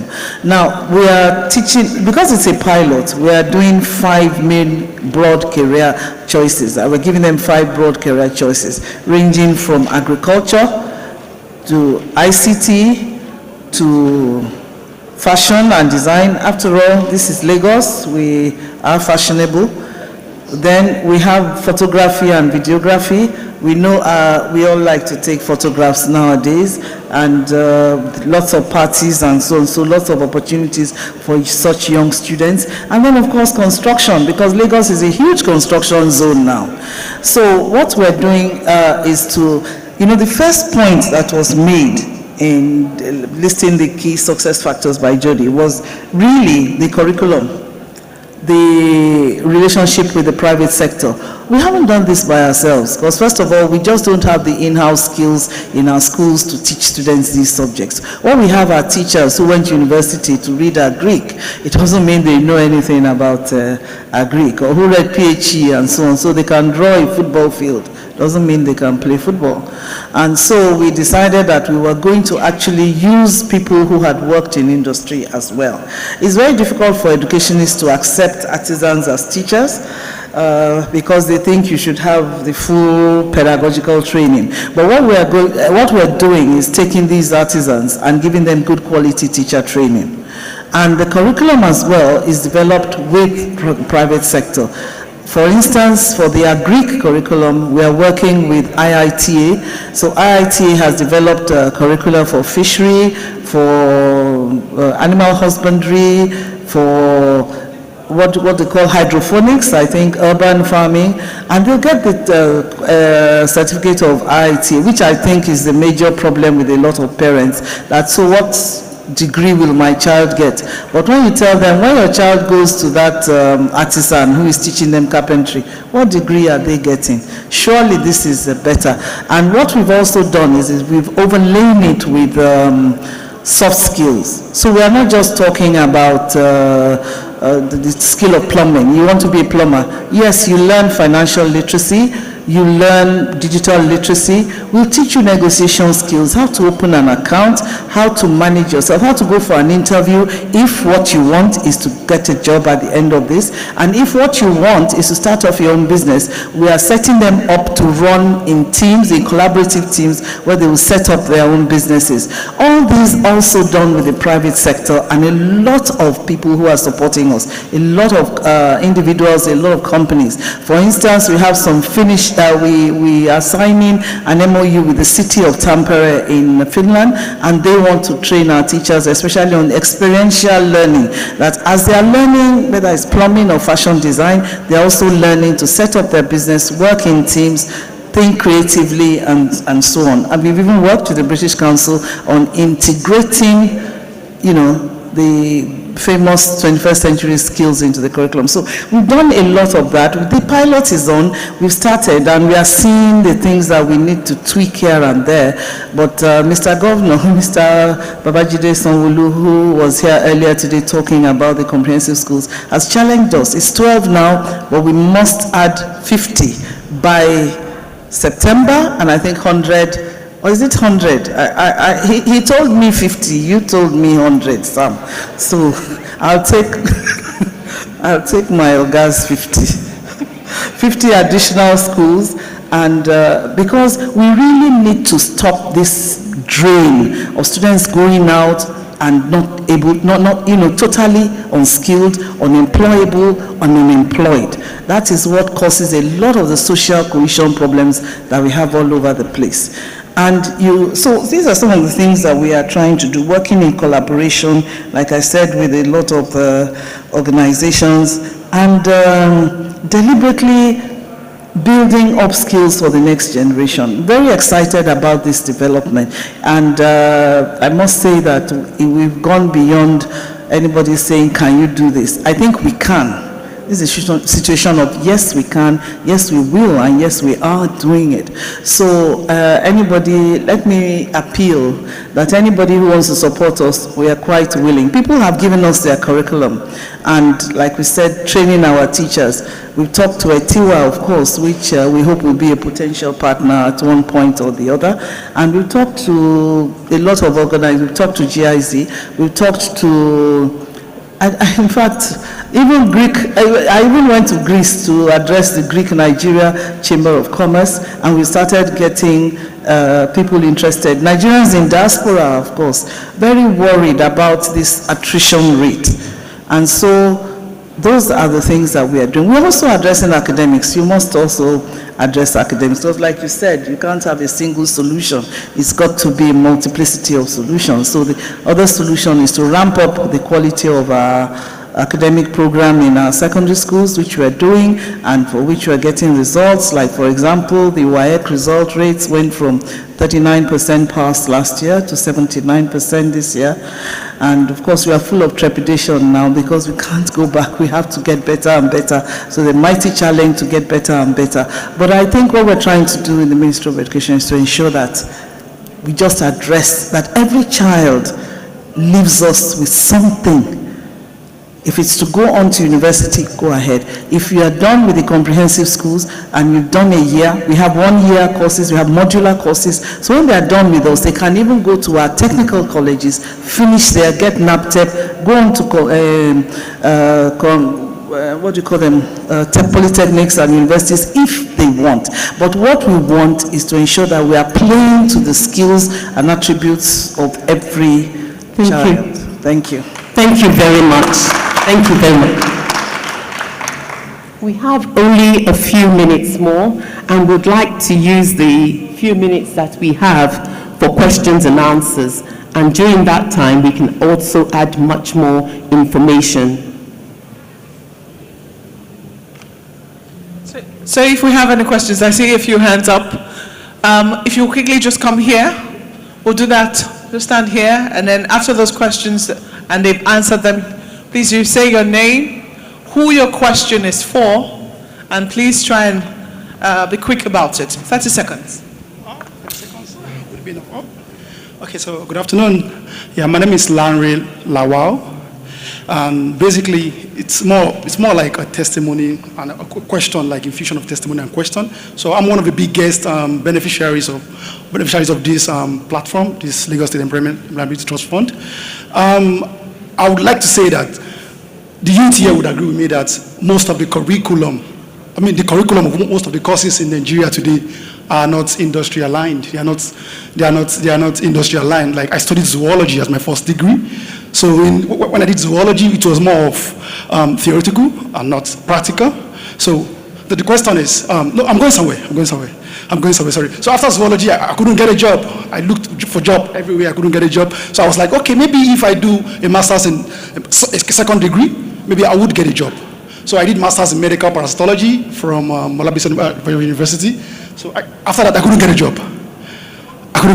So I came across this Lagos State Employability Trust Fund program, so I did it. So I did emergency medical technology. So we were trained for 6 weeks thereabout to offer emergency response to accident victims and all that. So what I'm saying is, why after this program, the challenges I had was, when I went for the interviews in hospitals, they were asking for relevant experience because, like Tobias said, that it is not enough. It is not enough for just you to have competence in something. You need to have experience. So then there was no experience. So what I did was I took on other jobs. I did caregiver job. I did nursing assistant job, ambulance driver, and today I got a job in Evercare Hospital as a paramedic. So what I'm saying is that are there measures in place to ensure that people that are trained for these skill jobs get enough placement just to have experience? Because see, it is not all about certificate, it's about certificate. Your sabi, not certificate. So because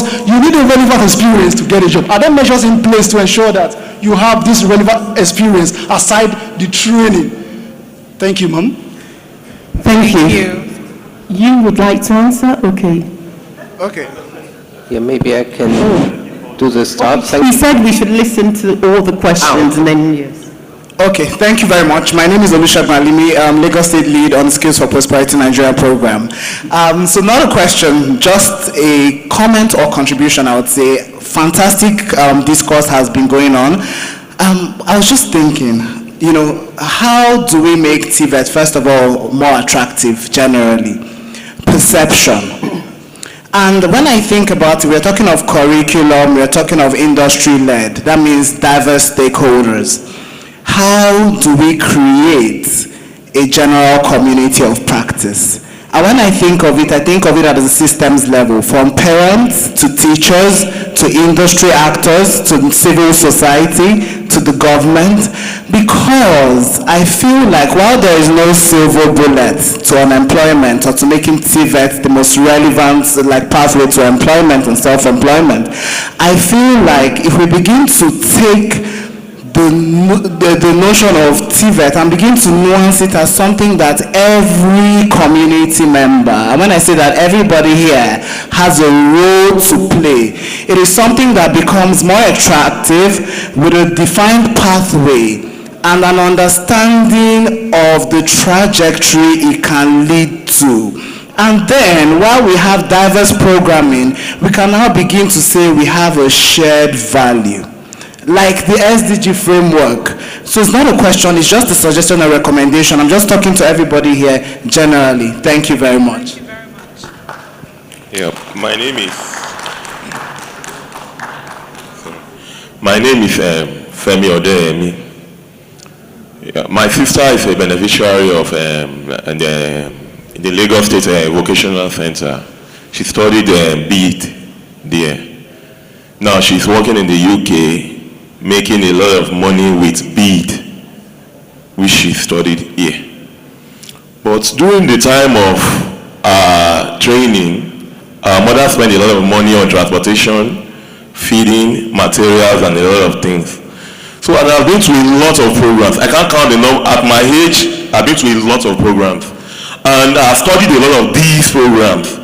Majority of Nigerian training programs, they do work for some people that have support, but majority of them fail or do have little results because of the welfare. Nobody talks about welfare. They talk about curriculum training, this and that. So a lot of these young people end up dropping out.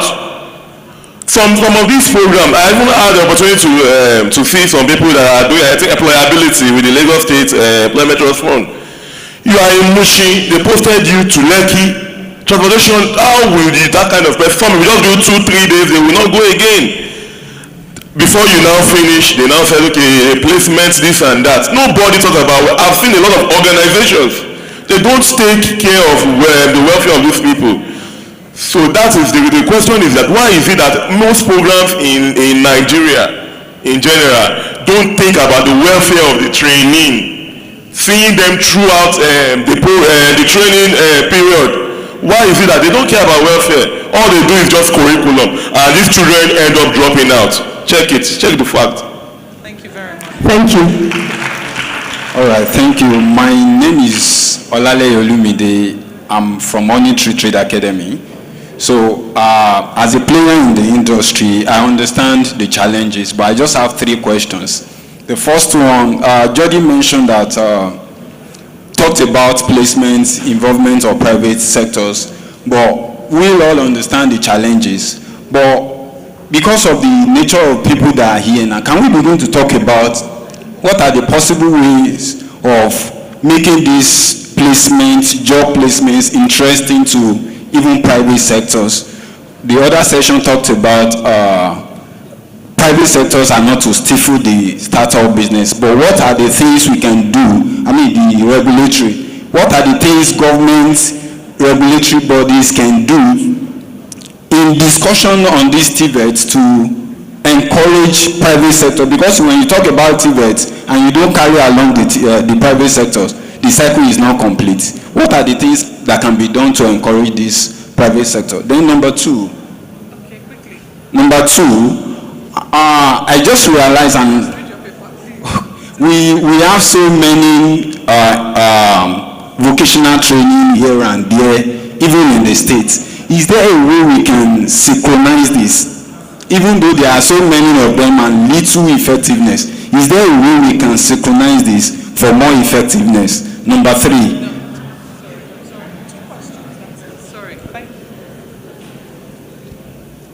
Good afternoon, ladies and gentlemen. I'm happy to be here today looking at Mr. Tobias Obagati. I'm one of your trainee at FADS 2019. I learned refrigerator and air condition. You came on our graduation with handshake on that day. So my question is, as regard to my first speaker that asked question earlier, so some of us, whenever it's more or less than the question to what my brother has said. The question is, what are the legal framework that you people are having in terms of vocational and other things in places that people have been learning for long? Like he said, whenever we learn, up till now, 2019 I graduated, I have not even started anything. And what are the things that government have been doing up till now to tackle this scourge? At the end of the day, God forbid, I will not be stranded. Many of us will have come to Woodlawn. On election day, they will be using us.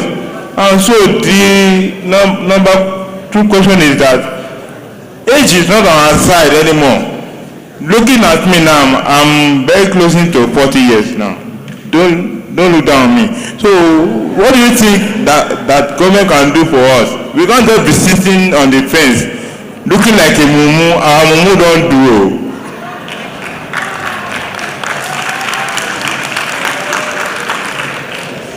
Good morning, everybody. My name is Olafule Olaniyan.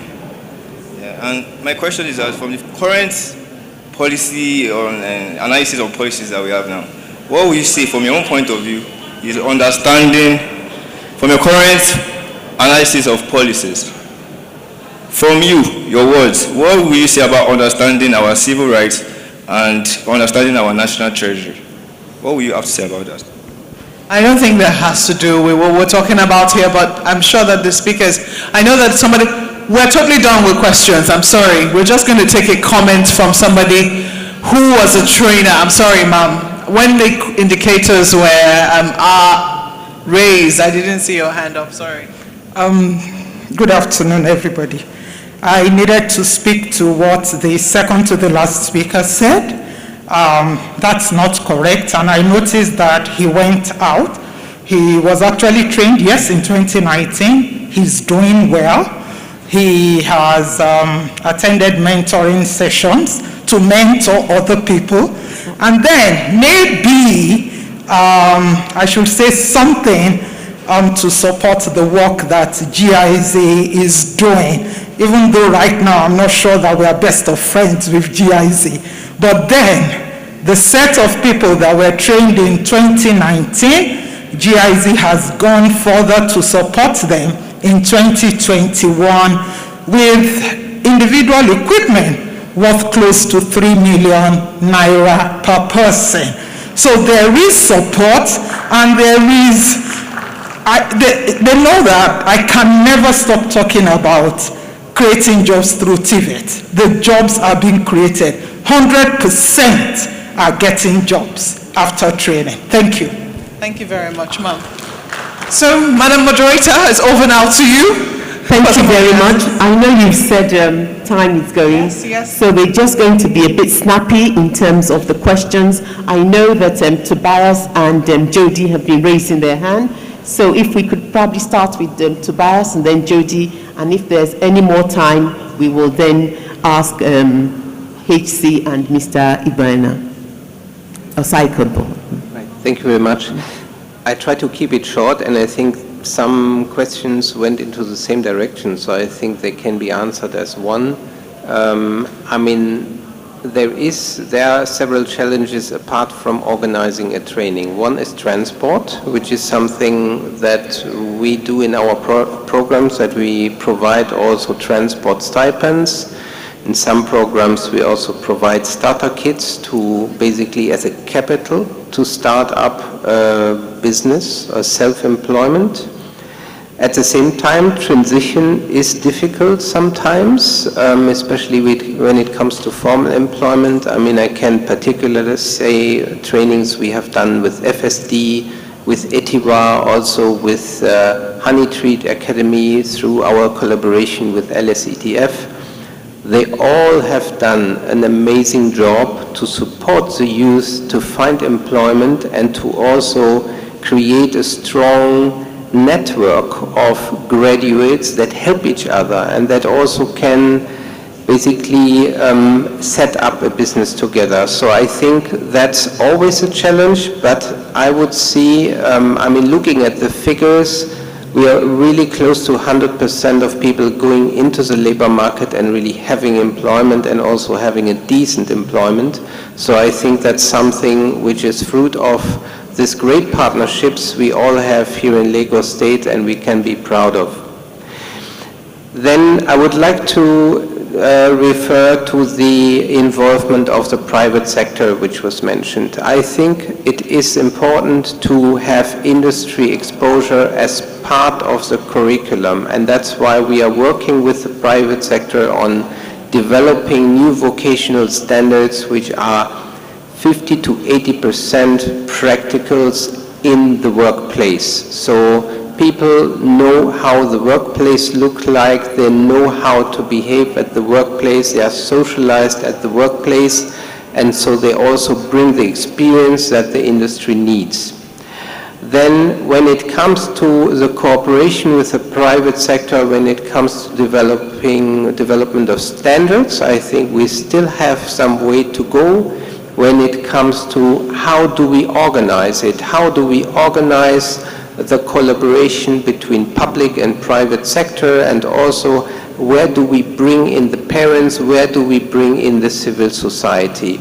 I think this is where we see where certain roles also have to change, where the private sector has to come on board and say, okay, this is what we need, and where the public sector becomes less, I'm going to have just to finish this sentence, where the public sector becomes less the master of the content of a vocational standard, but more the master of the process, how to develop it, and basically is a facilitator and mediator in the process. Thank you very much. Just a few seconds. Okay, so I won't repeat any of the ones addressed by Tobias. Maybe I go to perception. So even as a training center, I think we are also trying to do our part in promoting vocational training, because we understand the issue of perception. And so we are going into schools. We even have a school. We're going to a high school next week. And it's to sensitize children around vocational training and the options that are available to them as well. So I believe there's lots that can happen. We also intend to run a summer camp to invite school children, to be exposed to vocational training. So I think there are a lot of things that can be done, and we all need to play our part in doing that. Thank you. 1 second. Yes, just a quick one. Then I will say something. Now, for those who don't have jobs, you can volunteer, and that's a leg in to get a job. Talking about welfare of trainees, private sector needs to step up and make that investment to help them get to work, accommodate them while they're being trained. And for those who say they don't have work, learn the work right and come to us. We have work for you. We have hundreds of buildings going on where we can get jobs. We want our youths busy, working on the continent, not at the bottom of the Mediterranean Sea. Thank you. Thank you. Thank you all very much. I'm going to... Oh, you have a comment briefly. Thank you. I'll be very brief. I think for us in the secondary school sector, I think because these schools are near home, our schools are neighborhood schools, so students walk to and fro from school anyway.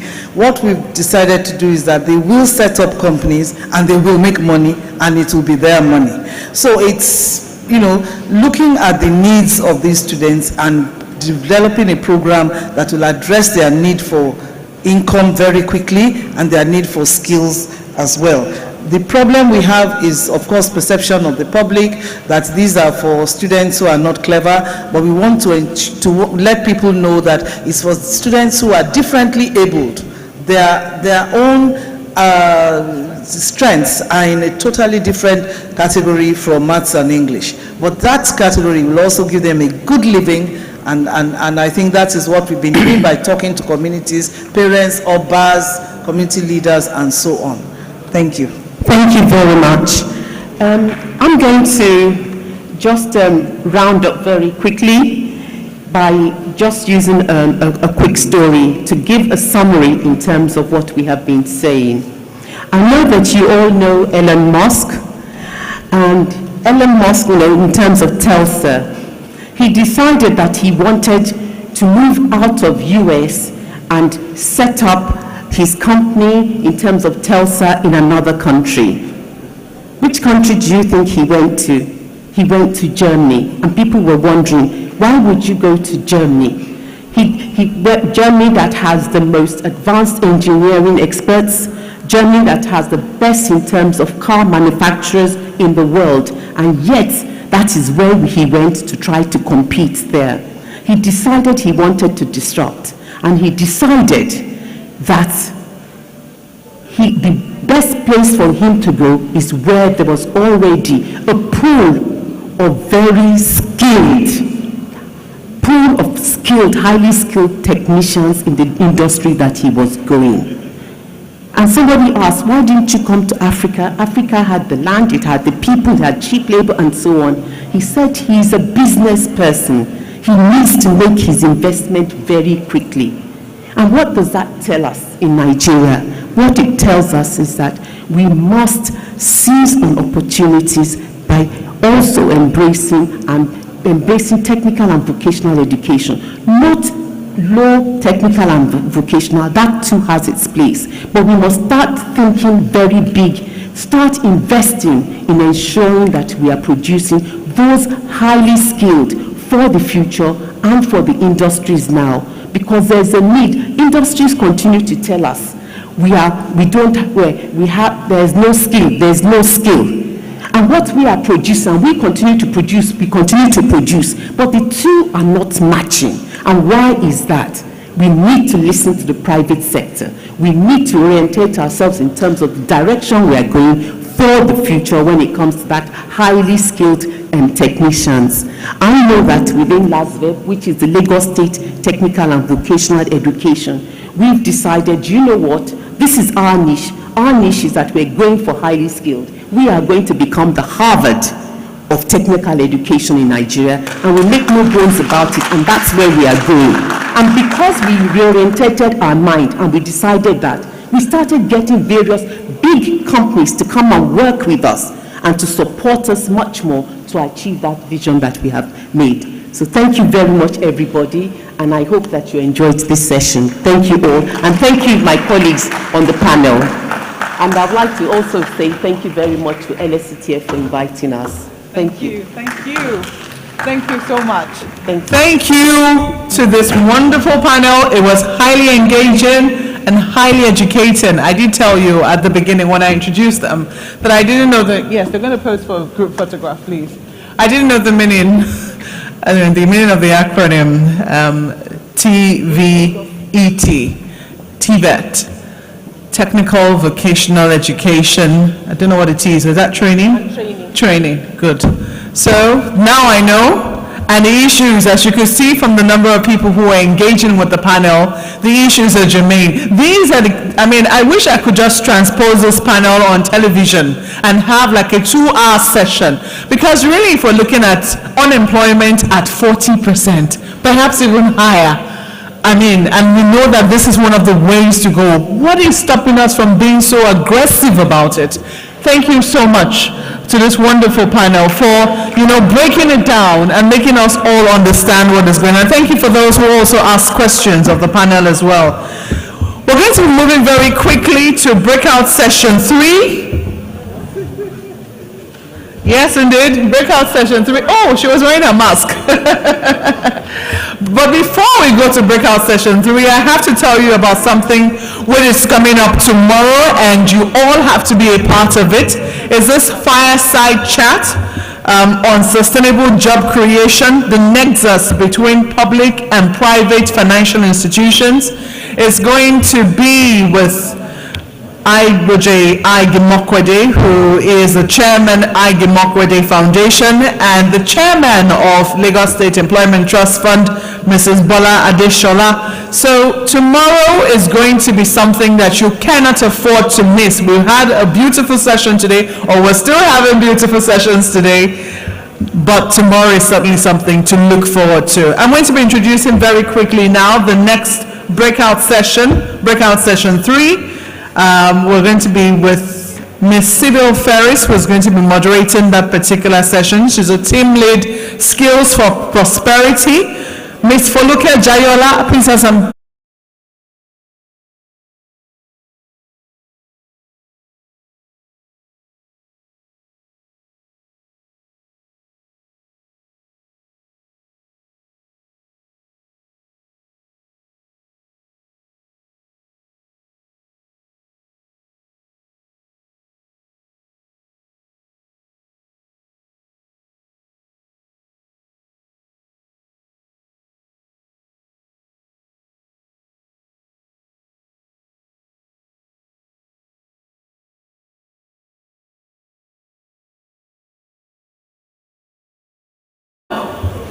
Are they coming up already? Fantastic. And I also see Ms. Sybil Ferris is going to be given a pre-session presentation before the session actually starts. This session will go on for about 15 minutes. There'll be questions, if there'll be any, and answers, and then we'll wrap up.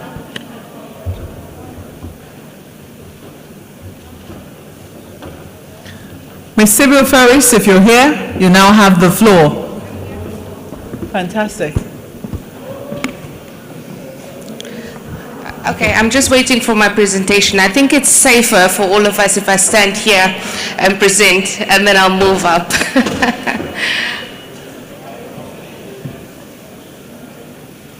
Okay, so the session for today is called Alternative Education to Employment Pathways. What does this mean? Let me start with a brief introduction. Out-of-school youth in sub-Saharan Africa makes up 35% of the total out-of-school youth globally. And so if we look at the capacity of our universities, technical colleges, senior secondary schools in relation to this 35%, of course, there's more to be done to cater for the needs of these people that are at high risk of marginalization. Right, so let us quickly define, when we talk about alternative education to employment, what does it actually mean? It means everything that happens outside of what we consider formal education. It means education and training that are offered in community technical colleges, apprenticeships, workforce development programs, as well as other support programs, which we normally call private sector CSR programs, or livelihood programs as implemented by civil society organizations. Now, let us just confirm one thing. The importance of these programs cannot be underemphasized, because we've just established that formal education do not have the capacity to cater for this large number of youth. Right, but then what is the problem with all of these alternative education pathways? The problem is that none of these trainings are recognized. Not by the private sector, not by further education and training institutions, not by the government. And so these beneficiaries of these alternative education programs are most often found in low-waged employment, or as we would know, the informal sector in Nigeria, right? And then we ask ourselves, why does the informal sector make up 65% of the overall economy? Of course, if these education programs are not recognized, there's no opportunity for educational progression. There's also no opportunity for career progression. And then we sit with a 37% unemployment rate, of which I think a very high percentage is also underemployment. So the question is, how do we solve this problem? If we are saying that alternative education pathways are imperative to cater for this high rate of unemployment, but it is not recognized by those that need to recognize it, how do we solve it? So Skills for Prosperity has the solution for you. It is what we call recognition of prior learning. So if you've listened to the conversation this whole morning, of which private sector, government, civil society organizations, everybody contributed, you would have noticed that they've said it is not that we do not have the talent. It is how do we develop those talents. So I'm telling you today that in most cases it is not that you do not have the skills. It is in how you recognize that skill. And so recognition of prior learning is basically an assessment process that tells you that people learn in every and all aspects of their life, not only in a training institution. So you will find people with no educational qualifications in a workplace that are highly qualified and sometimes more competent than a person with that qualification. You would find a person that has looked after their grandparents for 10 years, and if RPL is applied, they can work in a caregiving institution. The point is that we learn every day, regardless of where. And that is what recognition of prior learning is trying to address. So I'm going to quickly just go through this so you just grab the concept. Recognition of prior learning is an assessment process that makes use of evidence of candidates' previous non-certified achievements to demonstrate competence. Through RPL, the process of evidence of a candidate's achievements is assessed against a qualification. And then RPL is a specific application of assessment, practice, and not a replacement of that assessment. I want to move on to say that the informal sector is full of competent yet unqualified people. But it is the most vibrant sector. So are we still going to sit in this day and age and use qualifications as a benchmark for why people must have or can have access to loans, access to finance, access to market, access to education? So RPL is also used for equity. Where previously people were not granted access into universities because of age or qualification background, recognition of prior learning now aims to address that and say, okay, fine. 10 years ago, these were the entry requirements of universities, but it no longer has to be, because we recognize everything you have learned in the meantime, right? And I'm going to quickly move on. I think what is important to highlight is that recognition of prior learning has benefits at every level of the ecosystem. It has economic benefits because it increases employability for a healthier labor market index. It has societal benefits in terms of social inclusion and recognition. And at a personal level, it has psychological benefits. I mean, the only thing I need to do is to point you to the gentleman that just asked the question, right? And then at a more institutional level, recognition of prior learning has the ability to shorten the duration that people spend in training if their existing competencies can be recognized. And if we manage to shorten the duration of training, we manage to reduce the cost of training and overall fast track the transition from education into employment.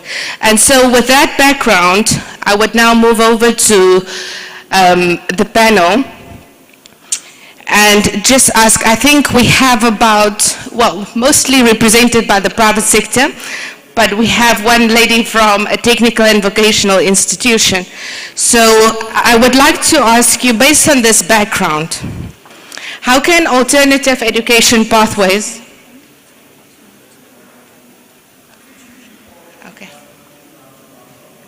Sorry?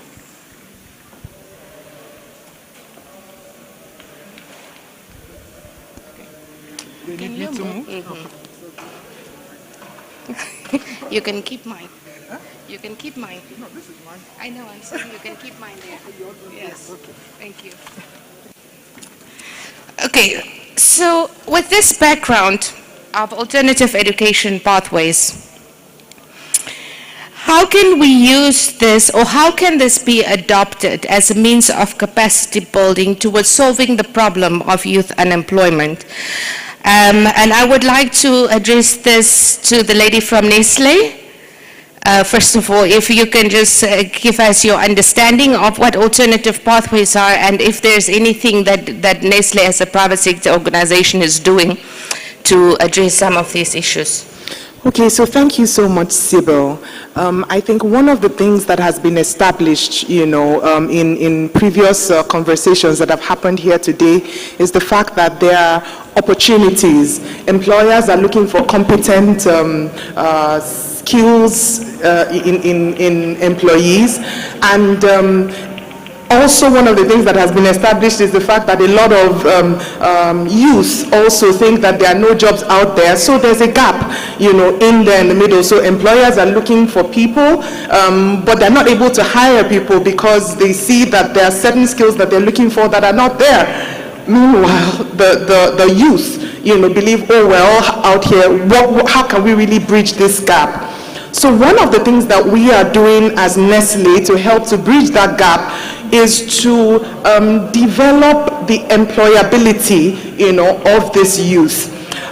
So one of the things that we're doing is we have a technical training center or technical training centers, where we take young graduates of government technical colleges, OND holders, and we bring them on board on an 18-month training program.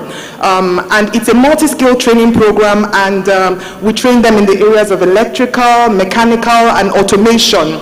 And after they go through those programs, why do we do that for them in the first place? Because a lot of them come out of these colleges and they're not really able to apply what they have learned. So they have certificates from the colleges, but they can't apply. So we bridge that gap by taking them through this 18-month program. And after they're done, well, in the course of doing the program is tailored to the City and Guilds of London technicians exams in electrical, mechanical, and automation. So, tying it into your point on recognizing prior learning, that helps as a certification for the skills that they get in the course of this training. So they are exposed to the real world of work. They're exposed to the machines that they would be exposed to when they begin to actually work, in manufacturing, for example. And so once they're done with the 18 months, they are then trained, they're capable to really hold their own in the world by themselves. They can apply for jobs elsewhere because we don't bond them, or if we have vacancies also, we take them on, and they have a job. Some of them even decide to start out on their own, but not only are they trained, they are certified, and then we also have an additional angle to this where at the end of this 18 months training, they also get an opportunity, the top 5 students get an opportunity to have a 3-month internship, beg your pardon, with one of our factories in Switzerland. And we do this in partnership with the Swiss government. So you would find that at the end of the day, there are 3 different credible organizations that have stamped, that prior learning, or that learning that they had in the apprenticeship training center. So there's Nestle, because we've exposed you to our practices, we've exposed you to our machines. Then we also have the City and Guilds of London, because we tailor the training, to the City and Guilds of London curriculum, and they also give them certificates. And at the end of the day, they also have we have the partnership of the Swiss government. So it's 3 ways. So this is one of the ways that we at Nestle today are, helping to do this. Thank you so much, Fuluke. Mr. Oluwale, what is your understanding of alternative education pathways, and how do you see the private sector getting involved in addressing this problem? Thank you very much. You see, when we were having a small discussion outside there, the team actually took a different dimension to this discussion, because there's this mindset that employment is where I get income from another person. And that may not hold all the time. It can produce a lot of frustrations from what we have had today. So let me first of all emphasize the fact that the basis of priority is relevance. So if you want to be relevant, if you want to be in priority, make yourself relevant. And so if you look at what is happening today, 65% of employment in Nigeria are in the informal sector. Only a very few number are employed through this scheme. We have a number of people that are frustrated, sitting down there with what I call life skills. They have life skills, which I will call alternative education, not necessarily in the informal sector. They have life skills, that can make them relevant and be in priority. Those things are common here.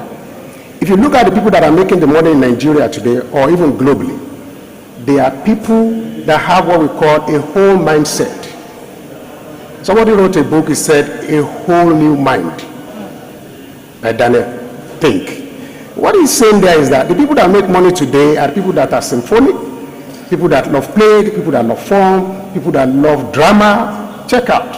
Who are the people making it? Did they go to any kind of formal school to learn all those things? The answer may be no, 80% of the time. So what I'm saying is this. Government can provide institutional framework for people to thrive. But you have to run what I call the U corporation. What is your own corporation that you are running?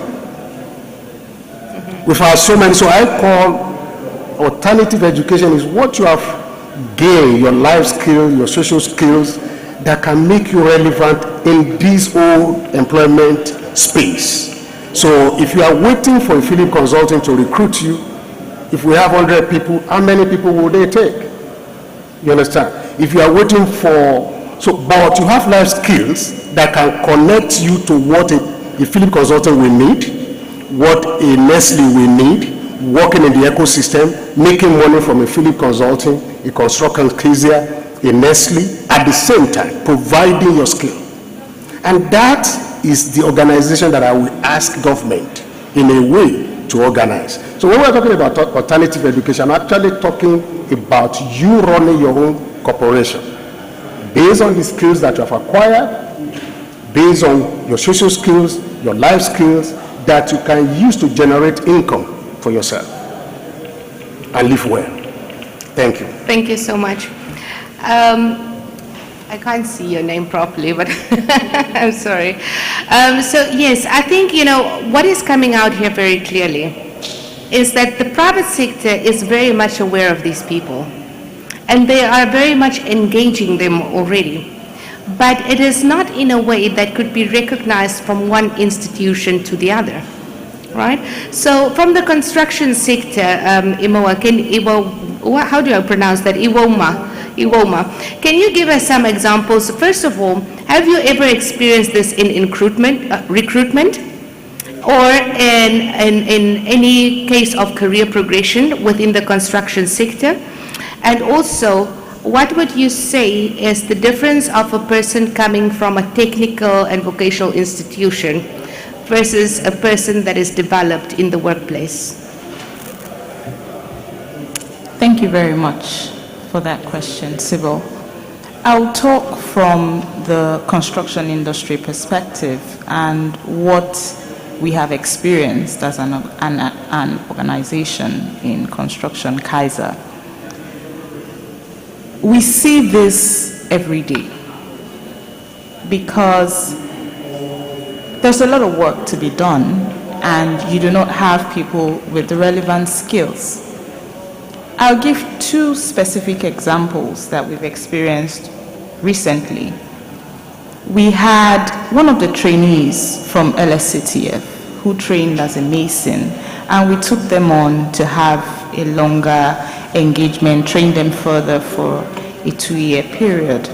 And after 1 year, he was moved from being a mason to becoming a QA/QC personnel, quality assurance and quality control.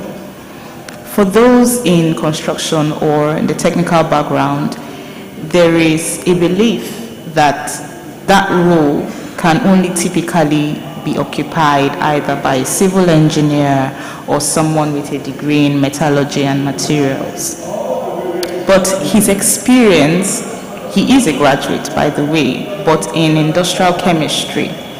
His experience as a mason, his experience on site, because he was doing this every day for a year's period, and we saw that he could move. We were able to move him from being a mason to QA/QC.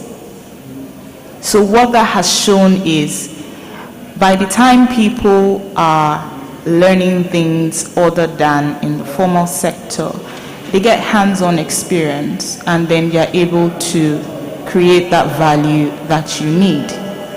Still using QAQC as an example, we had another one recently, which was a major shift. Industrial chemistry, yes, you can say, oh, he's a bit scientific, it's in STEM. We had someone with a degree in English being recruited as a QAQC professional. Why? He had worked in that unit for 2 years. That was all he did. The department needed more people. And the question, oh, we need to recruit. Who do we recruit? Oh, we have this guy.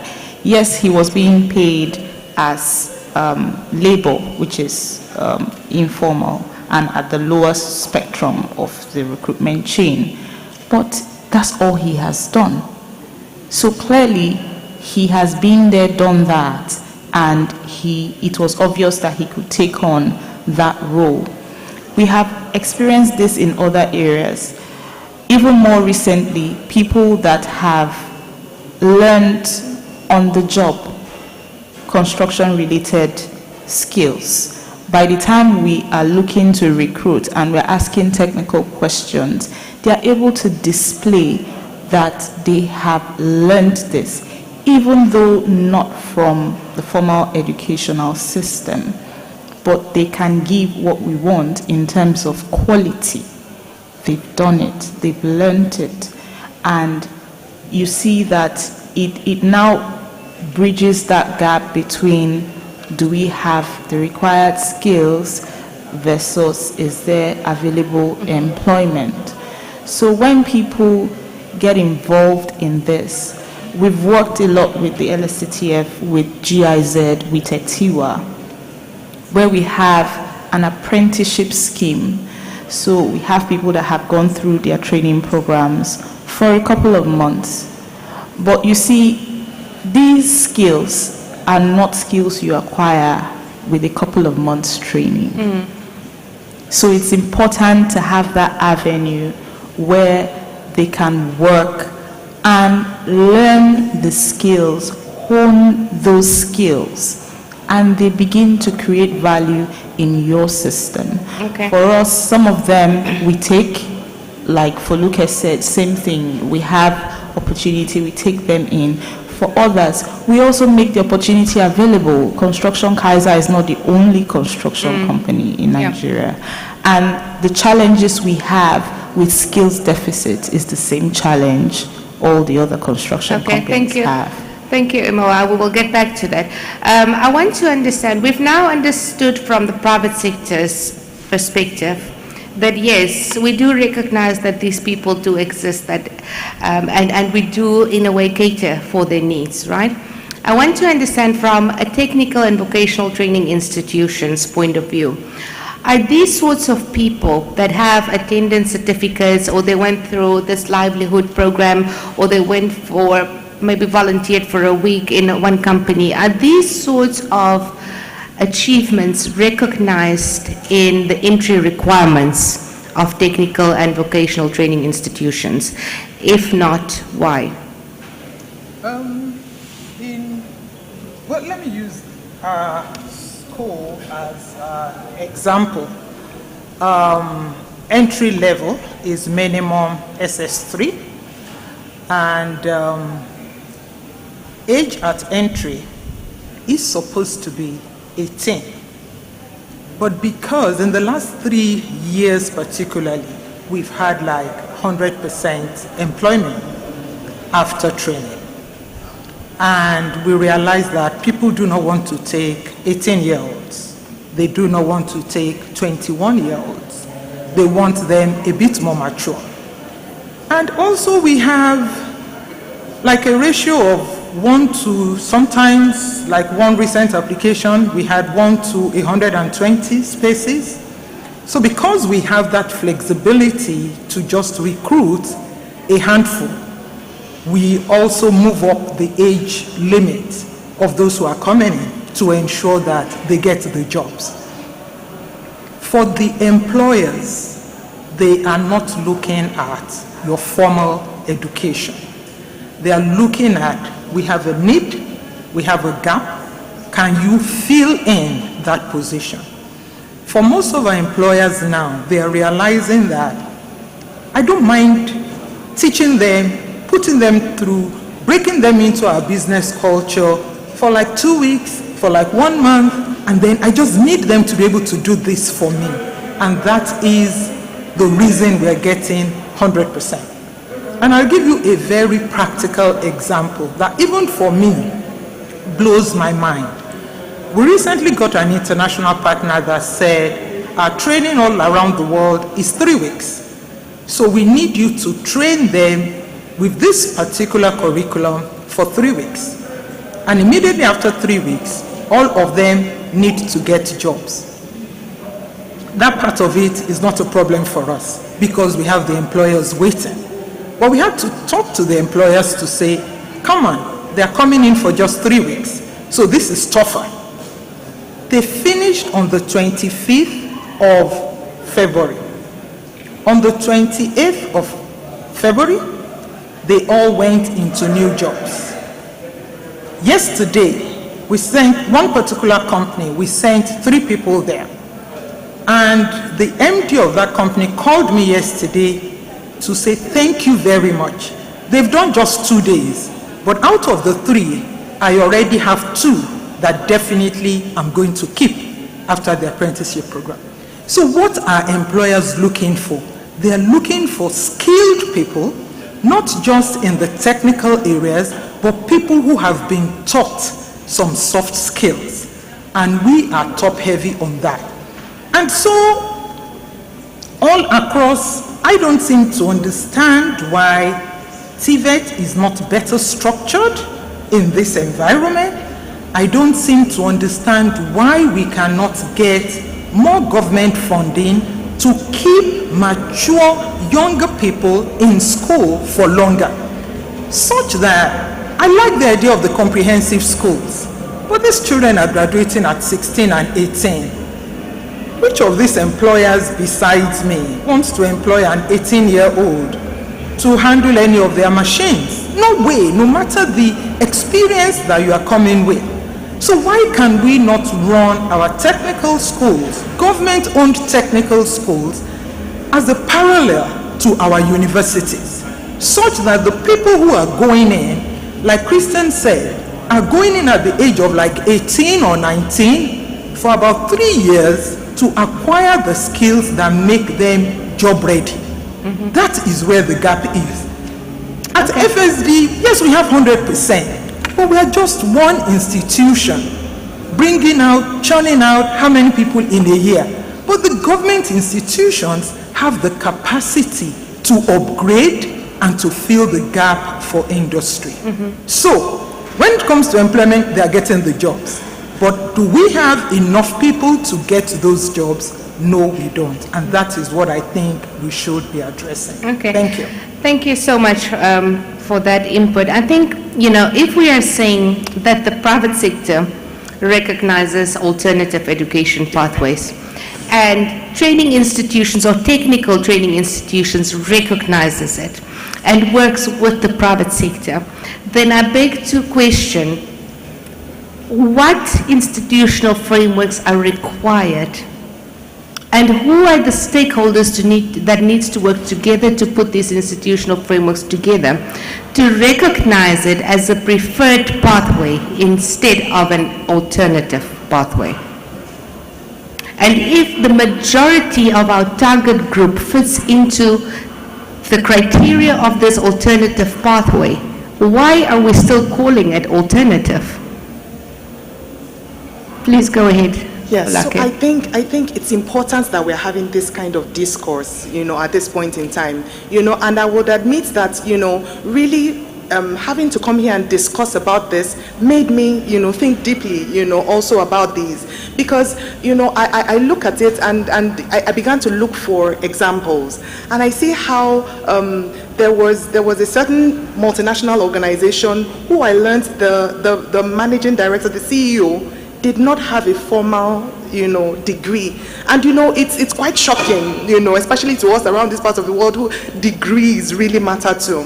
So what I think really is, if we find that, okay, degrees are very important, those certifications are very important, then it's important to get regulatory bodies, to have bodies that would standardize these types of prior learnings, so we can have, like I mentioned the City and Guilds of London earlier on, then there's the National Board for Technical Education.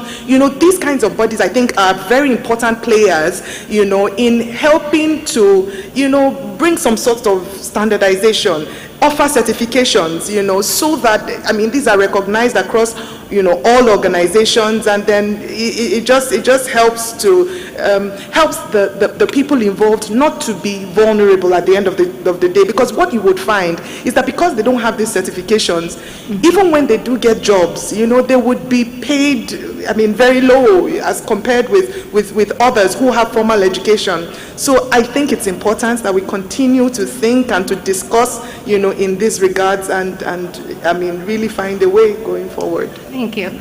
Mr. Oluwale, what do you think is the best way to go about this? We've heard from an institutional perspective of an institution that trains people in technical skills. We've heard from the private sector. We've now recognized that there is a need for a regulatory framework, which I do believe there is already. So what do you think is required to pull all of these, if we all recognize the problem and we sit here and we talk about a possible solution, what do you think is that one thing that is required to bring us all together and make this thing work for us, but not more importantly for the unemployed youths that are stuck where they are with relevant skills but that are not being recognized, or they are stuck in a job underemployed with no opportunities for career advancements because their skills are not being recognized? What would you say is that one thing that would bring all of these loose ends together? So, thank you very much. I think a number of things hang on to this. Firstly, I wrote here, imagine us having a database as a nation that speak to all the occupational groups that we have in Nigeria. Just imagine it.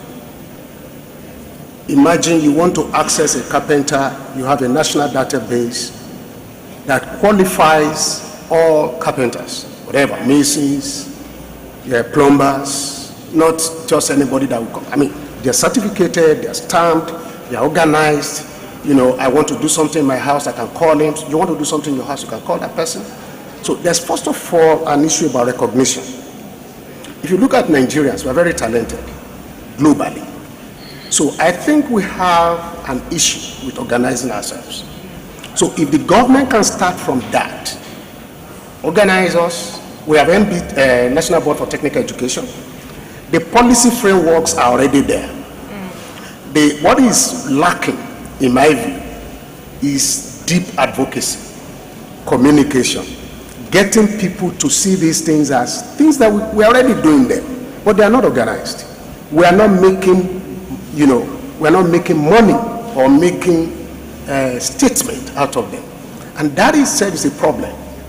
If you go to, I was privileged to be in a place outside Nigeria. I went to my brother's shop, we call it corner shop in the UK. And he called somebody to come and check his refrigerator. It was malfunctioning. And the guy just looked, and after checking, wrote something down on the pool, gave it to him, and they paid him £70. And I said, but he hasn't done anything. The thing's still there. He said, yes, that's the way we roll here. I said, so you can't do it yourself? He said, no, you have to call somebody. Now imagine the effect of that on the GDP. Imagine all the latch-on effect that we have.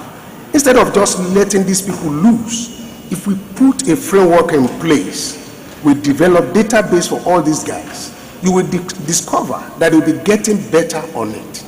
They'll be getting better on that occupational system framework, and people can connect to it as many people. People can even ask a plumber here that has got a number of points to come and work in Ghana, in Ivory Coast, because it's good. But we are not doing that. we let these things loose. I believe that the first point, recognizing this, getting our MBT, National Board for Technical Education, deeply involved in serious advocacy that connect our vibrant youth, the employable market, into this kind of skill. And you will see in a very short time, this thing will blossom. And we will not be talking about former and informal. In fact, what separates them will be blood at a point. Everybody will be independent. And I have to interrogate that further. Look at the future of work. What is it talking about? Future of work is talking about independence. It's talking about inclusion. It's talking about freedom. Now, if I want to be free, I don't want somebody to lock me up in 9 to 5. You understand? I want to be independent. I carry my box, fix that, and move on. And I'm talking excessively about how I can make multiple streams of income working for several people. But these things need to be organized. There should be a lot of communication and advocacy around them for it to be meaningful. Now there are disjointed communication or discussions around them, and that is why we are not seeing traction. If we can organize ourselves, the government can be at the center of organizing these things. You will discover that instead of Lagos State Employment Trust Fund looking for employment for those people that they have trained, those people will say, after you have trained us, thank you very much, we can stand on our own. And that's my take on this. Okay. Thank you very much. Thank you so much. So I think it's now time for us to address this white elephant in the room. Yes. All right? We are saying that alternative education pathways are for those people that have a skill that they've gained somewhere, but that is not recognized by formal education systems, right? And we've listed them as vocational training institutions. But what stood out for me in all of this conversation that we've just had is apprenticeships. Because we've said, even from the lady from the vocational training, there is always an employer involved, right? And so it leads me to another question. Who should be involved in validating these skills of these people that they have but is just not recognized? So if we are saying, okay, fine, we do recognize that learning happens anywhere, not just in an education setup, right? And we have tangible examples of such people in our workplaces. In fact, they tend to be sometimes more progressive than others, right? Then who should be the person that validates this in order for everybody else to trust that this system is a credible system that can be used as a solution for this category of youth? Well, I would go to a vocational, yes, because you understand the policy and the ecosystem within TVET. Either the State's Board for Education or the National Board for Education. They are currently doing that, but it is not structured. Mm-hmm. And because it is not structured, all of these technical and vocational trainings are carrying various certificates that, in all sincerity, are not really recognizable. Exactly. The reason why these guys are getting the jobs is because they have the skills. If anybody were to look at those certificates branded with the logo of a non-educational institution or somebody from the private sector or a donor, it is actually not an internationally recognized educational certificate. So we need for the national board or each state to structure a curricula, a syllabus, and let everybody pass through. Right now, the national NAPTEP is the exam that they have to do, but still so many other organizations are going through City and Guild. And so you have two people graduating from different institutions carrying different certificates. Mm-hmm. We need structure. And once we are able to do that, which honestly is not going to cost us anything, it's something so simple. The policy framework is already there, just implement and ensure that nobody is graduating anybody, whether it's free training, whether it's sponsored, whether it's paid for, graduating anybody in a skill without going through those exams. I'm sure the country will be better for it. Thank you so much. I'm just going to ask one last question to Iwoma, and then we'll open the floor to questions from the audience. I know you may not have the figures right now, but just in your own understanding, the example that you've used of a mason that has progressed in the workplace to the point where you could appoint that person as a QAC. Could you just briefly explain in your own understanding what you think the cost benefit of that is to the company? So instead of having to put that person through a 3-year training program to become a QAC, merely by hand-holding practical experience and recognizing their ability to progress in the workplace has gotten them to that point much faster and in a more effective and efficient manner. So what would you say is the cost benefit of recognizing skills regardless of whether they are certified and or recognized by a training institution? So I will not be able to give you exact numbers, but explaining it simply, when the cost of recruitment, first of all, is eliminated. That is eliminated completely. And then the cost of even what I'll call invested training is also eliminated, because this person has more or less learned by doing. The person has been giving value back to the organization and at the same time learning, and within a space of time is able to give more value, as opposed to if I had gone on to recruit, for instance, an entry-level engineer. I probably would have paid more because of that degree. And then it would have still taken that engineer maybe a slightly shorter time, but probably the same length of time to get on that practical experience. Okay, so let me just summarize before we open the floor to questions from the audience. We are saying that if private sector comes together with training institutions, that we actually have the ability to cater for all categories of unemployed youth or underemployed youth.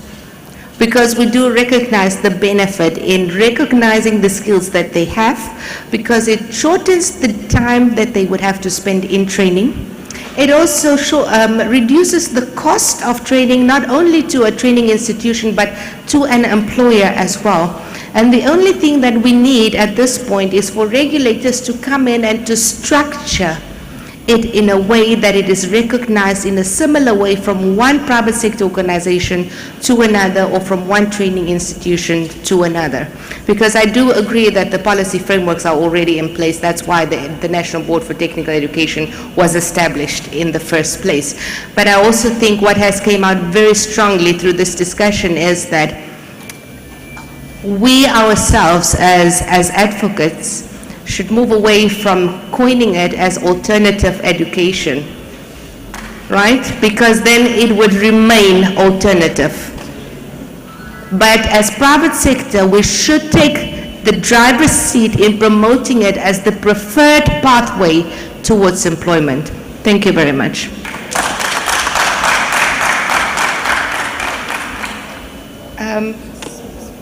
So I don't know how much time we have left, but I think we can allow 1 or 2 questions from the audience.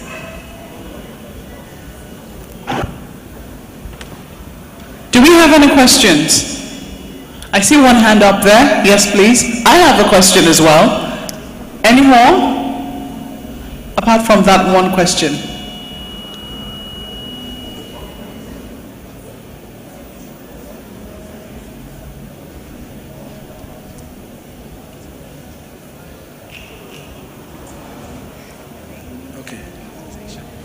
Yeah, good afternoon. My name is Shudeko.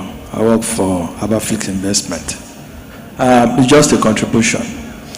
I remembered when I finished from, during my secondary school days, we actually, when we do our JSS, Junior Secondary School 1 to 3, we are given option to now either proceed to our SS1, Senior Secondary School 1, or we go for the alternative training, that is a vocational training. And you see a lot of people choosing the vocational training. So everybody is still in school, while we are proceeding to senior secondary school one, others go to the vocational training. So everybody ends up also doing same exam. So I don't know how that thing stopped. It really helped those people that cannot continue with the mental form of education then. So they go to do the handwork, which also give them a future career. So I don't know if this can be introduced back into our system. It will really help us a lot. Thank you very much. It was just a contribution. Any further questions here? Okay, 2. I see 2 hands. Thank you very much. I'm just wondering that rather than taking these things in silos, we need to look at our economic sectors and probably identify the value chains. If we go via the value chains, you understand, we identify the jobs. You see, if you don't identify the jobs for them to get the skill, you understand, if it's skill before the job, we have gaps. But when we look at, for example, other GDP, we have about 46 sectors. You understand? If you can look at each sector and probably identify the value chain, you can then drive all this energy towards that and say, look, even if it's, let's just say, in agri sector, there are this area in which you can key into. Then probably you can then link that with the curriculum and co. And then we start having something meaningful, something that from the outset we are targeting the growth of the country. Thank you.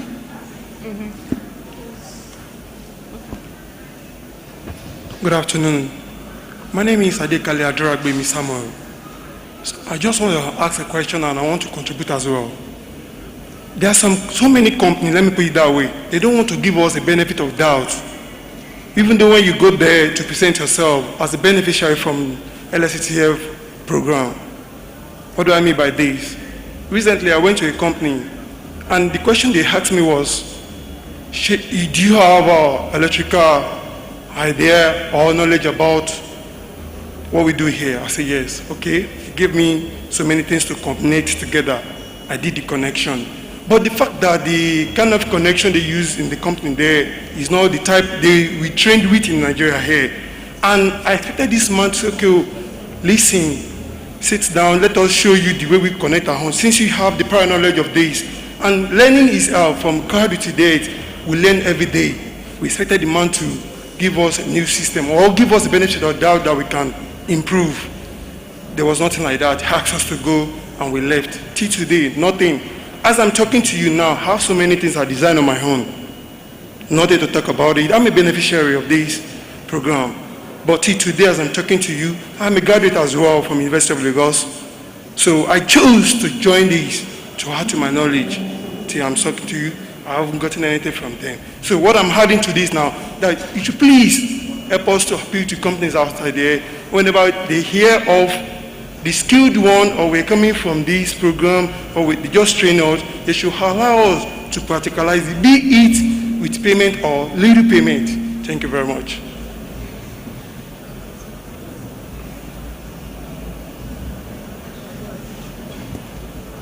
Hello, sorry, it's just a question. I'm wondering whether this sewage scheme is still in existence, and if it's still in existence, the exposure by these students to some of these industrial experiences, are they just cosmetic or they are not too good that they are attractive to employers again? I'm just wondering. Thank you. Very valid questions. Well, I'm going to take one more and that will be it, because I did indicate earlier if you had questions, like as people are asking, more people are getting questions. We have to put a lead on that. Thank you, madam. My name is Igboano Kaisabo, CEO, Construction Kaiser. So I want to first talk about the alternative path. One is not better than the other.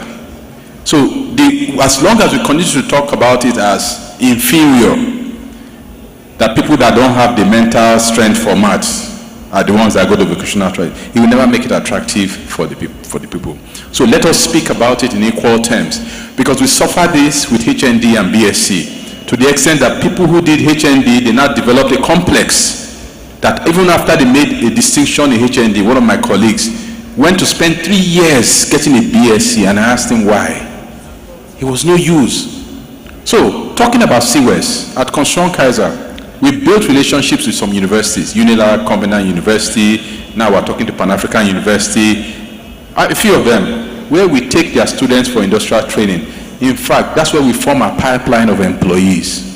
People who come for CWES, from there they come to us for youth service, after that we employ them.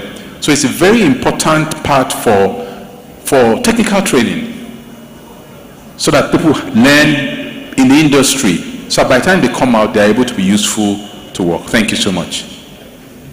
Thank you very much, sir. Okay, just quickly, in 30 seconds. Oh, no. I'm sorry, you already asked the question earlier. I told you I had a question, and it was about organization. I know that Mr. Orenikeji was talking about organizing everyone, and I sometimes think that much as organization is good because it empowers the people who have been organized and, leverages them. They can, in turn ask for what they believe their industry deserves. But sometimes it now becomes a disadvantage, because when people now see that they cannot afford the services of those people, they then begin to look outside the sector, which can now put them at a disadvantage. Do you think that there could be ways around that? I'll give you an instance. Recently, and it came to light when we're talking about building collapse in Lagos, not just building collapse, also fraud around tenancy and what have you, people promising people houses, collecting money from a lot of people, and then maybe building one and then disappearing with the rest of the people's money. There was talk that, we have registered Lagos State, what do they call that now, agents association, something like that. And my colleague was saying, yes, indeed it does exist, that she has been able to check them out, but people hardly patronize them because they think that their rates are exorbitant. Maybe they are only to serve a particular class. Is it also possible for us to organize them in such a way that everybody can benefit from the skill set that these people are able to get? These are some of the questions. This is one question in my head. So over now to you, Sybil. I think I want to address the question of the value chains. Then we had the question on TVET pathway within schools, which I would allow the lady from the Technical and Vocational Training Institution to respond to. And Mr. Olawanle, if you could respond to the last question here. This morning, we have heard a lot of stories about the skills mismatch, where demand and supply does not match up. And so alternative education does not aim to achieve anything outside of that problem, right? And so if we are addressing the same problems that universities and tertiary education institutions are trying to achieve, then surely we need to align to the occupations and the value chains that they represent. What we are saying is that in understanding that, we need to also understand that there are different categories of youth with different sets of skills that needs to be recognized, and therefore allowing for an entry system that takes into consideration existing knowledge and skills, and placing these people at an appropriate level where they need to start and or exit their training. And so we're not saying that alternative education should be dealt with in a completely different manner as opposed to other educational programs. What we're saying is that the group which it aims to target is so diverse, right, that they could easily fit into any place within a value chain if only we had the mechanism to assess and recognize their existing skills. And then maybe the skill shortage would not be as big as we think it is. I would hand over to the lady from the Technical Training Institution to address. The question is, in senior secondary school, you have the choice of going into technical training or academic pathway. And so why are organizations not recognizing this as skills?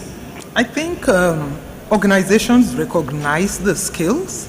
However, by the time you're finishing from the senior secondary school, you are too young for the organizations to employ. And that is why I am advocating for something parallel, which is actually not parallel, because you have all the higher institutions abroad that you can actually go to after your senior secondary school or your A-levels, because that is where your skills are, that is where your passion is, creative industry and all of that. So we are not saying one should be down, one is down, right now it's downgraded actually, especially because it's not regulated. If it were better regulated, people in industry will recognize it, the certificates more. And not only will they recognize the certificates more, they know that people coming out of those institutions have actually passed through a structured training. If it's 2 years or 3 years, they know that you have BSc engineering, this person has NVQ, and that NVQ definitely would be preferred by the employer to the BSc. That is what we are advocating for, regulation in that sector, structure either from the national body or from the state bodies to take it up themselves and put some more structure into it, empower their technical schools to actually cater for more mature people and not just the teenagers. I want to say something about the CWES. Yes, the CWES is still on. I don't want to use the word cosmetic. However, I know, and we all know, the majority of the young people don't even bother with the CWES, not because they don't want to, but a lot of the companies will not take them because the time is too short. Mm-hmm. Yeah. So they feel, what are you coming here to learn in 2 months? What are you coming here to learn in 6 weeks? Some schools will say 3 months. But those whose schools ask them to go for CWES for like 6 months are able to get jobs if they are interested in getting jobs. Thank you. Thank you so much. May I say something? Thank you so much for that. Today I work in human resource. I studied computer science, and I had an opportunity over the weekend to be in a panel discussion with students that went to the MBA school that I went to LBS. And I remember reflecting and thinking to myself, when I studied computer science, I studied it because, I was looking for a good course that would take just 4 years, and I did that. A lot of young people at that time just, went in for a course. But I remember that I did that for 4 years. And honestly, when I left, I studied in a Nigerian university, the value that I got, was the value that I got from my CWES. I did CWES twice, 3 months each time, and I had the opportunity to work with a proper IT firm, learned network security and all of that. So as at the time that I left, it was what I had gotten, from that program that I could really say was the value. Because, and why? I went to a school that, as at the time that we were learning programming, the programming languages that we were taught were already extinct, and that was what they were teaching us. And so, you just go for going sake. You go for the reason that, I have a degree. But today, as I practice all of the things that I know, what I learned with human resource, I learned on the job. We know about the 70-20-10 model for learning, which says that for the development of any individual, 70% of your development is based on experience. 20% is based on coaching, and relationships, and only 10% comes from training. So I look at myself, even when I went to do my MBA, which was what veered me in the direction of human resources, I did a 3-month internship with Diamond Bankers at that time. It was in human resource. That was the only experience I had in human resource. But because I had decided that, look, this is an area I want to go into, I loved everything to do with it when I did the MBA. So I decided, look, I was going to work this 3 months, you know, whatever I was going to take, I was going to get into human resource. I remember my interview with Nestle, you know, and all I had was 3 months. But what I didn't have in terms of experience, I made up for in terms of passion. I can do this, I did this, I learned that. Now this is what, 13 years down the line, you know, and I've grown over the years, you know. So this for me is the practical personal example. Thank you so much for that valuable experience that you've shared with us. I think that is a true depiction of what we are trying to say here today. It is not about where you come from. That's right. It is about being flexible enough to move in a direction that is more gainful, not only for you, but for your country as well. And where we stand today in light of COVID, there are so many qualified people that are sitting without a job. How are we going to reskill them for the jobs of the future? Through alternative education. Because you have to recognize what they have and how it contributes to where you want to take them, right? Because we don't have the time to send these people to a 3-4 year university degree program. Because by the time they get out of university, the job market would have changed again. All right, so I would allow Mr. Olawale to answer the last question, I think, and then we can wrap up. Otherwise, we'll sit here the whole day. Thank you, CB. I think I'd just like to state about CWES again, but in a very small manner. Some other organizations call it internship. I know that the Chartered Institute of Personnel Management, they have a robust program on internship that they connect their trainees into organizations. And my organization, Philip Consulting, we've been beneficiary of that as part of what graduate people from that level into our graduate training program. So what we do, we bring these people in from them, they go through all our practice areas, and at the end of the day, we examine them and qualify them to move into the entry level. Some of them are doing well now today as analysts, and they are progressing. I'm saying that it's a deliberate strategy of organizations that make that thing happen. It's still happening, though not in that elaborate manner, but organizations that are designing and making use of that. Back to your question, the moderator, I say that there's value in organization, everybody knows that. And I'll give an example. I mean, I'm very fascinated about going to, if I want to travel to Ibadan, and I don't want to use just anyhow transport, I'll tell them, even when I was in the university, I'm going to the park. Some people might say, oh no, this will be too expensive. Now there's a risk in staying by the roadside. Of course, it's also going to take you to Ibadan, but you have a lot of risk to play with. So that's it's graphic. So if you look at that and you translate it into what we are discussing, I feel that organization will bring you guarantees. It will bring you focus. It might be expensive, but you get quality, you get value. So we are talking about value. And if you look at Nigerians, we are not that cheap. We recognize value when we see one. We want organization. We want people to direct that. And that's why I'm saying that the institutional framework that assure that must continuously communicate to the various stakeholders, communities, engagement at various levels. I'm not talking of just general town hall engagement. Engagement at multiple, selling the benefit of this kind of standardization. Then we can become the kind of country we want to be. Thank you very much. Thank you so much, everyone, for your valuable contributions. Thank you. Thank you so much for that warm applause for this panel. I have benefited immensely. And when you think about it, when you think about recognition recognition of prior learning, you understand, and you talk about organization in that respect, the possibilities are endless. Talk about your nannies For instance, a lot of us here are able to come because we have people who are at home looking after our children. Imagine that there was a way to standardize where if you went and you got a nanny, you know what you're going to get as a service. Imagine cleaners, imagine drivers, just keep imagining.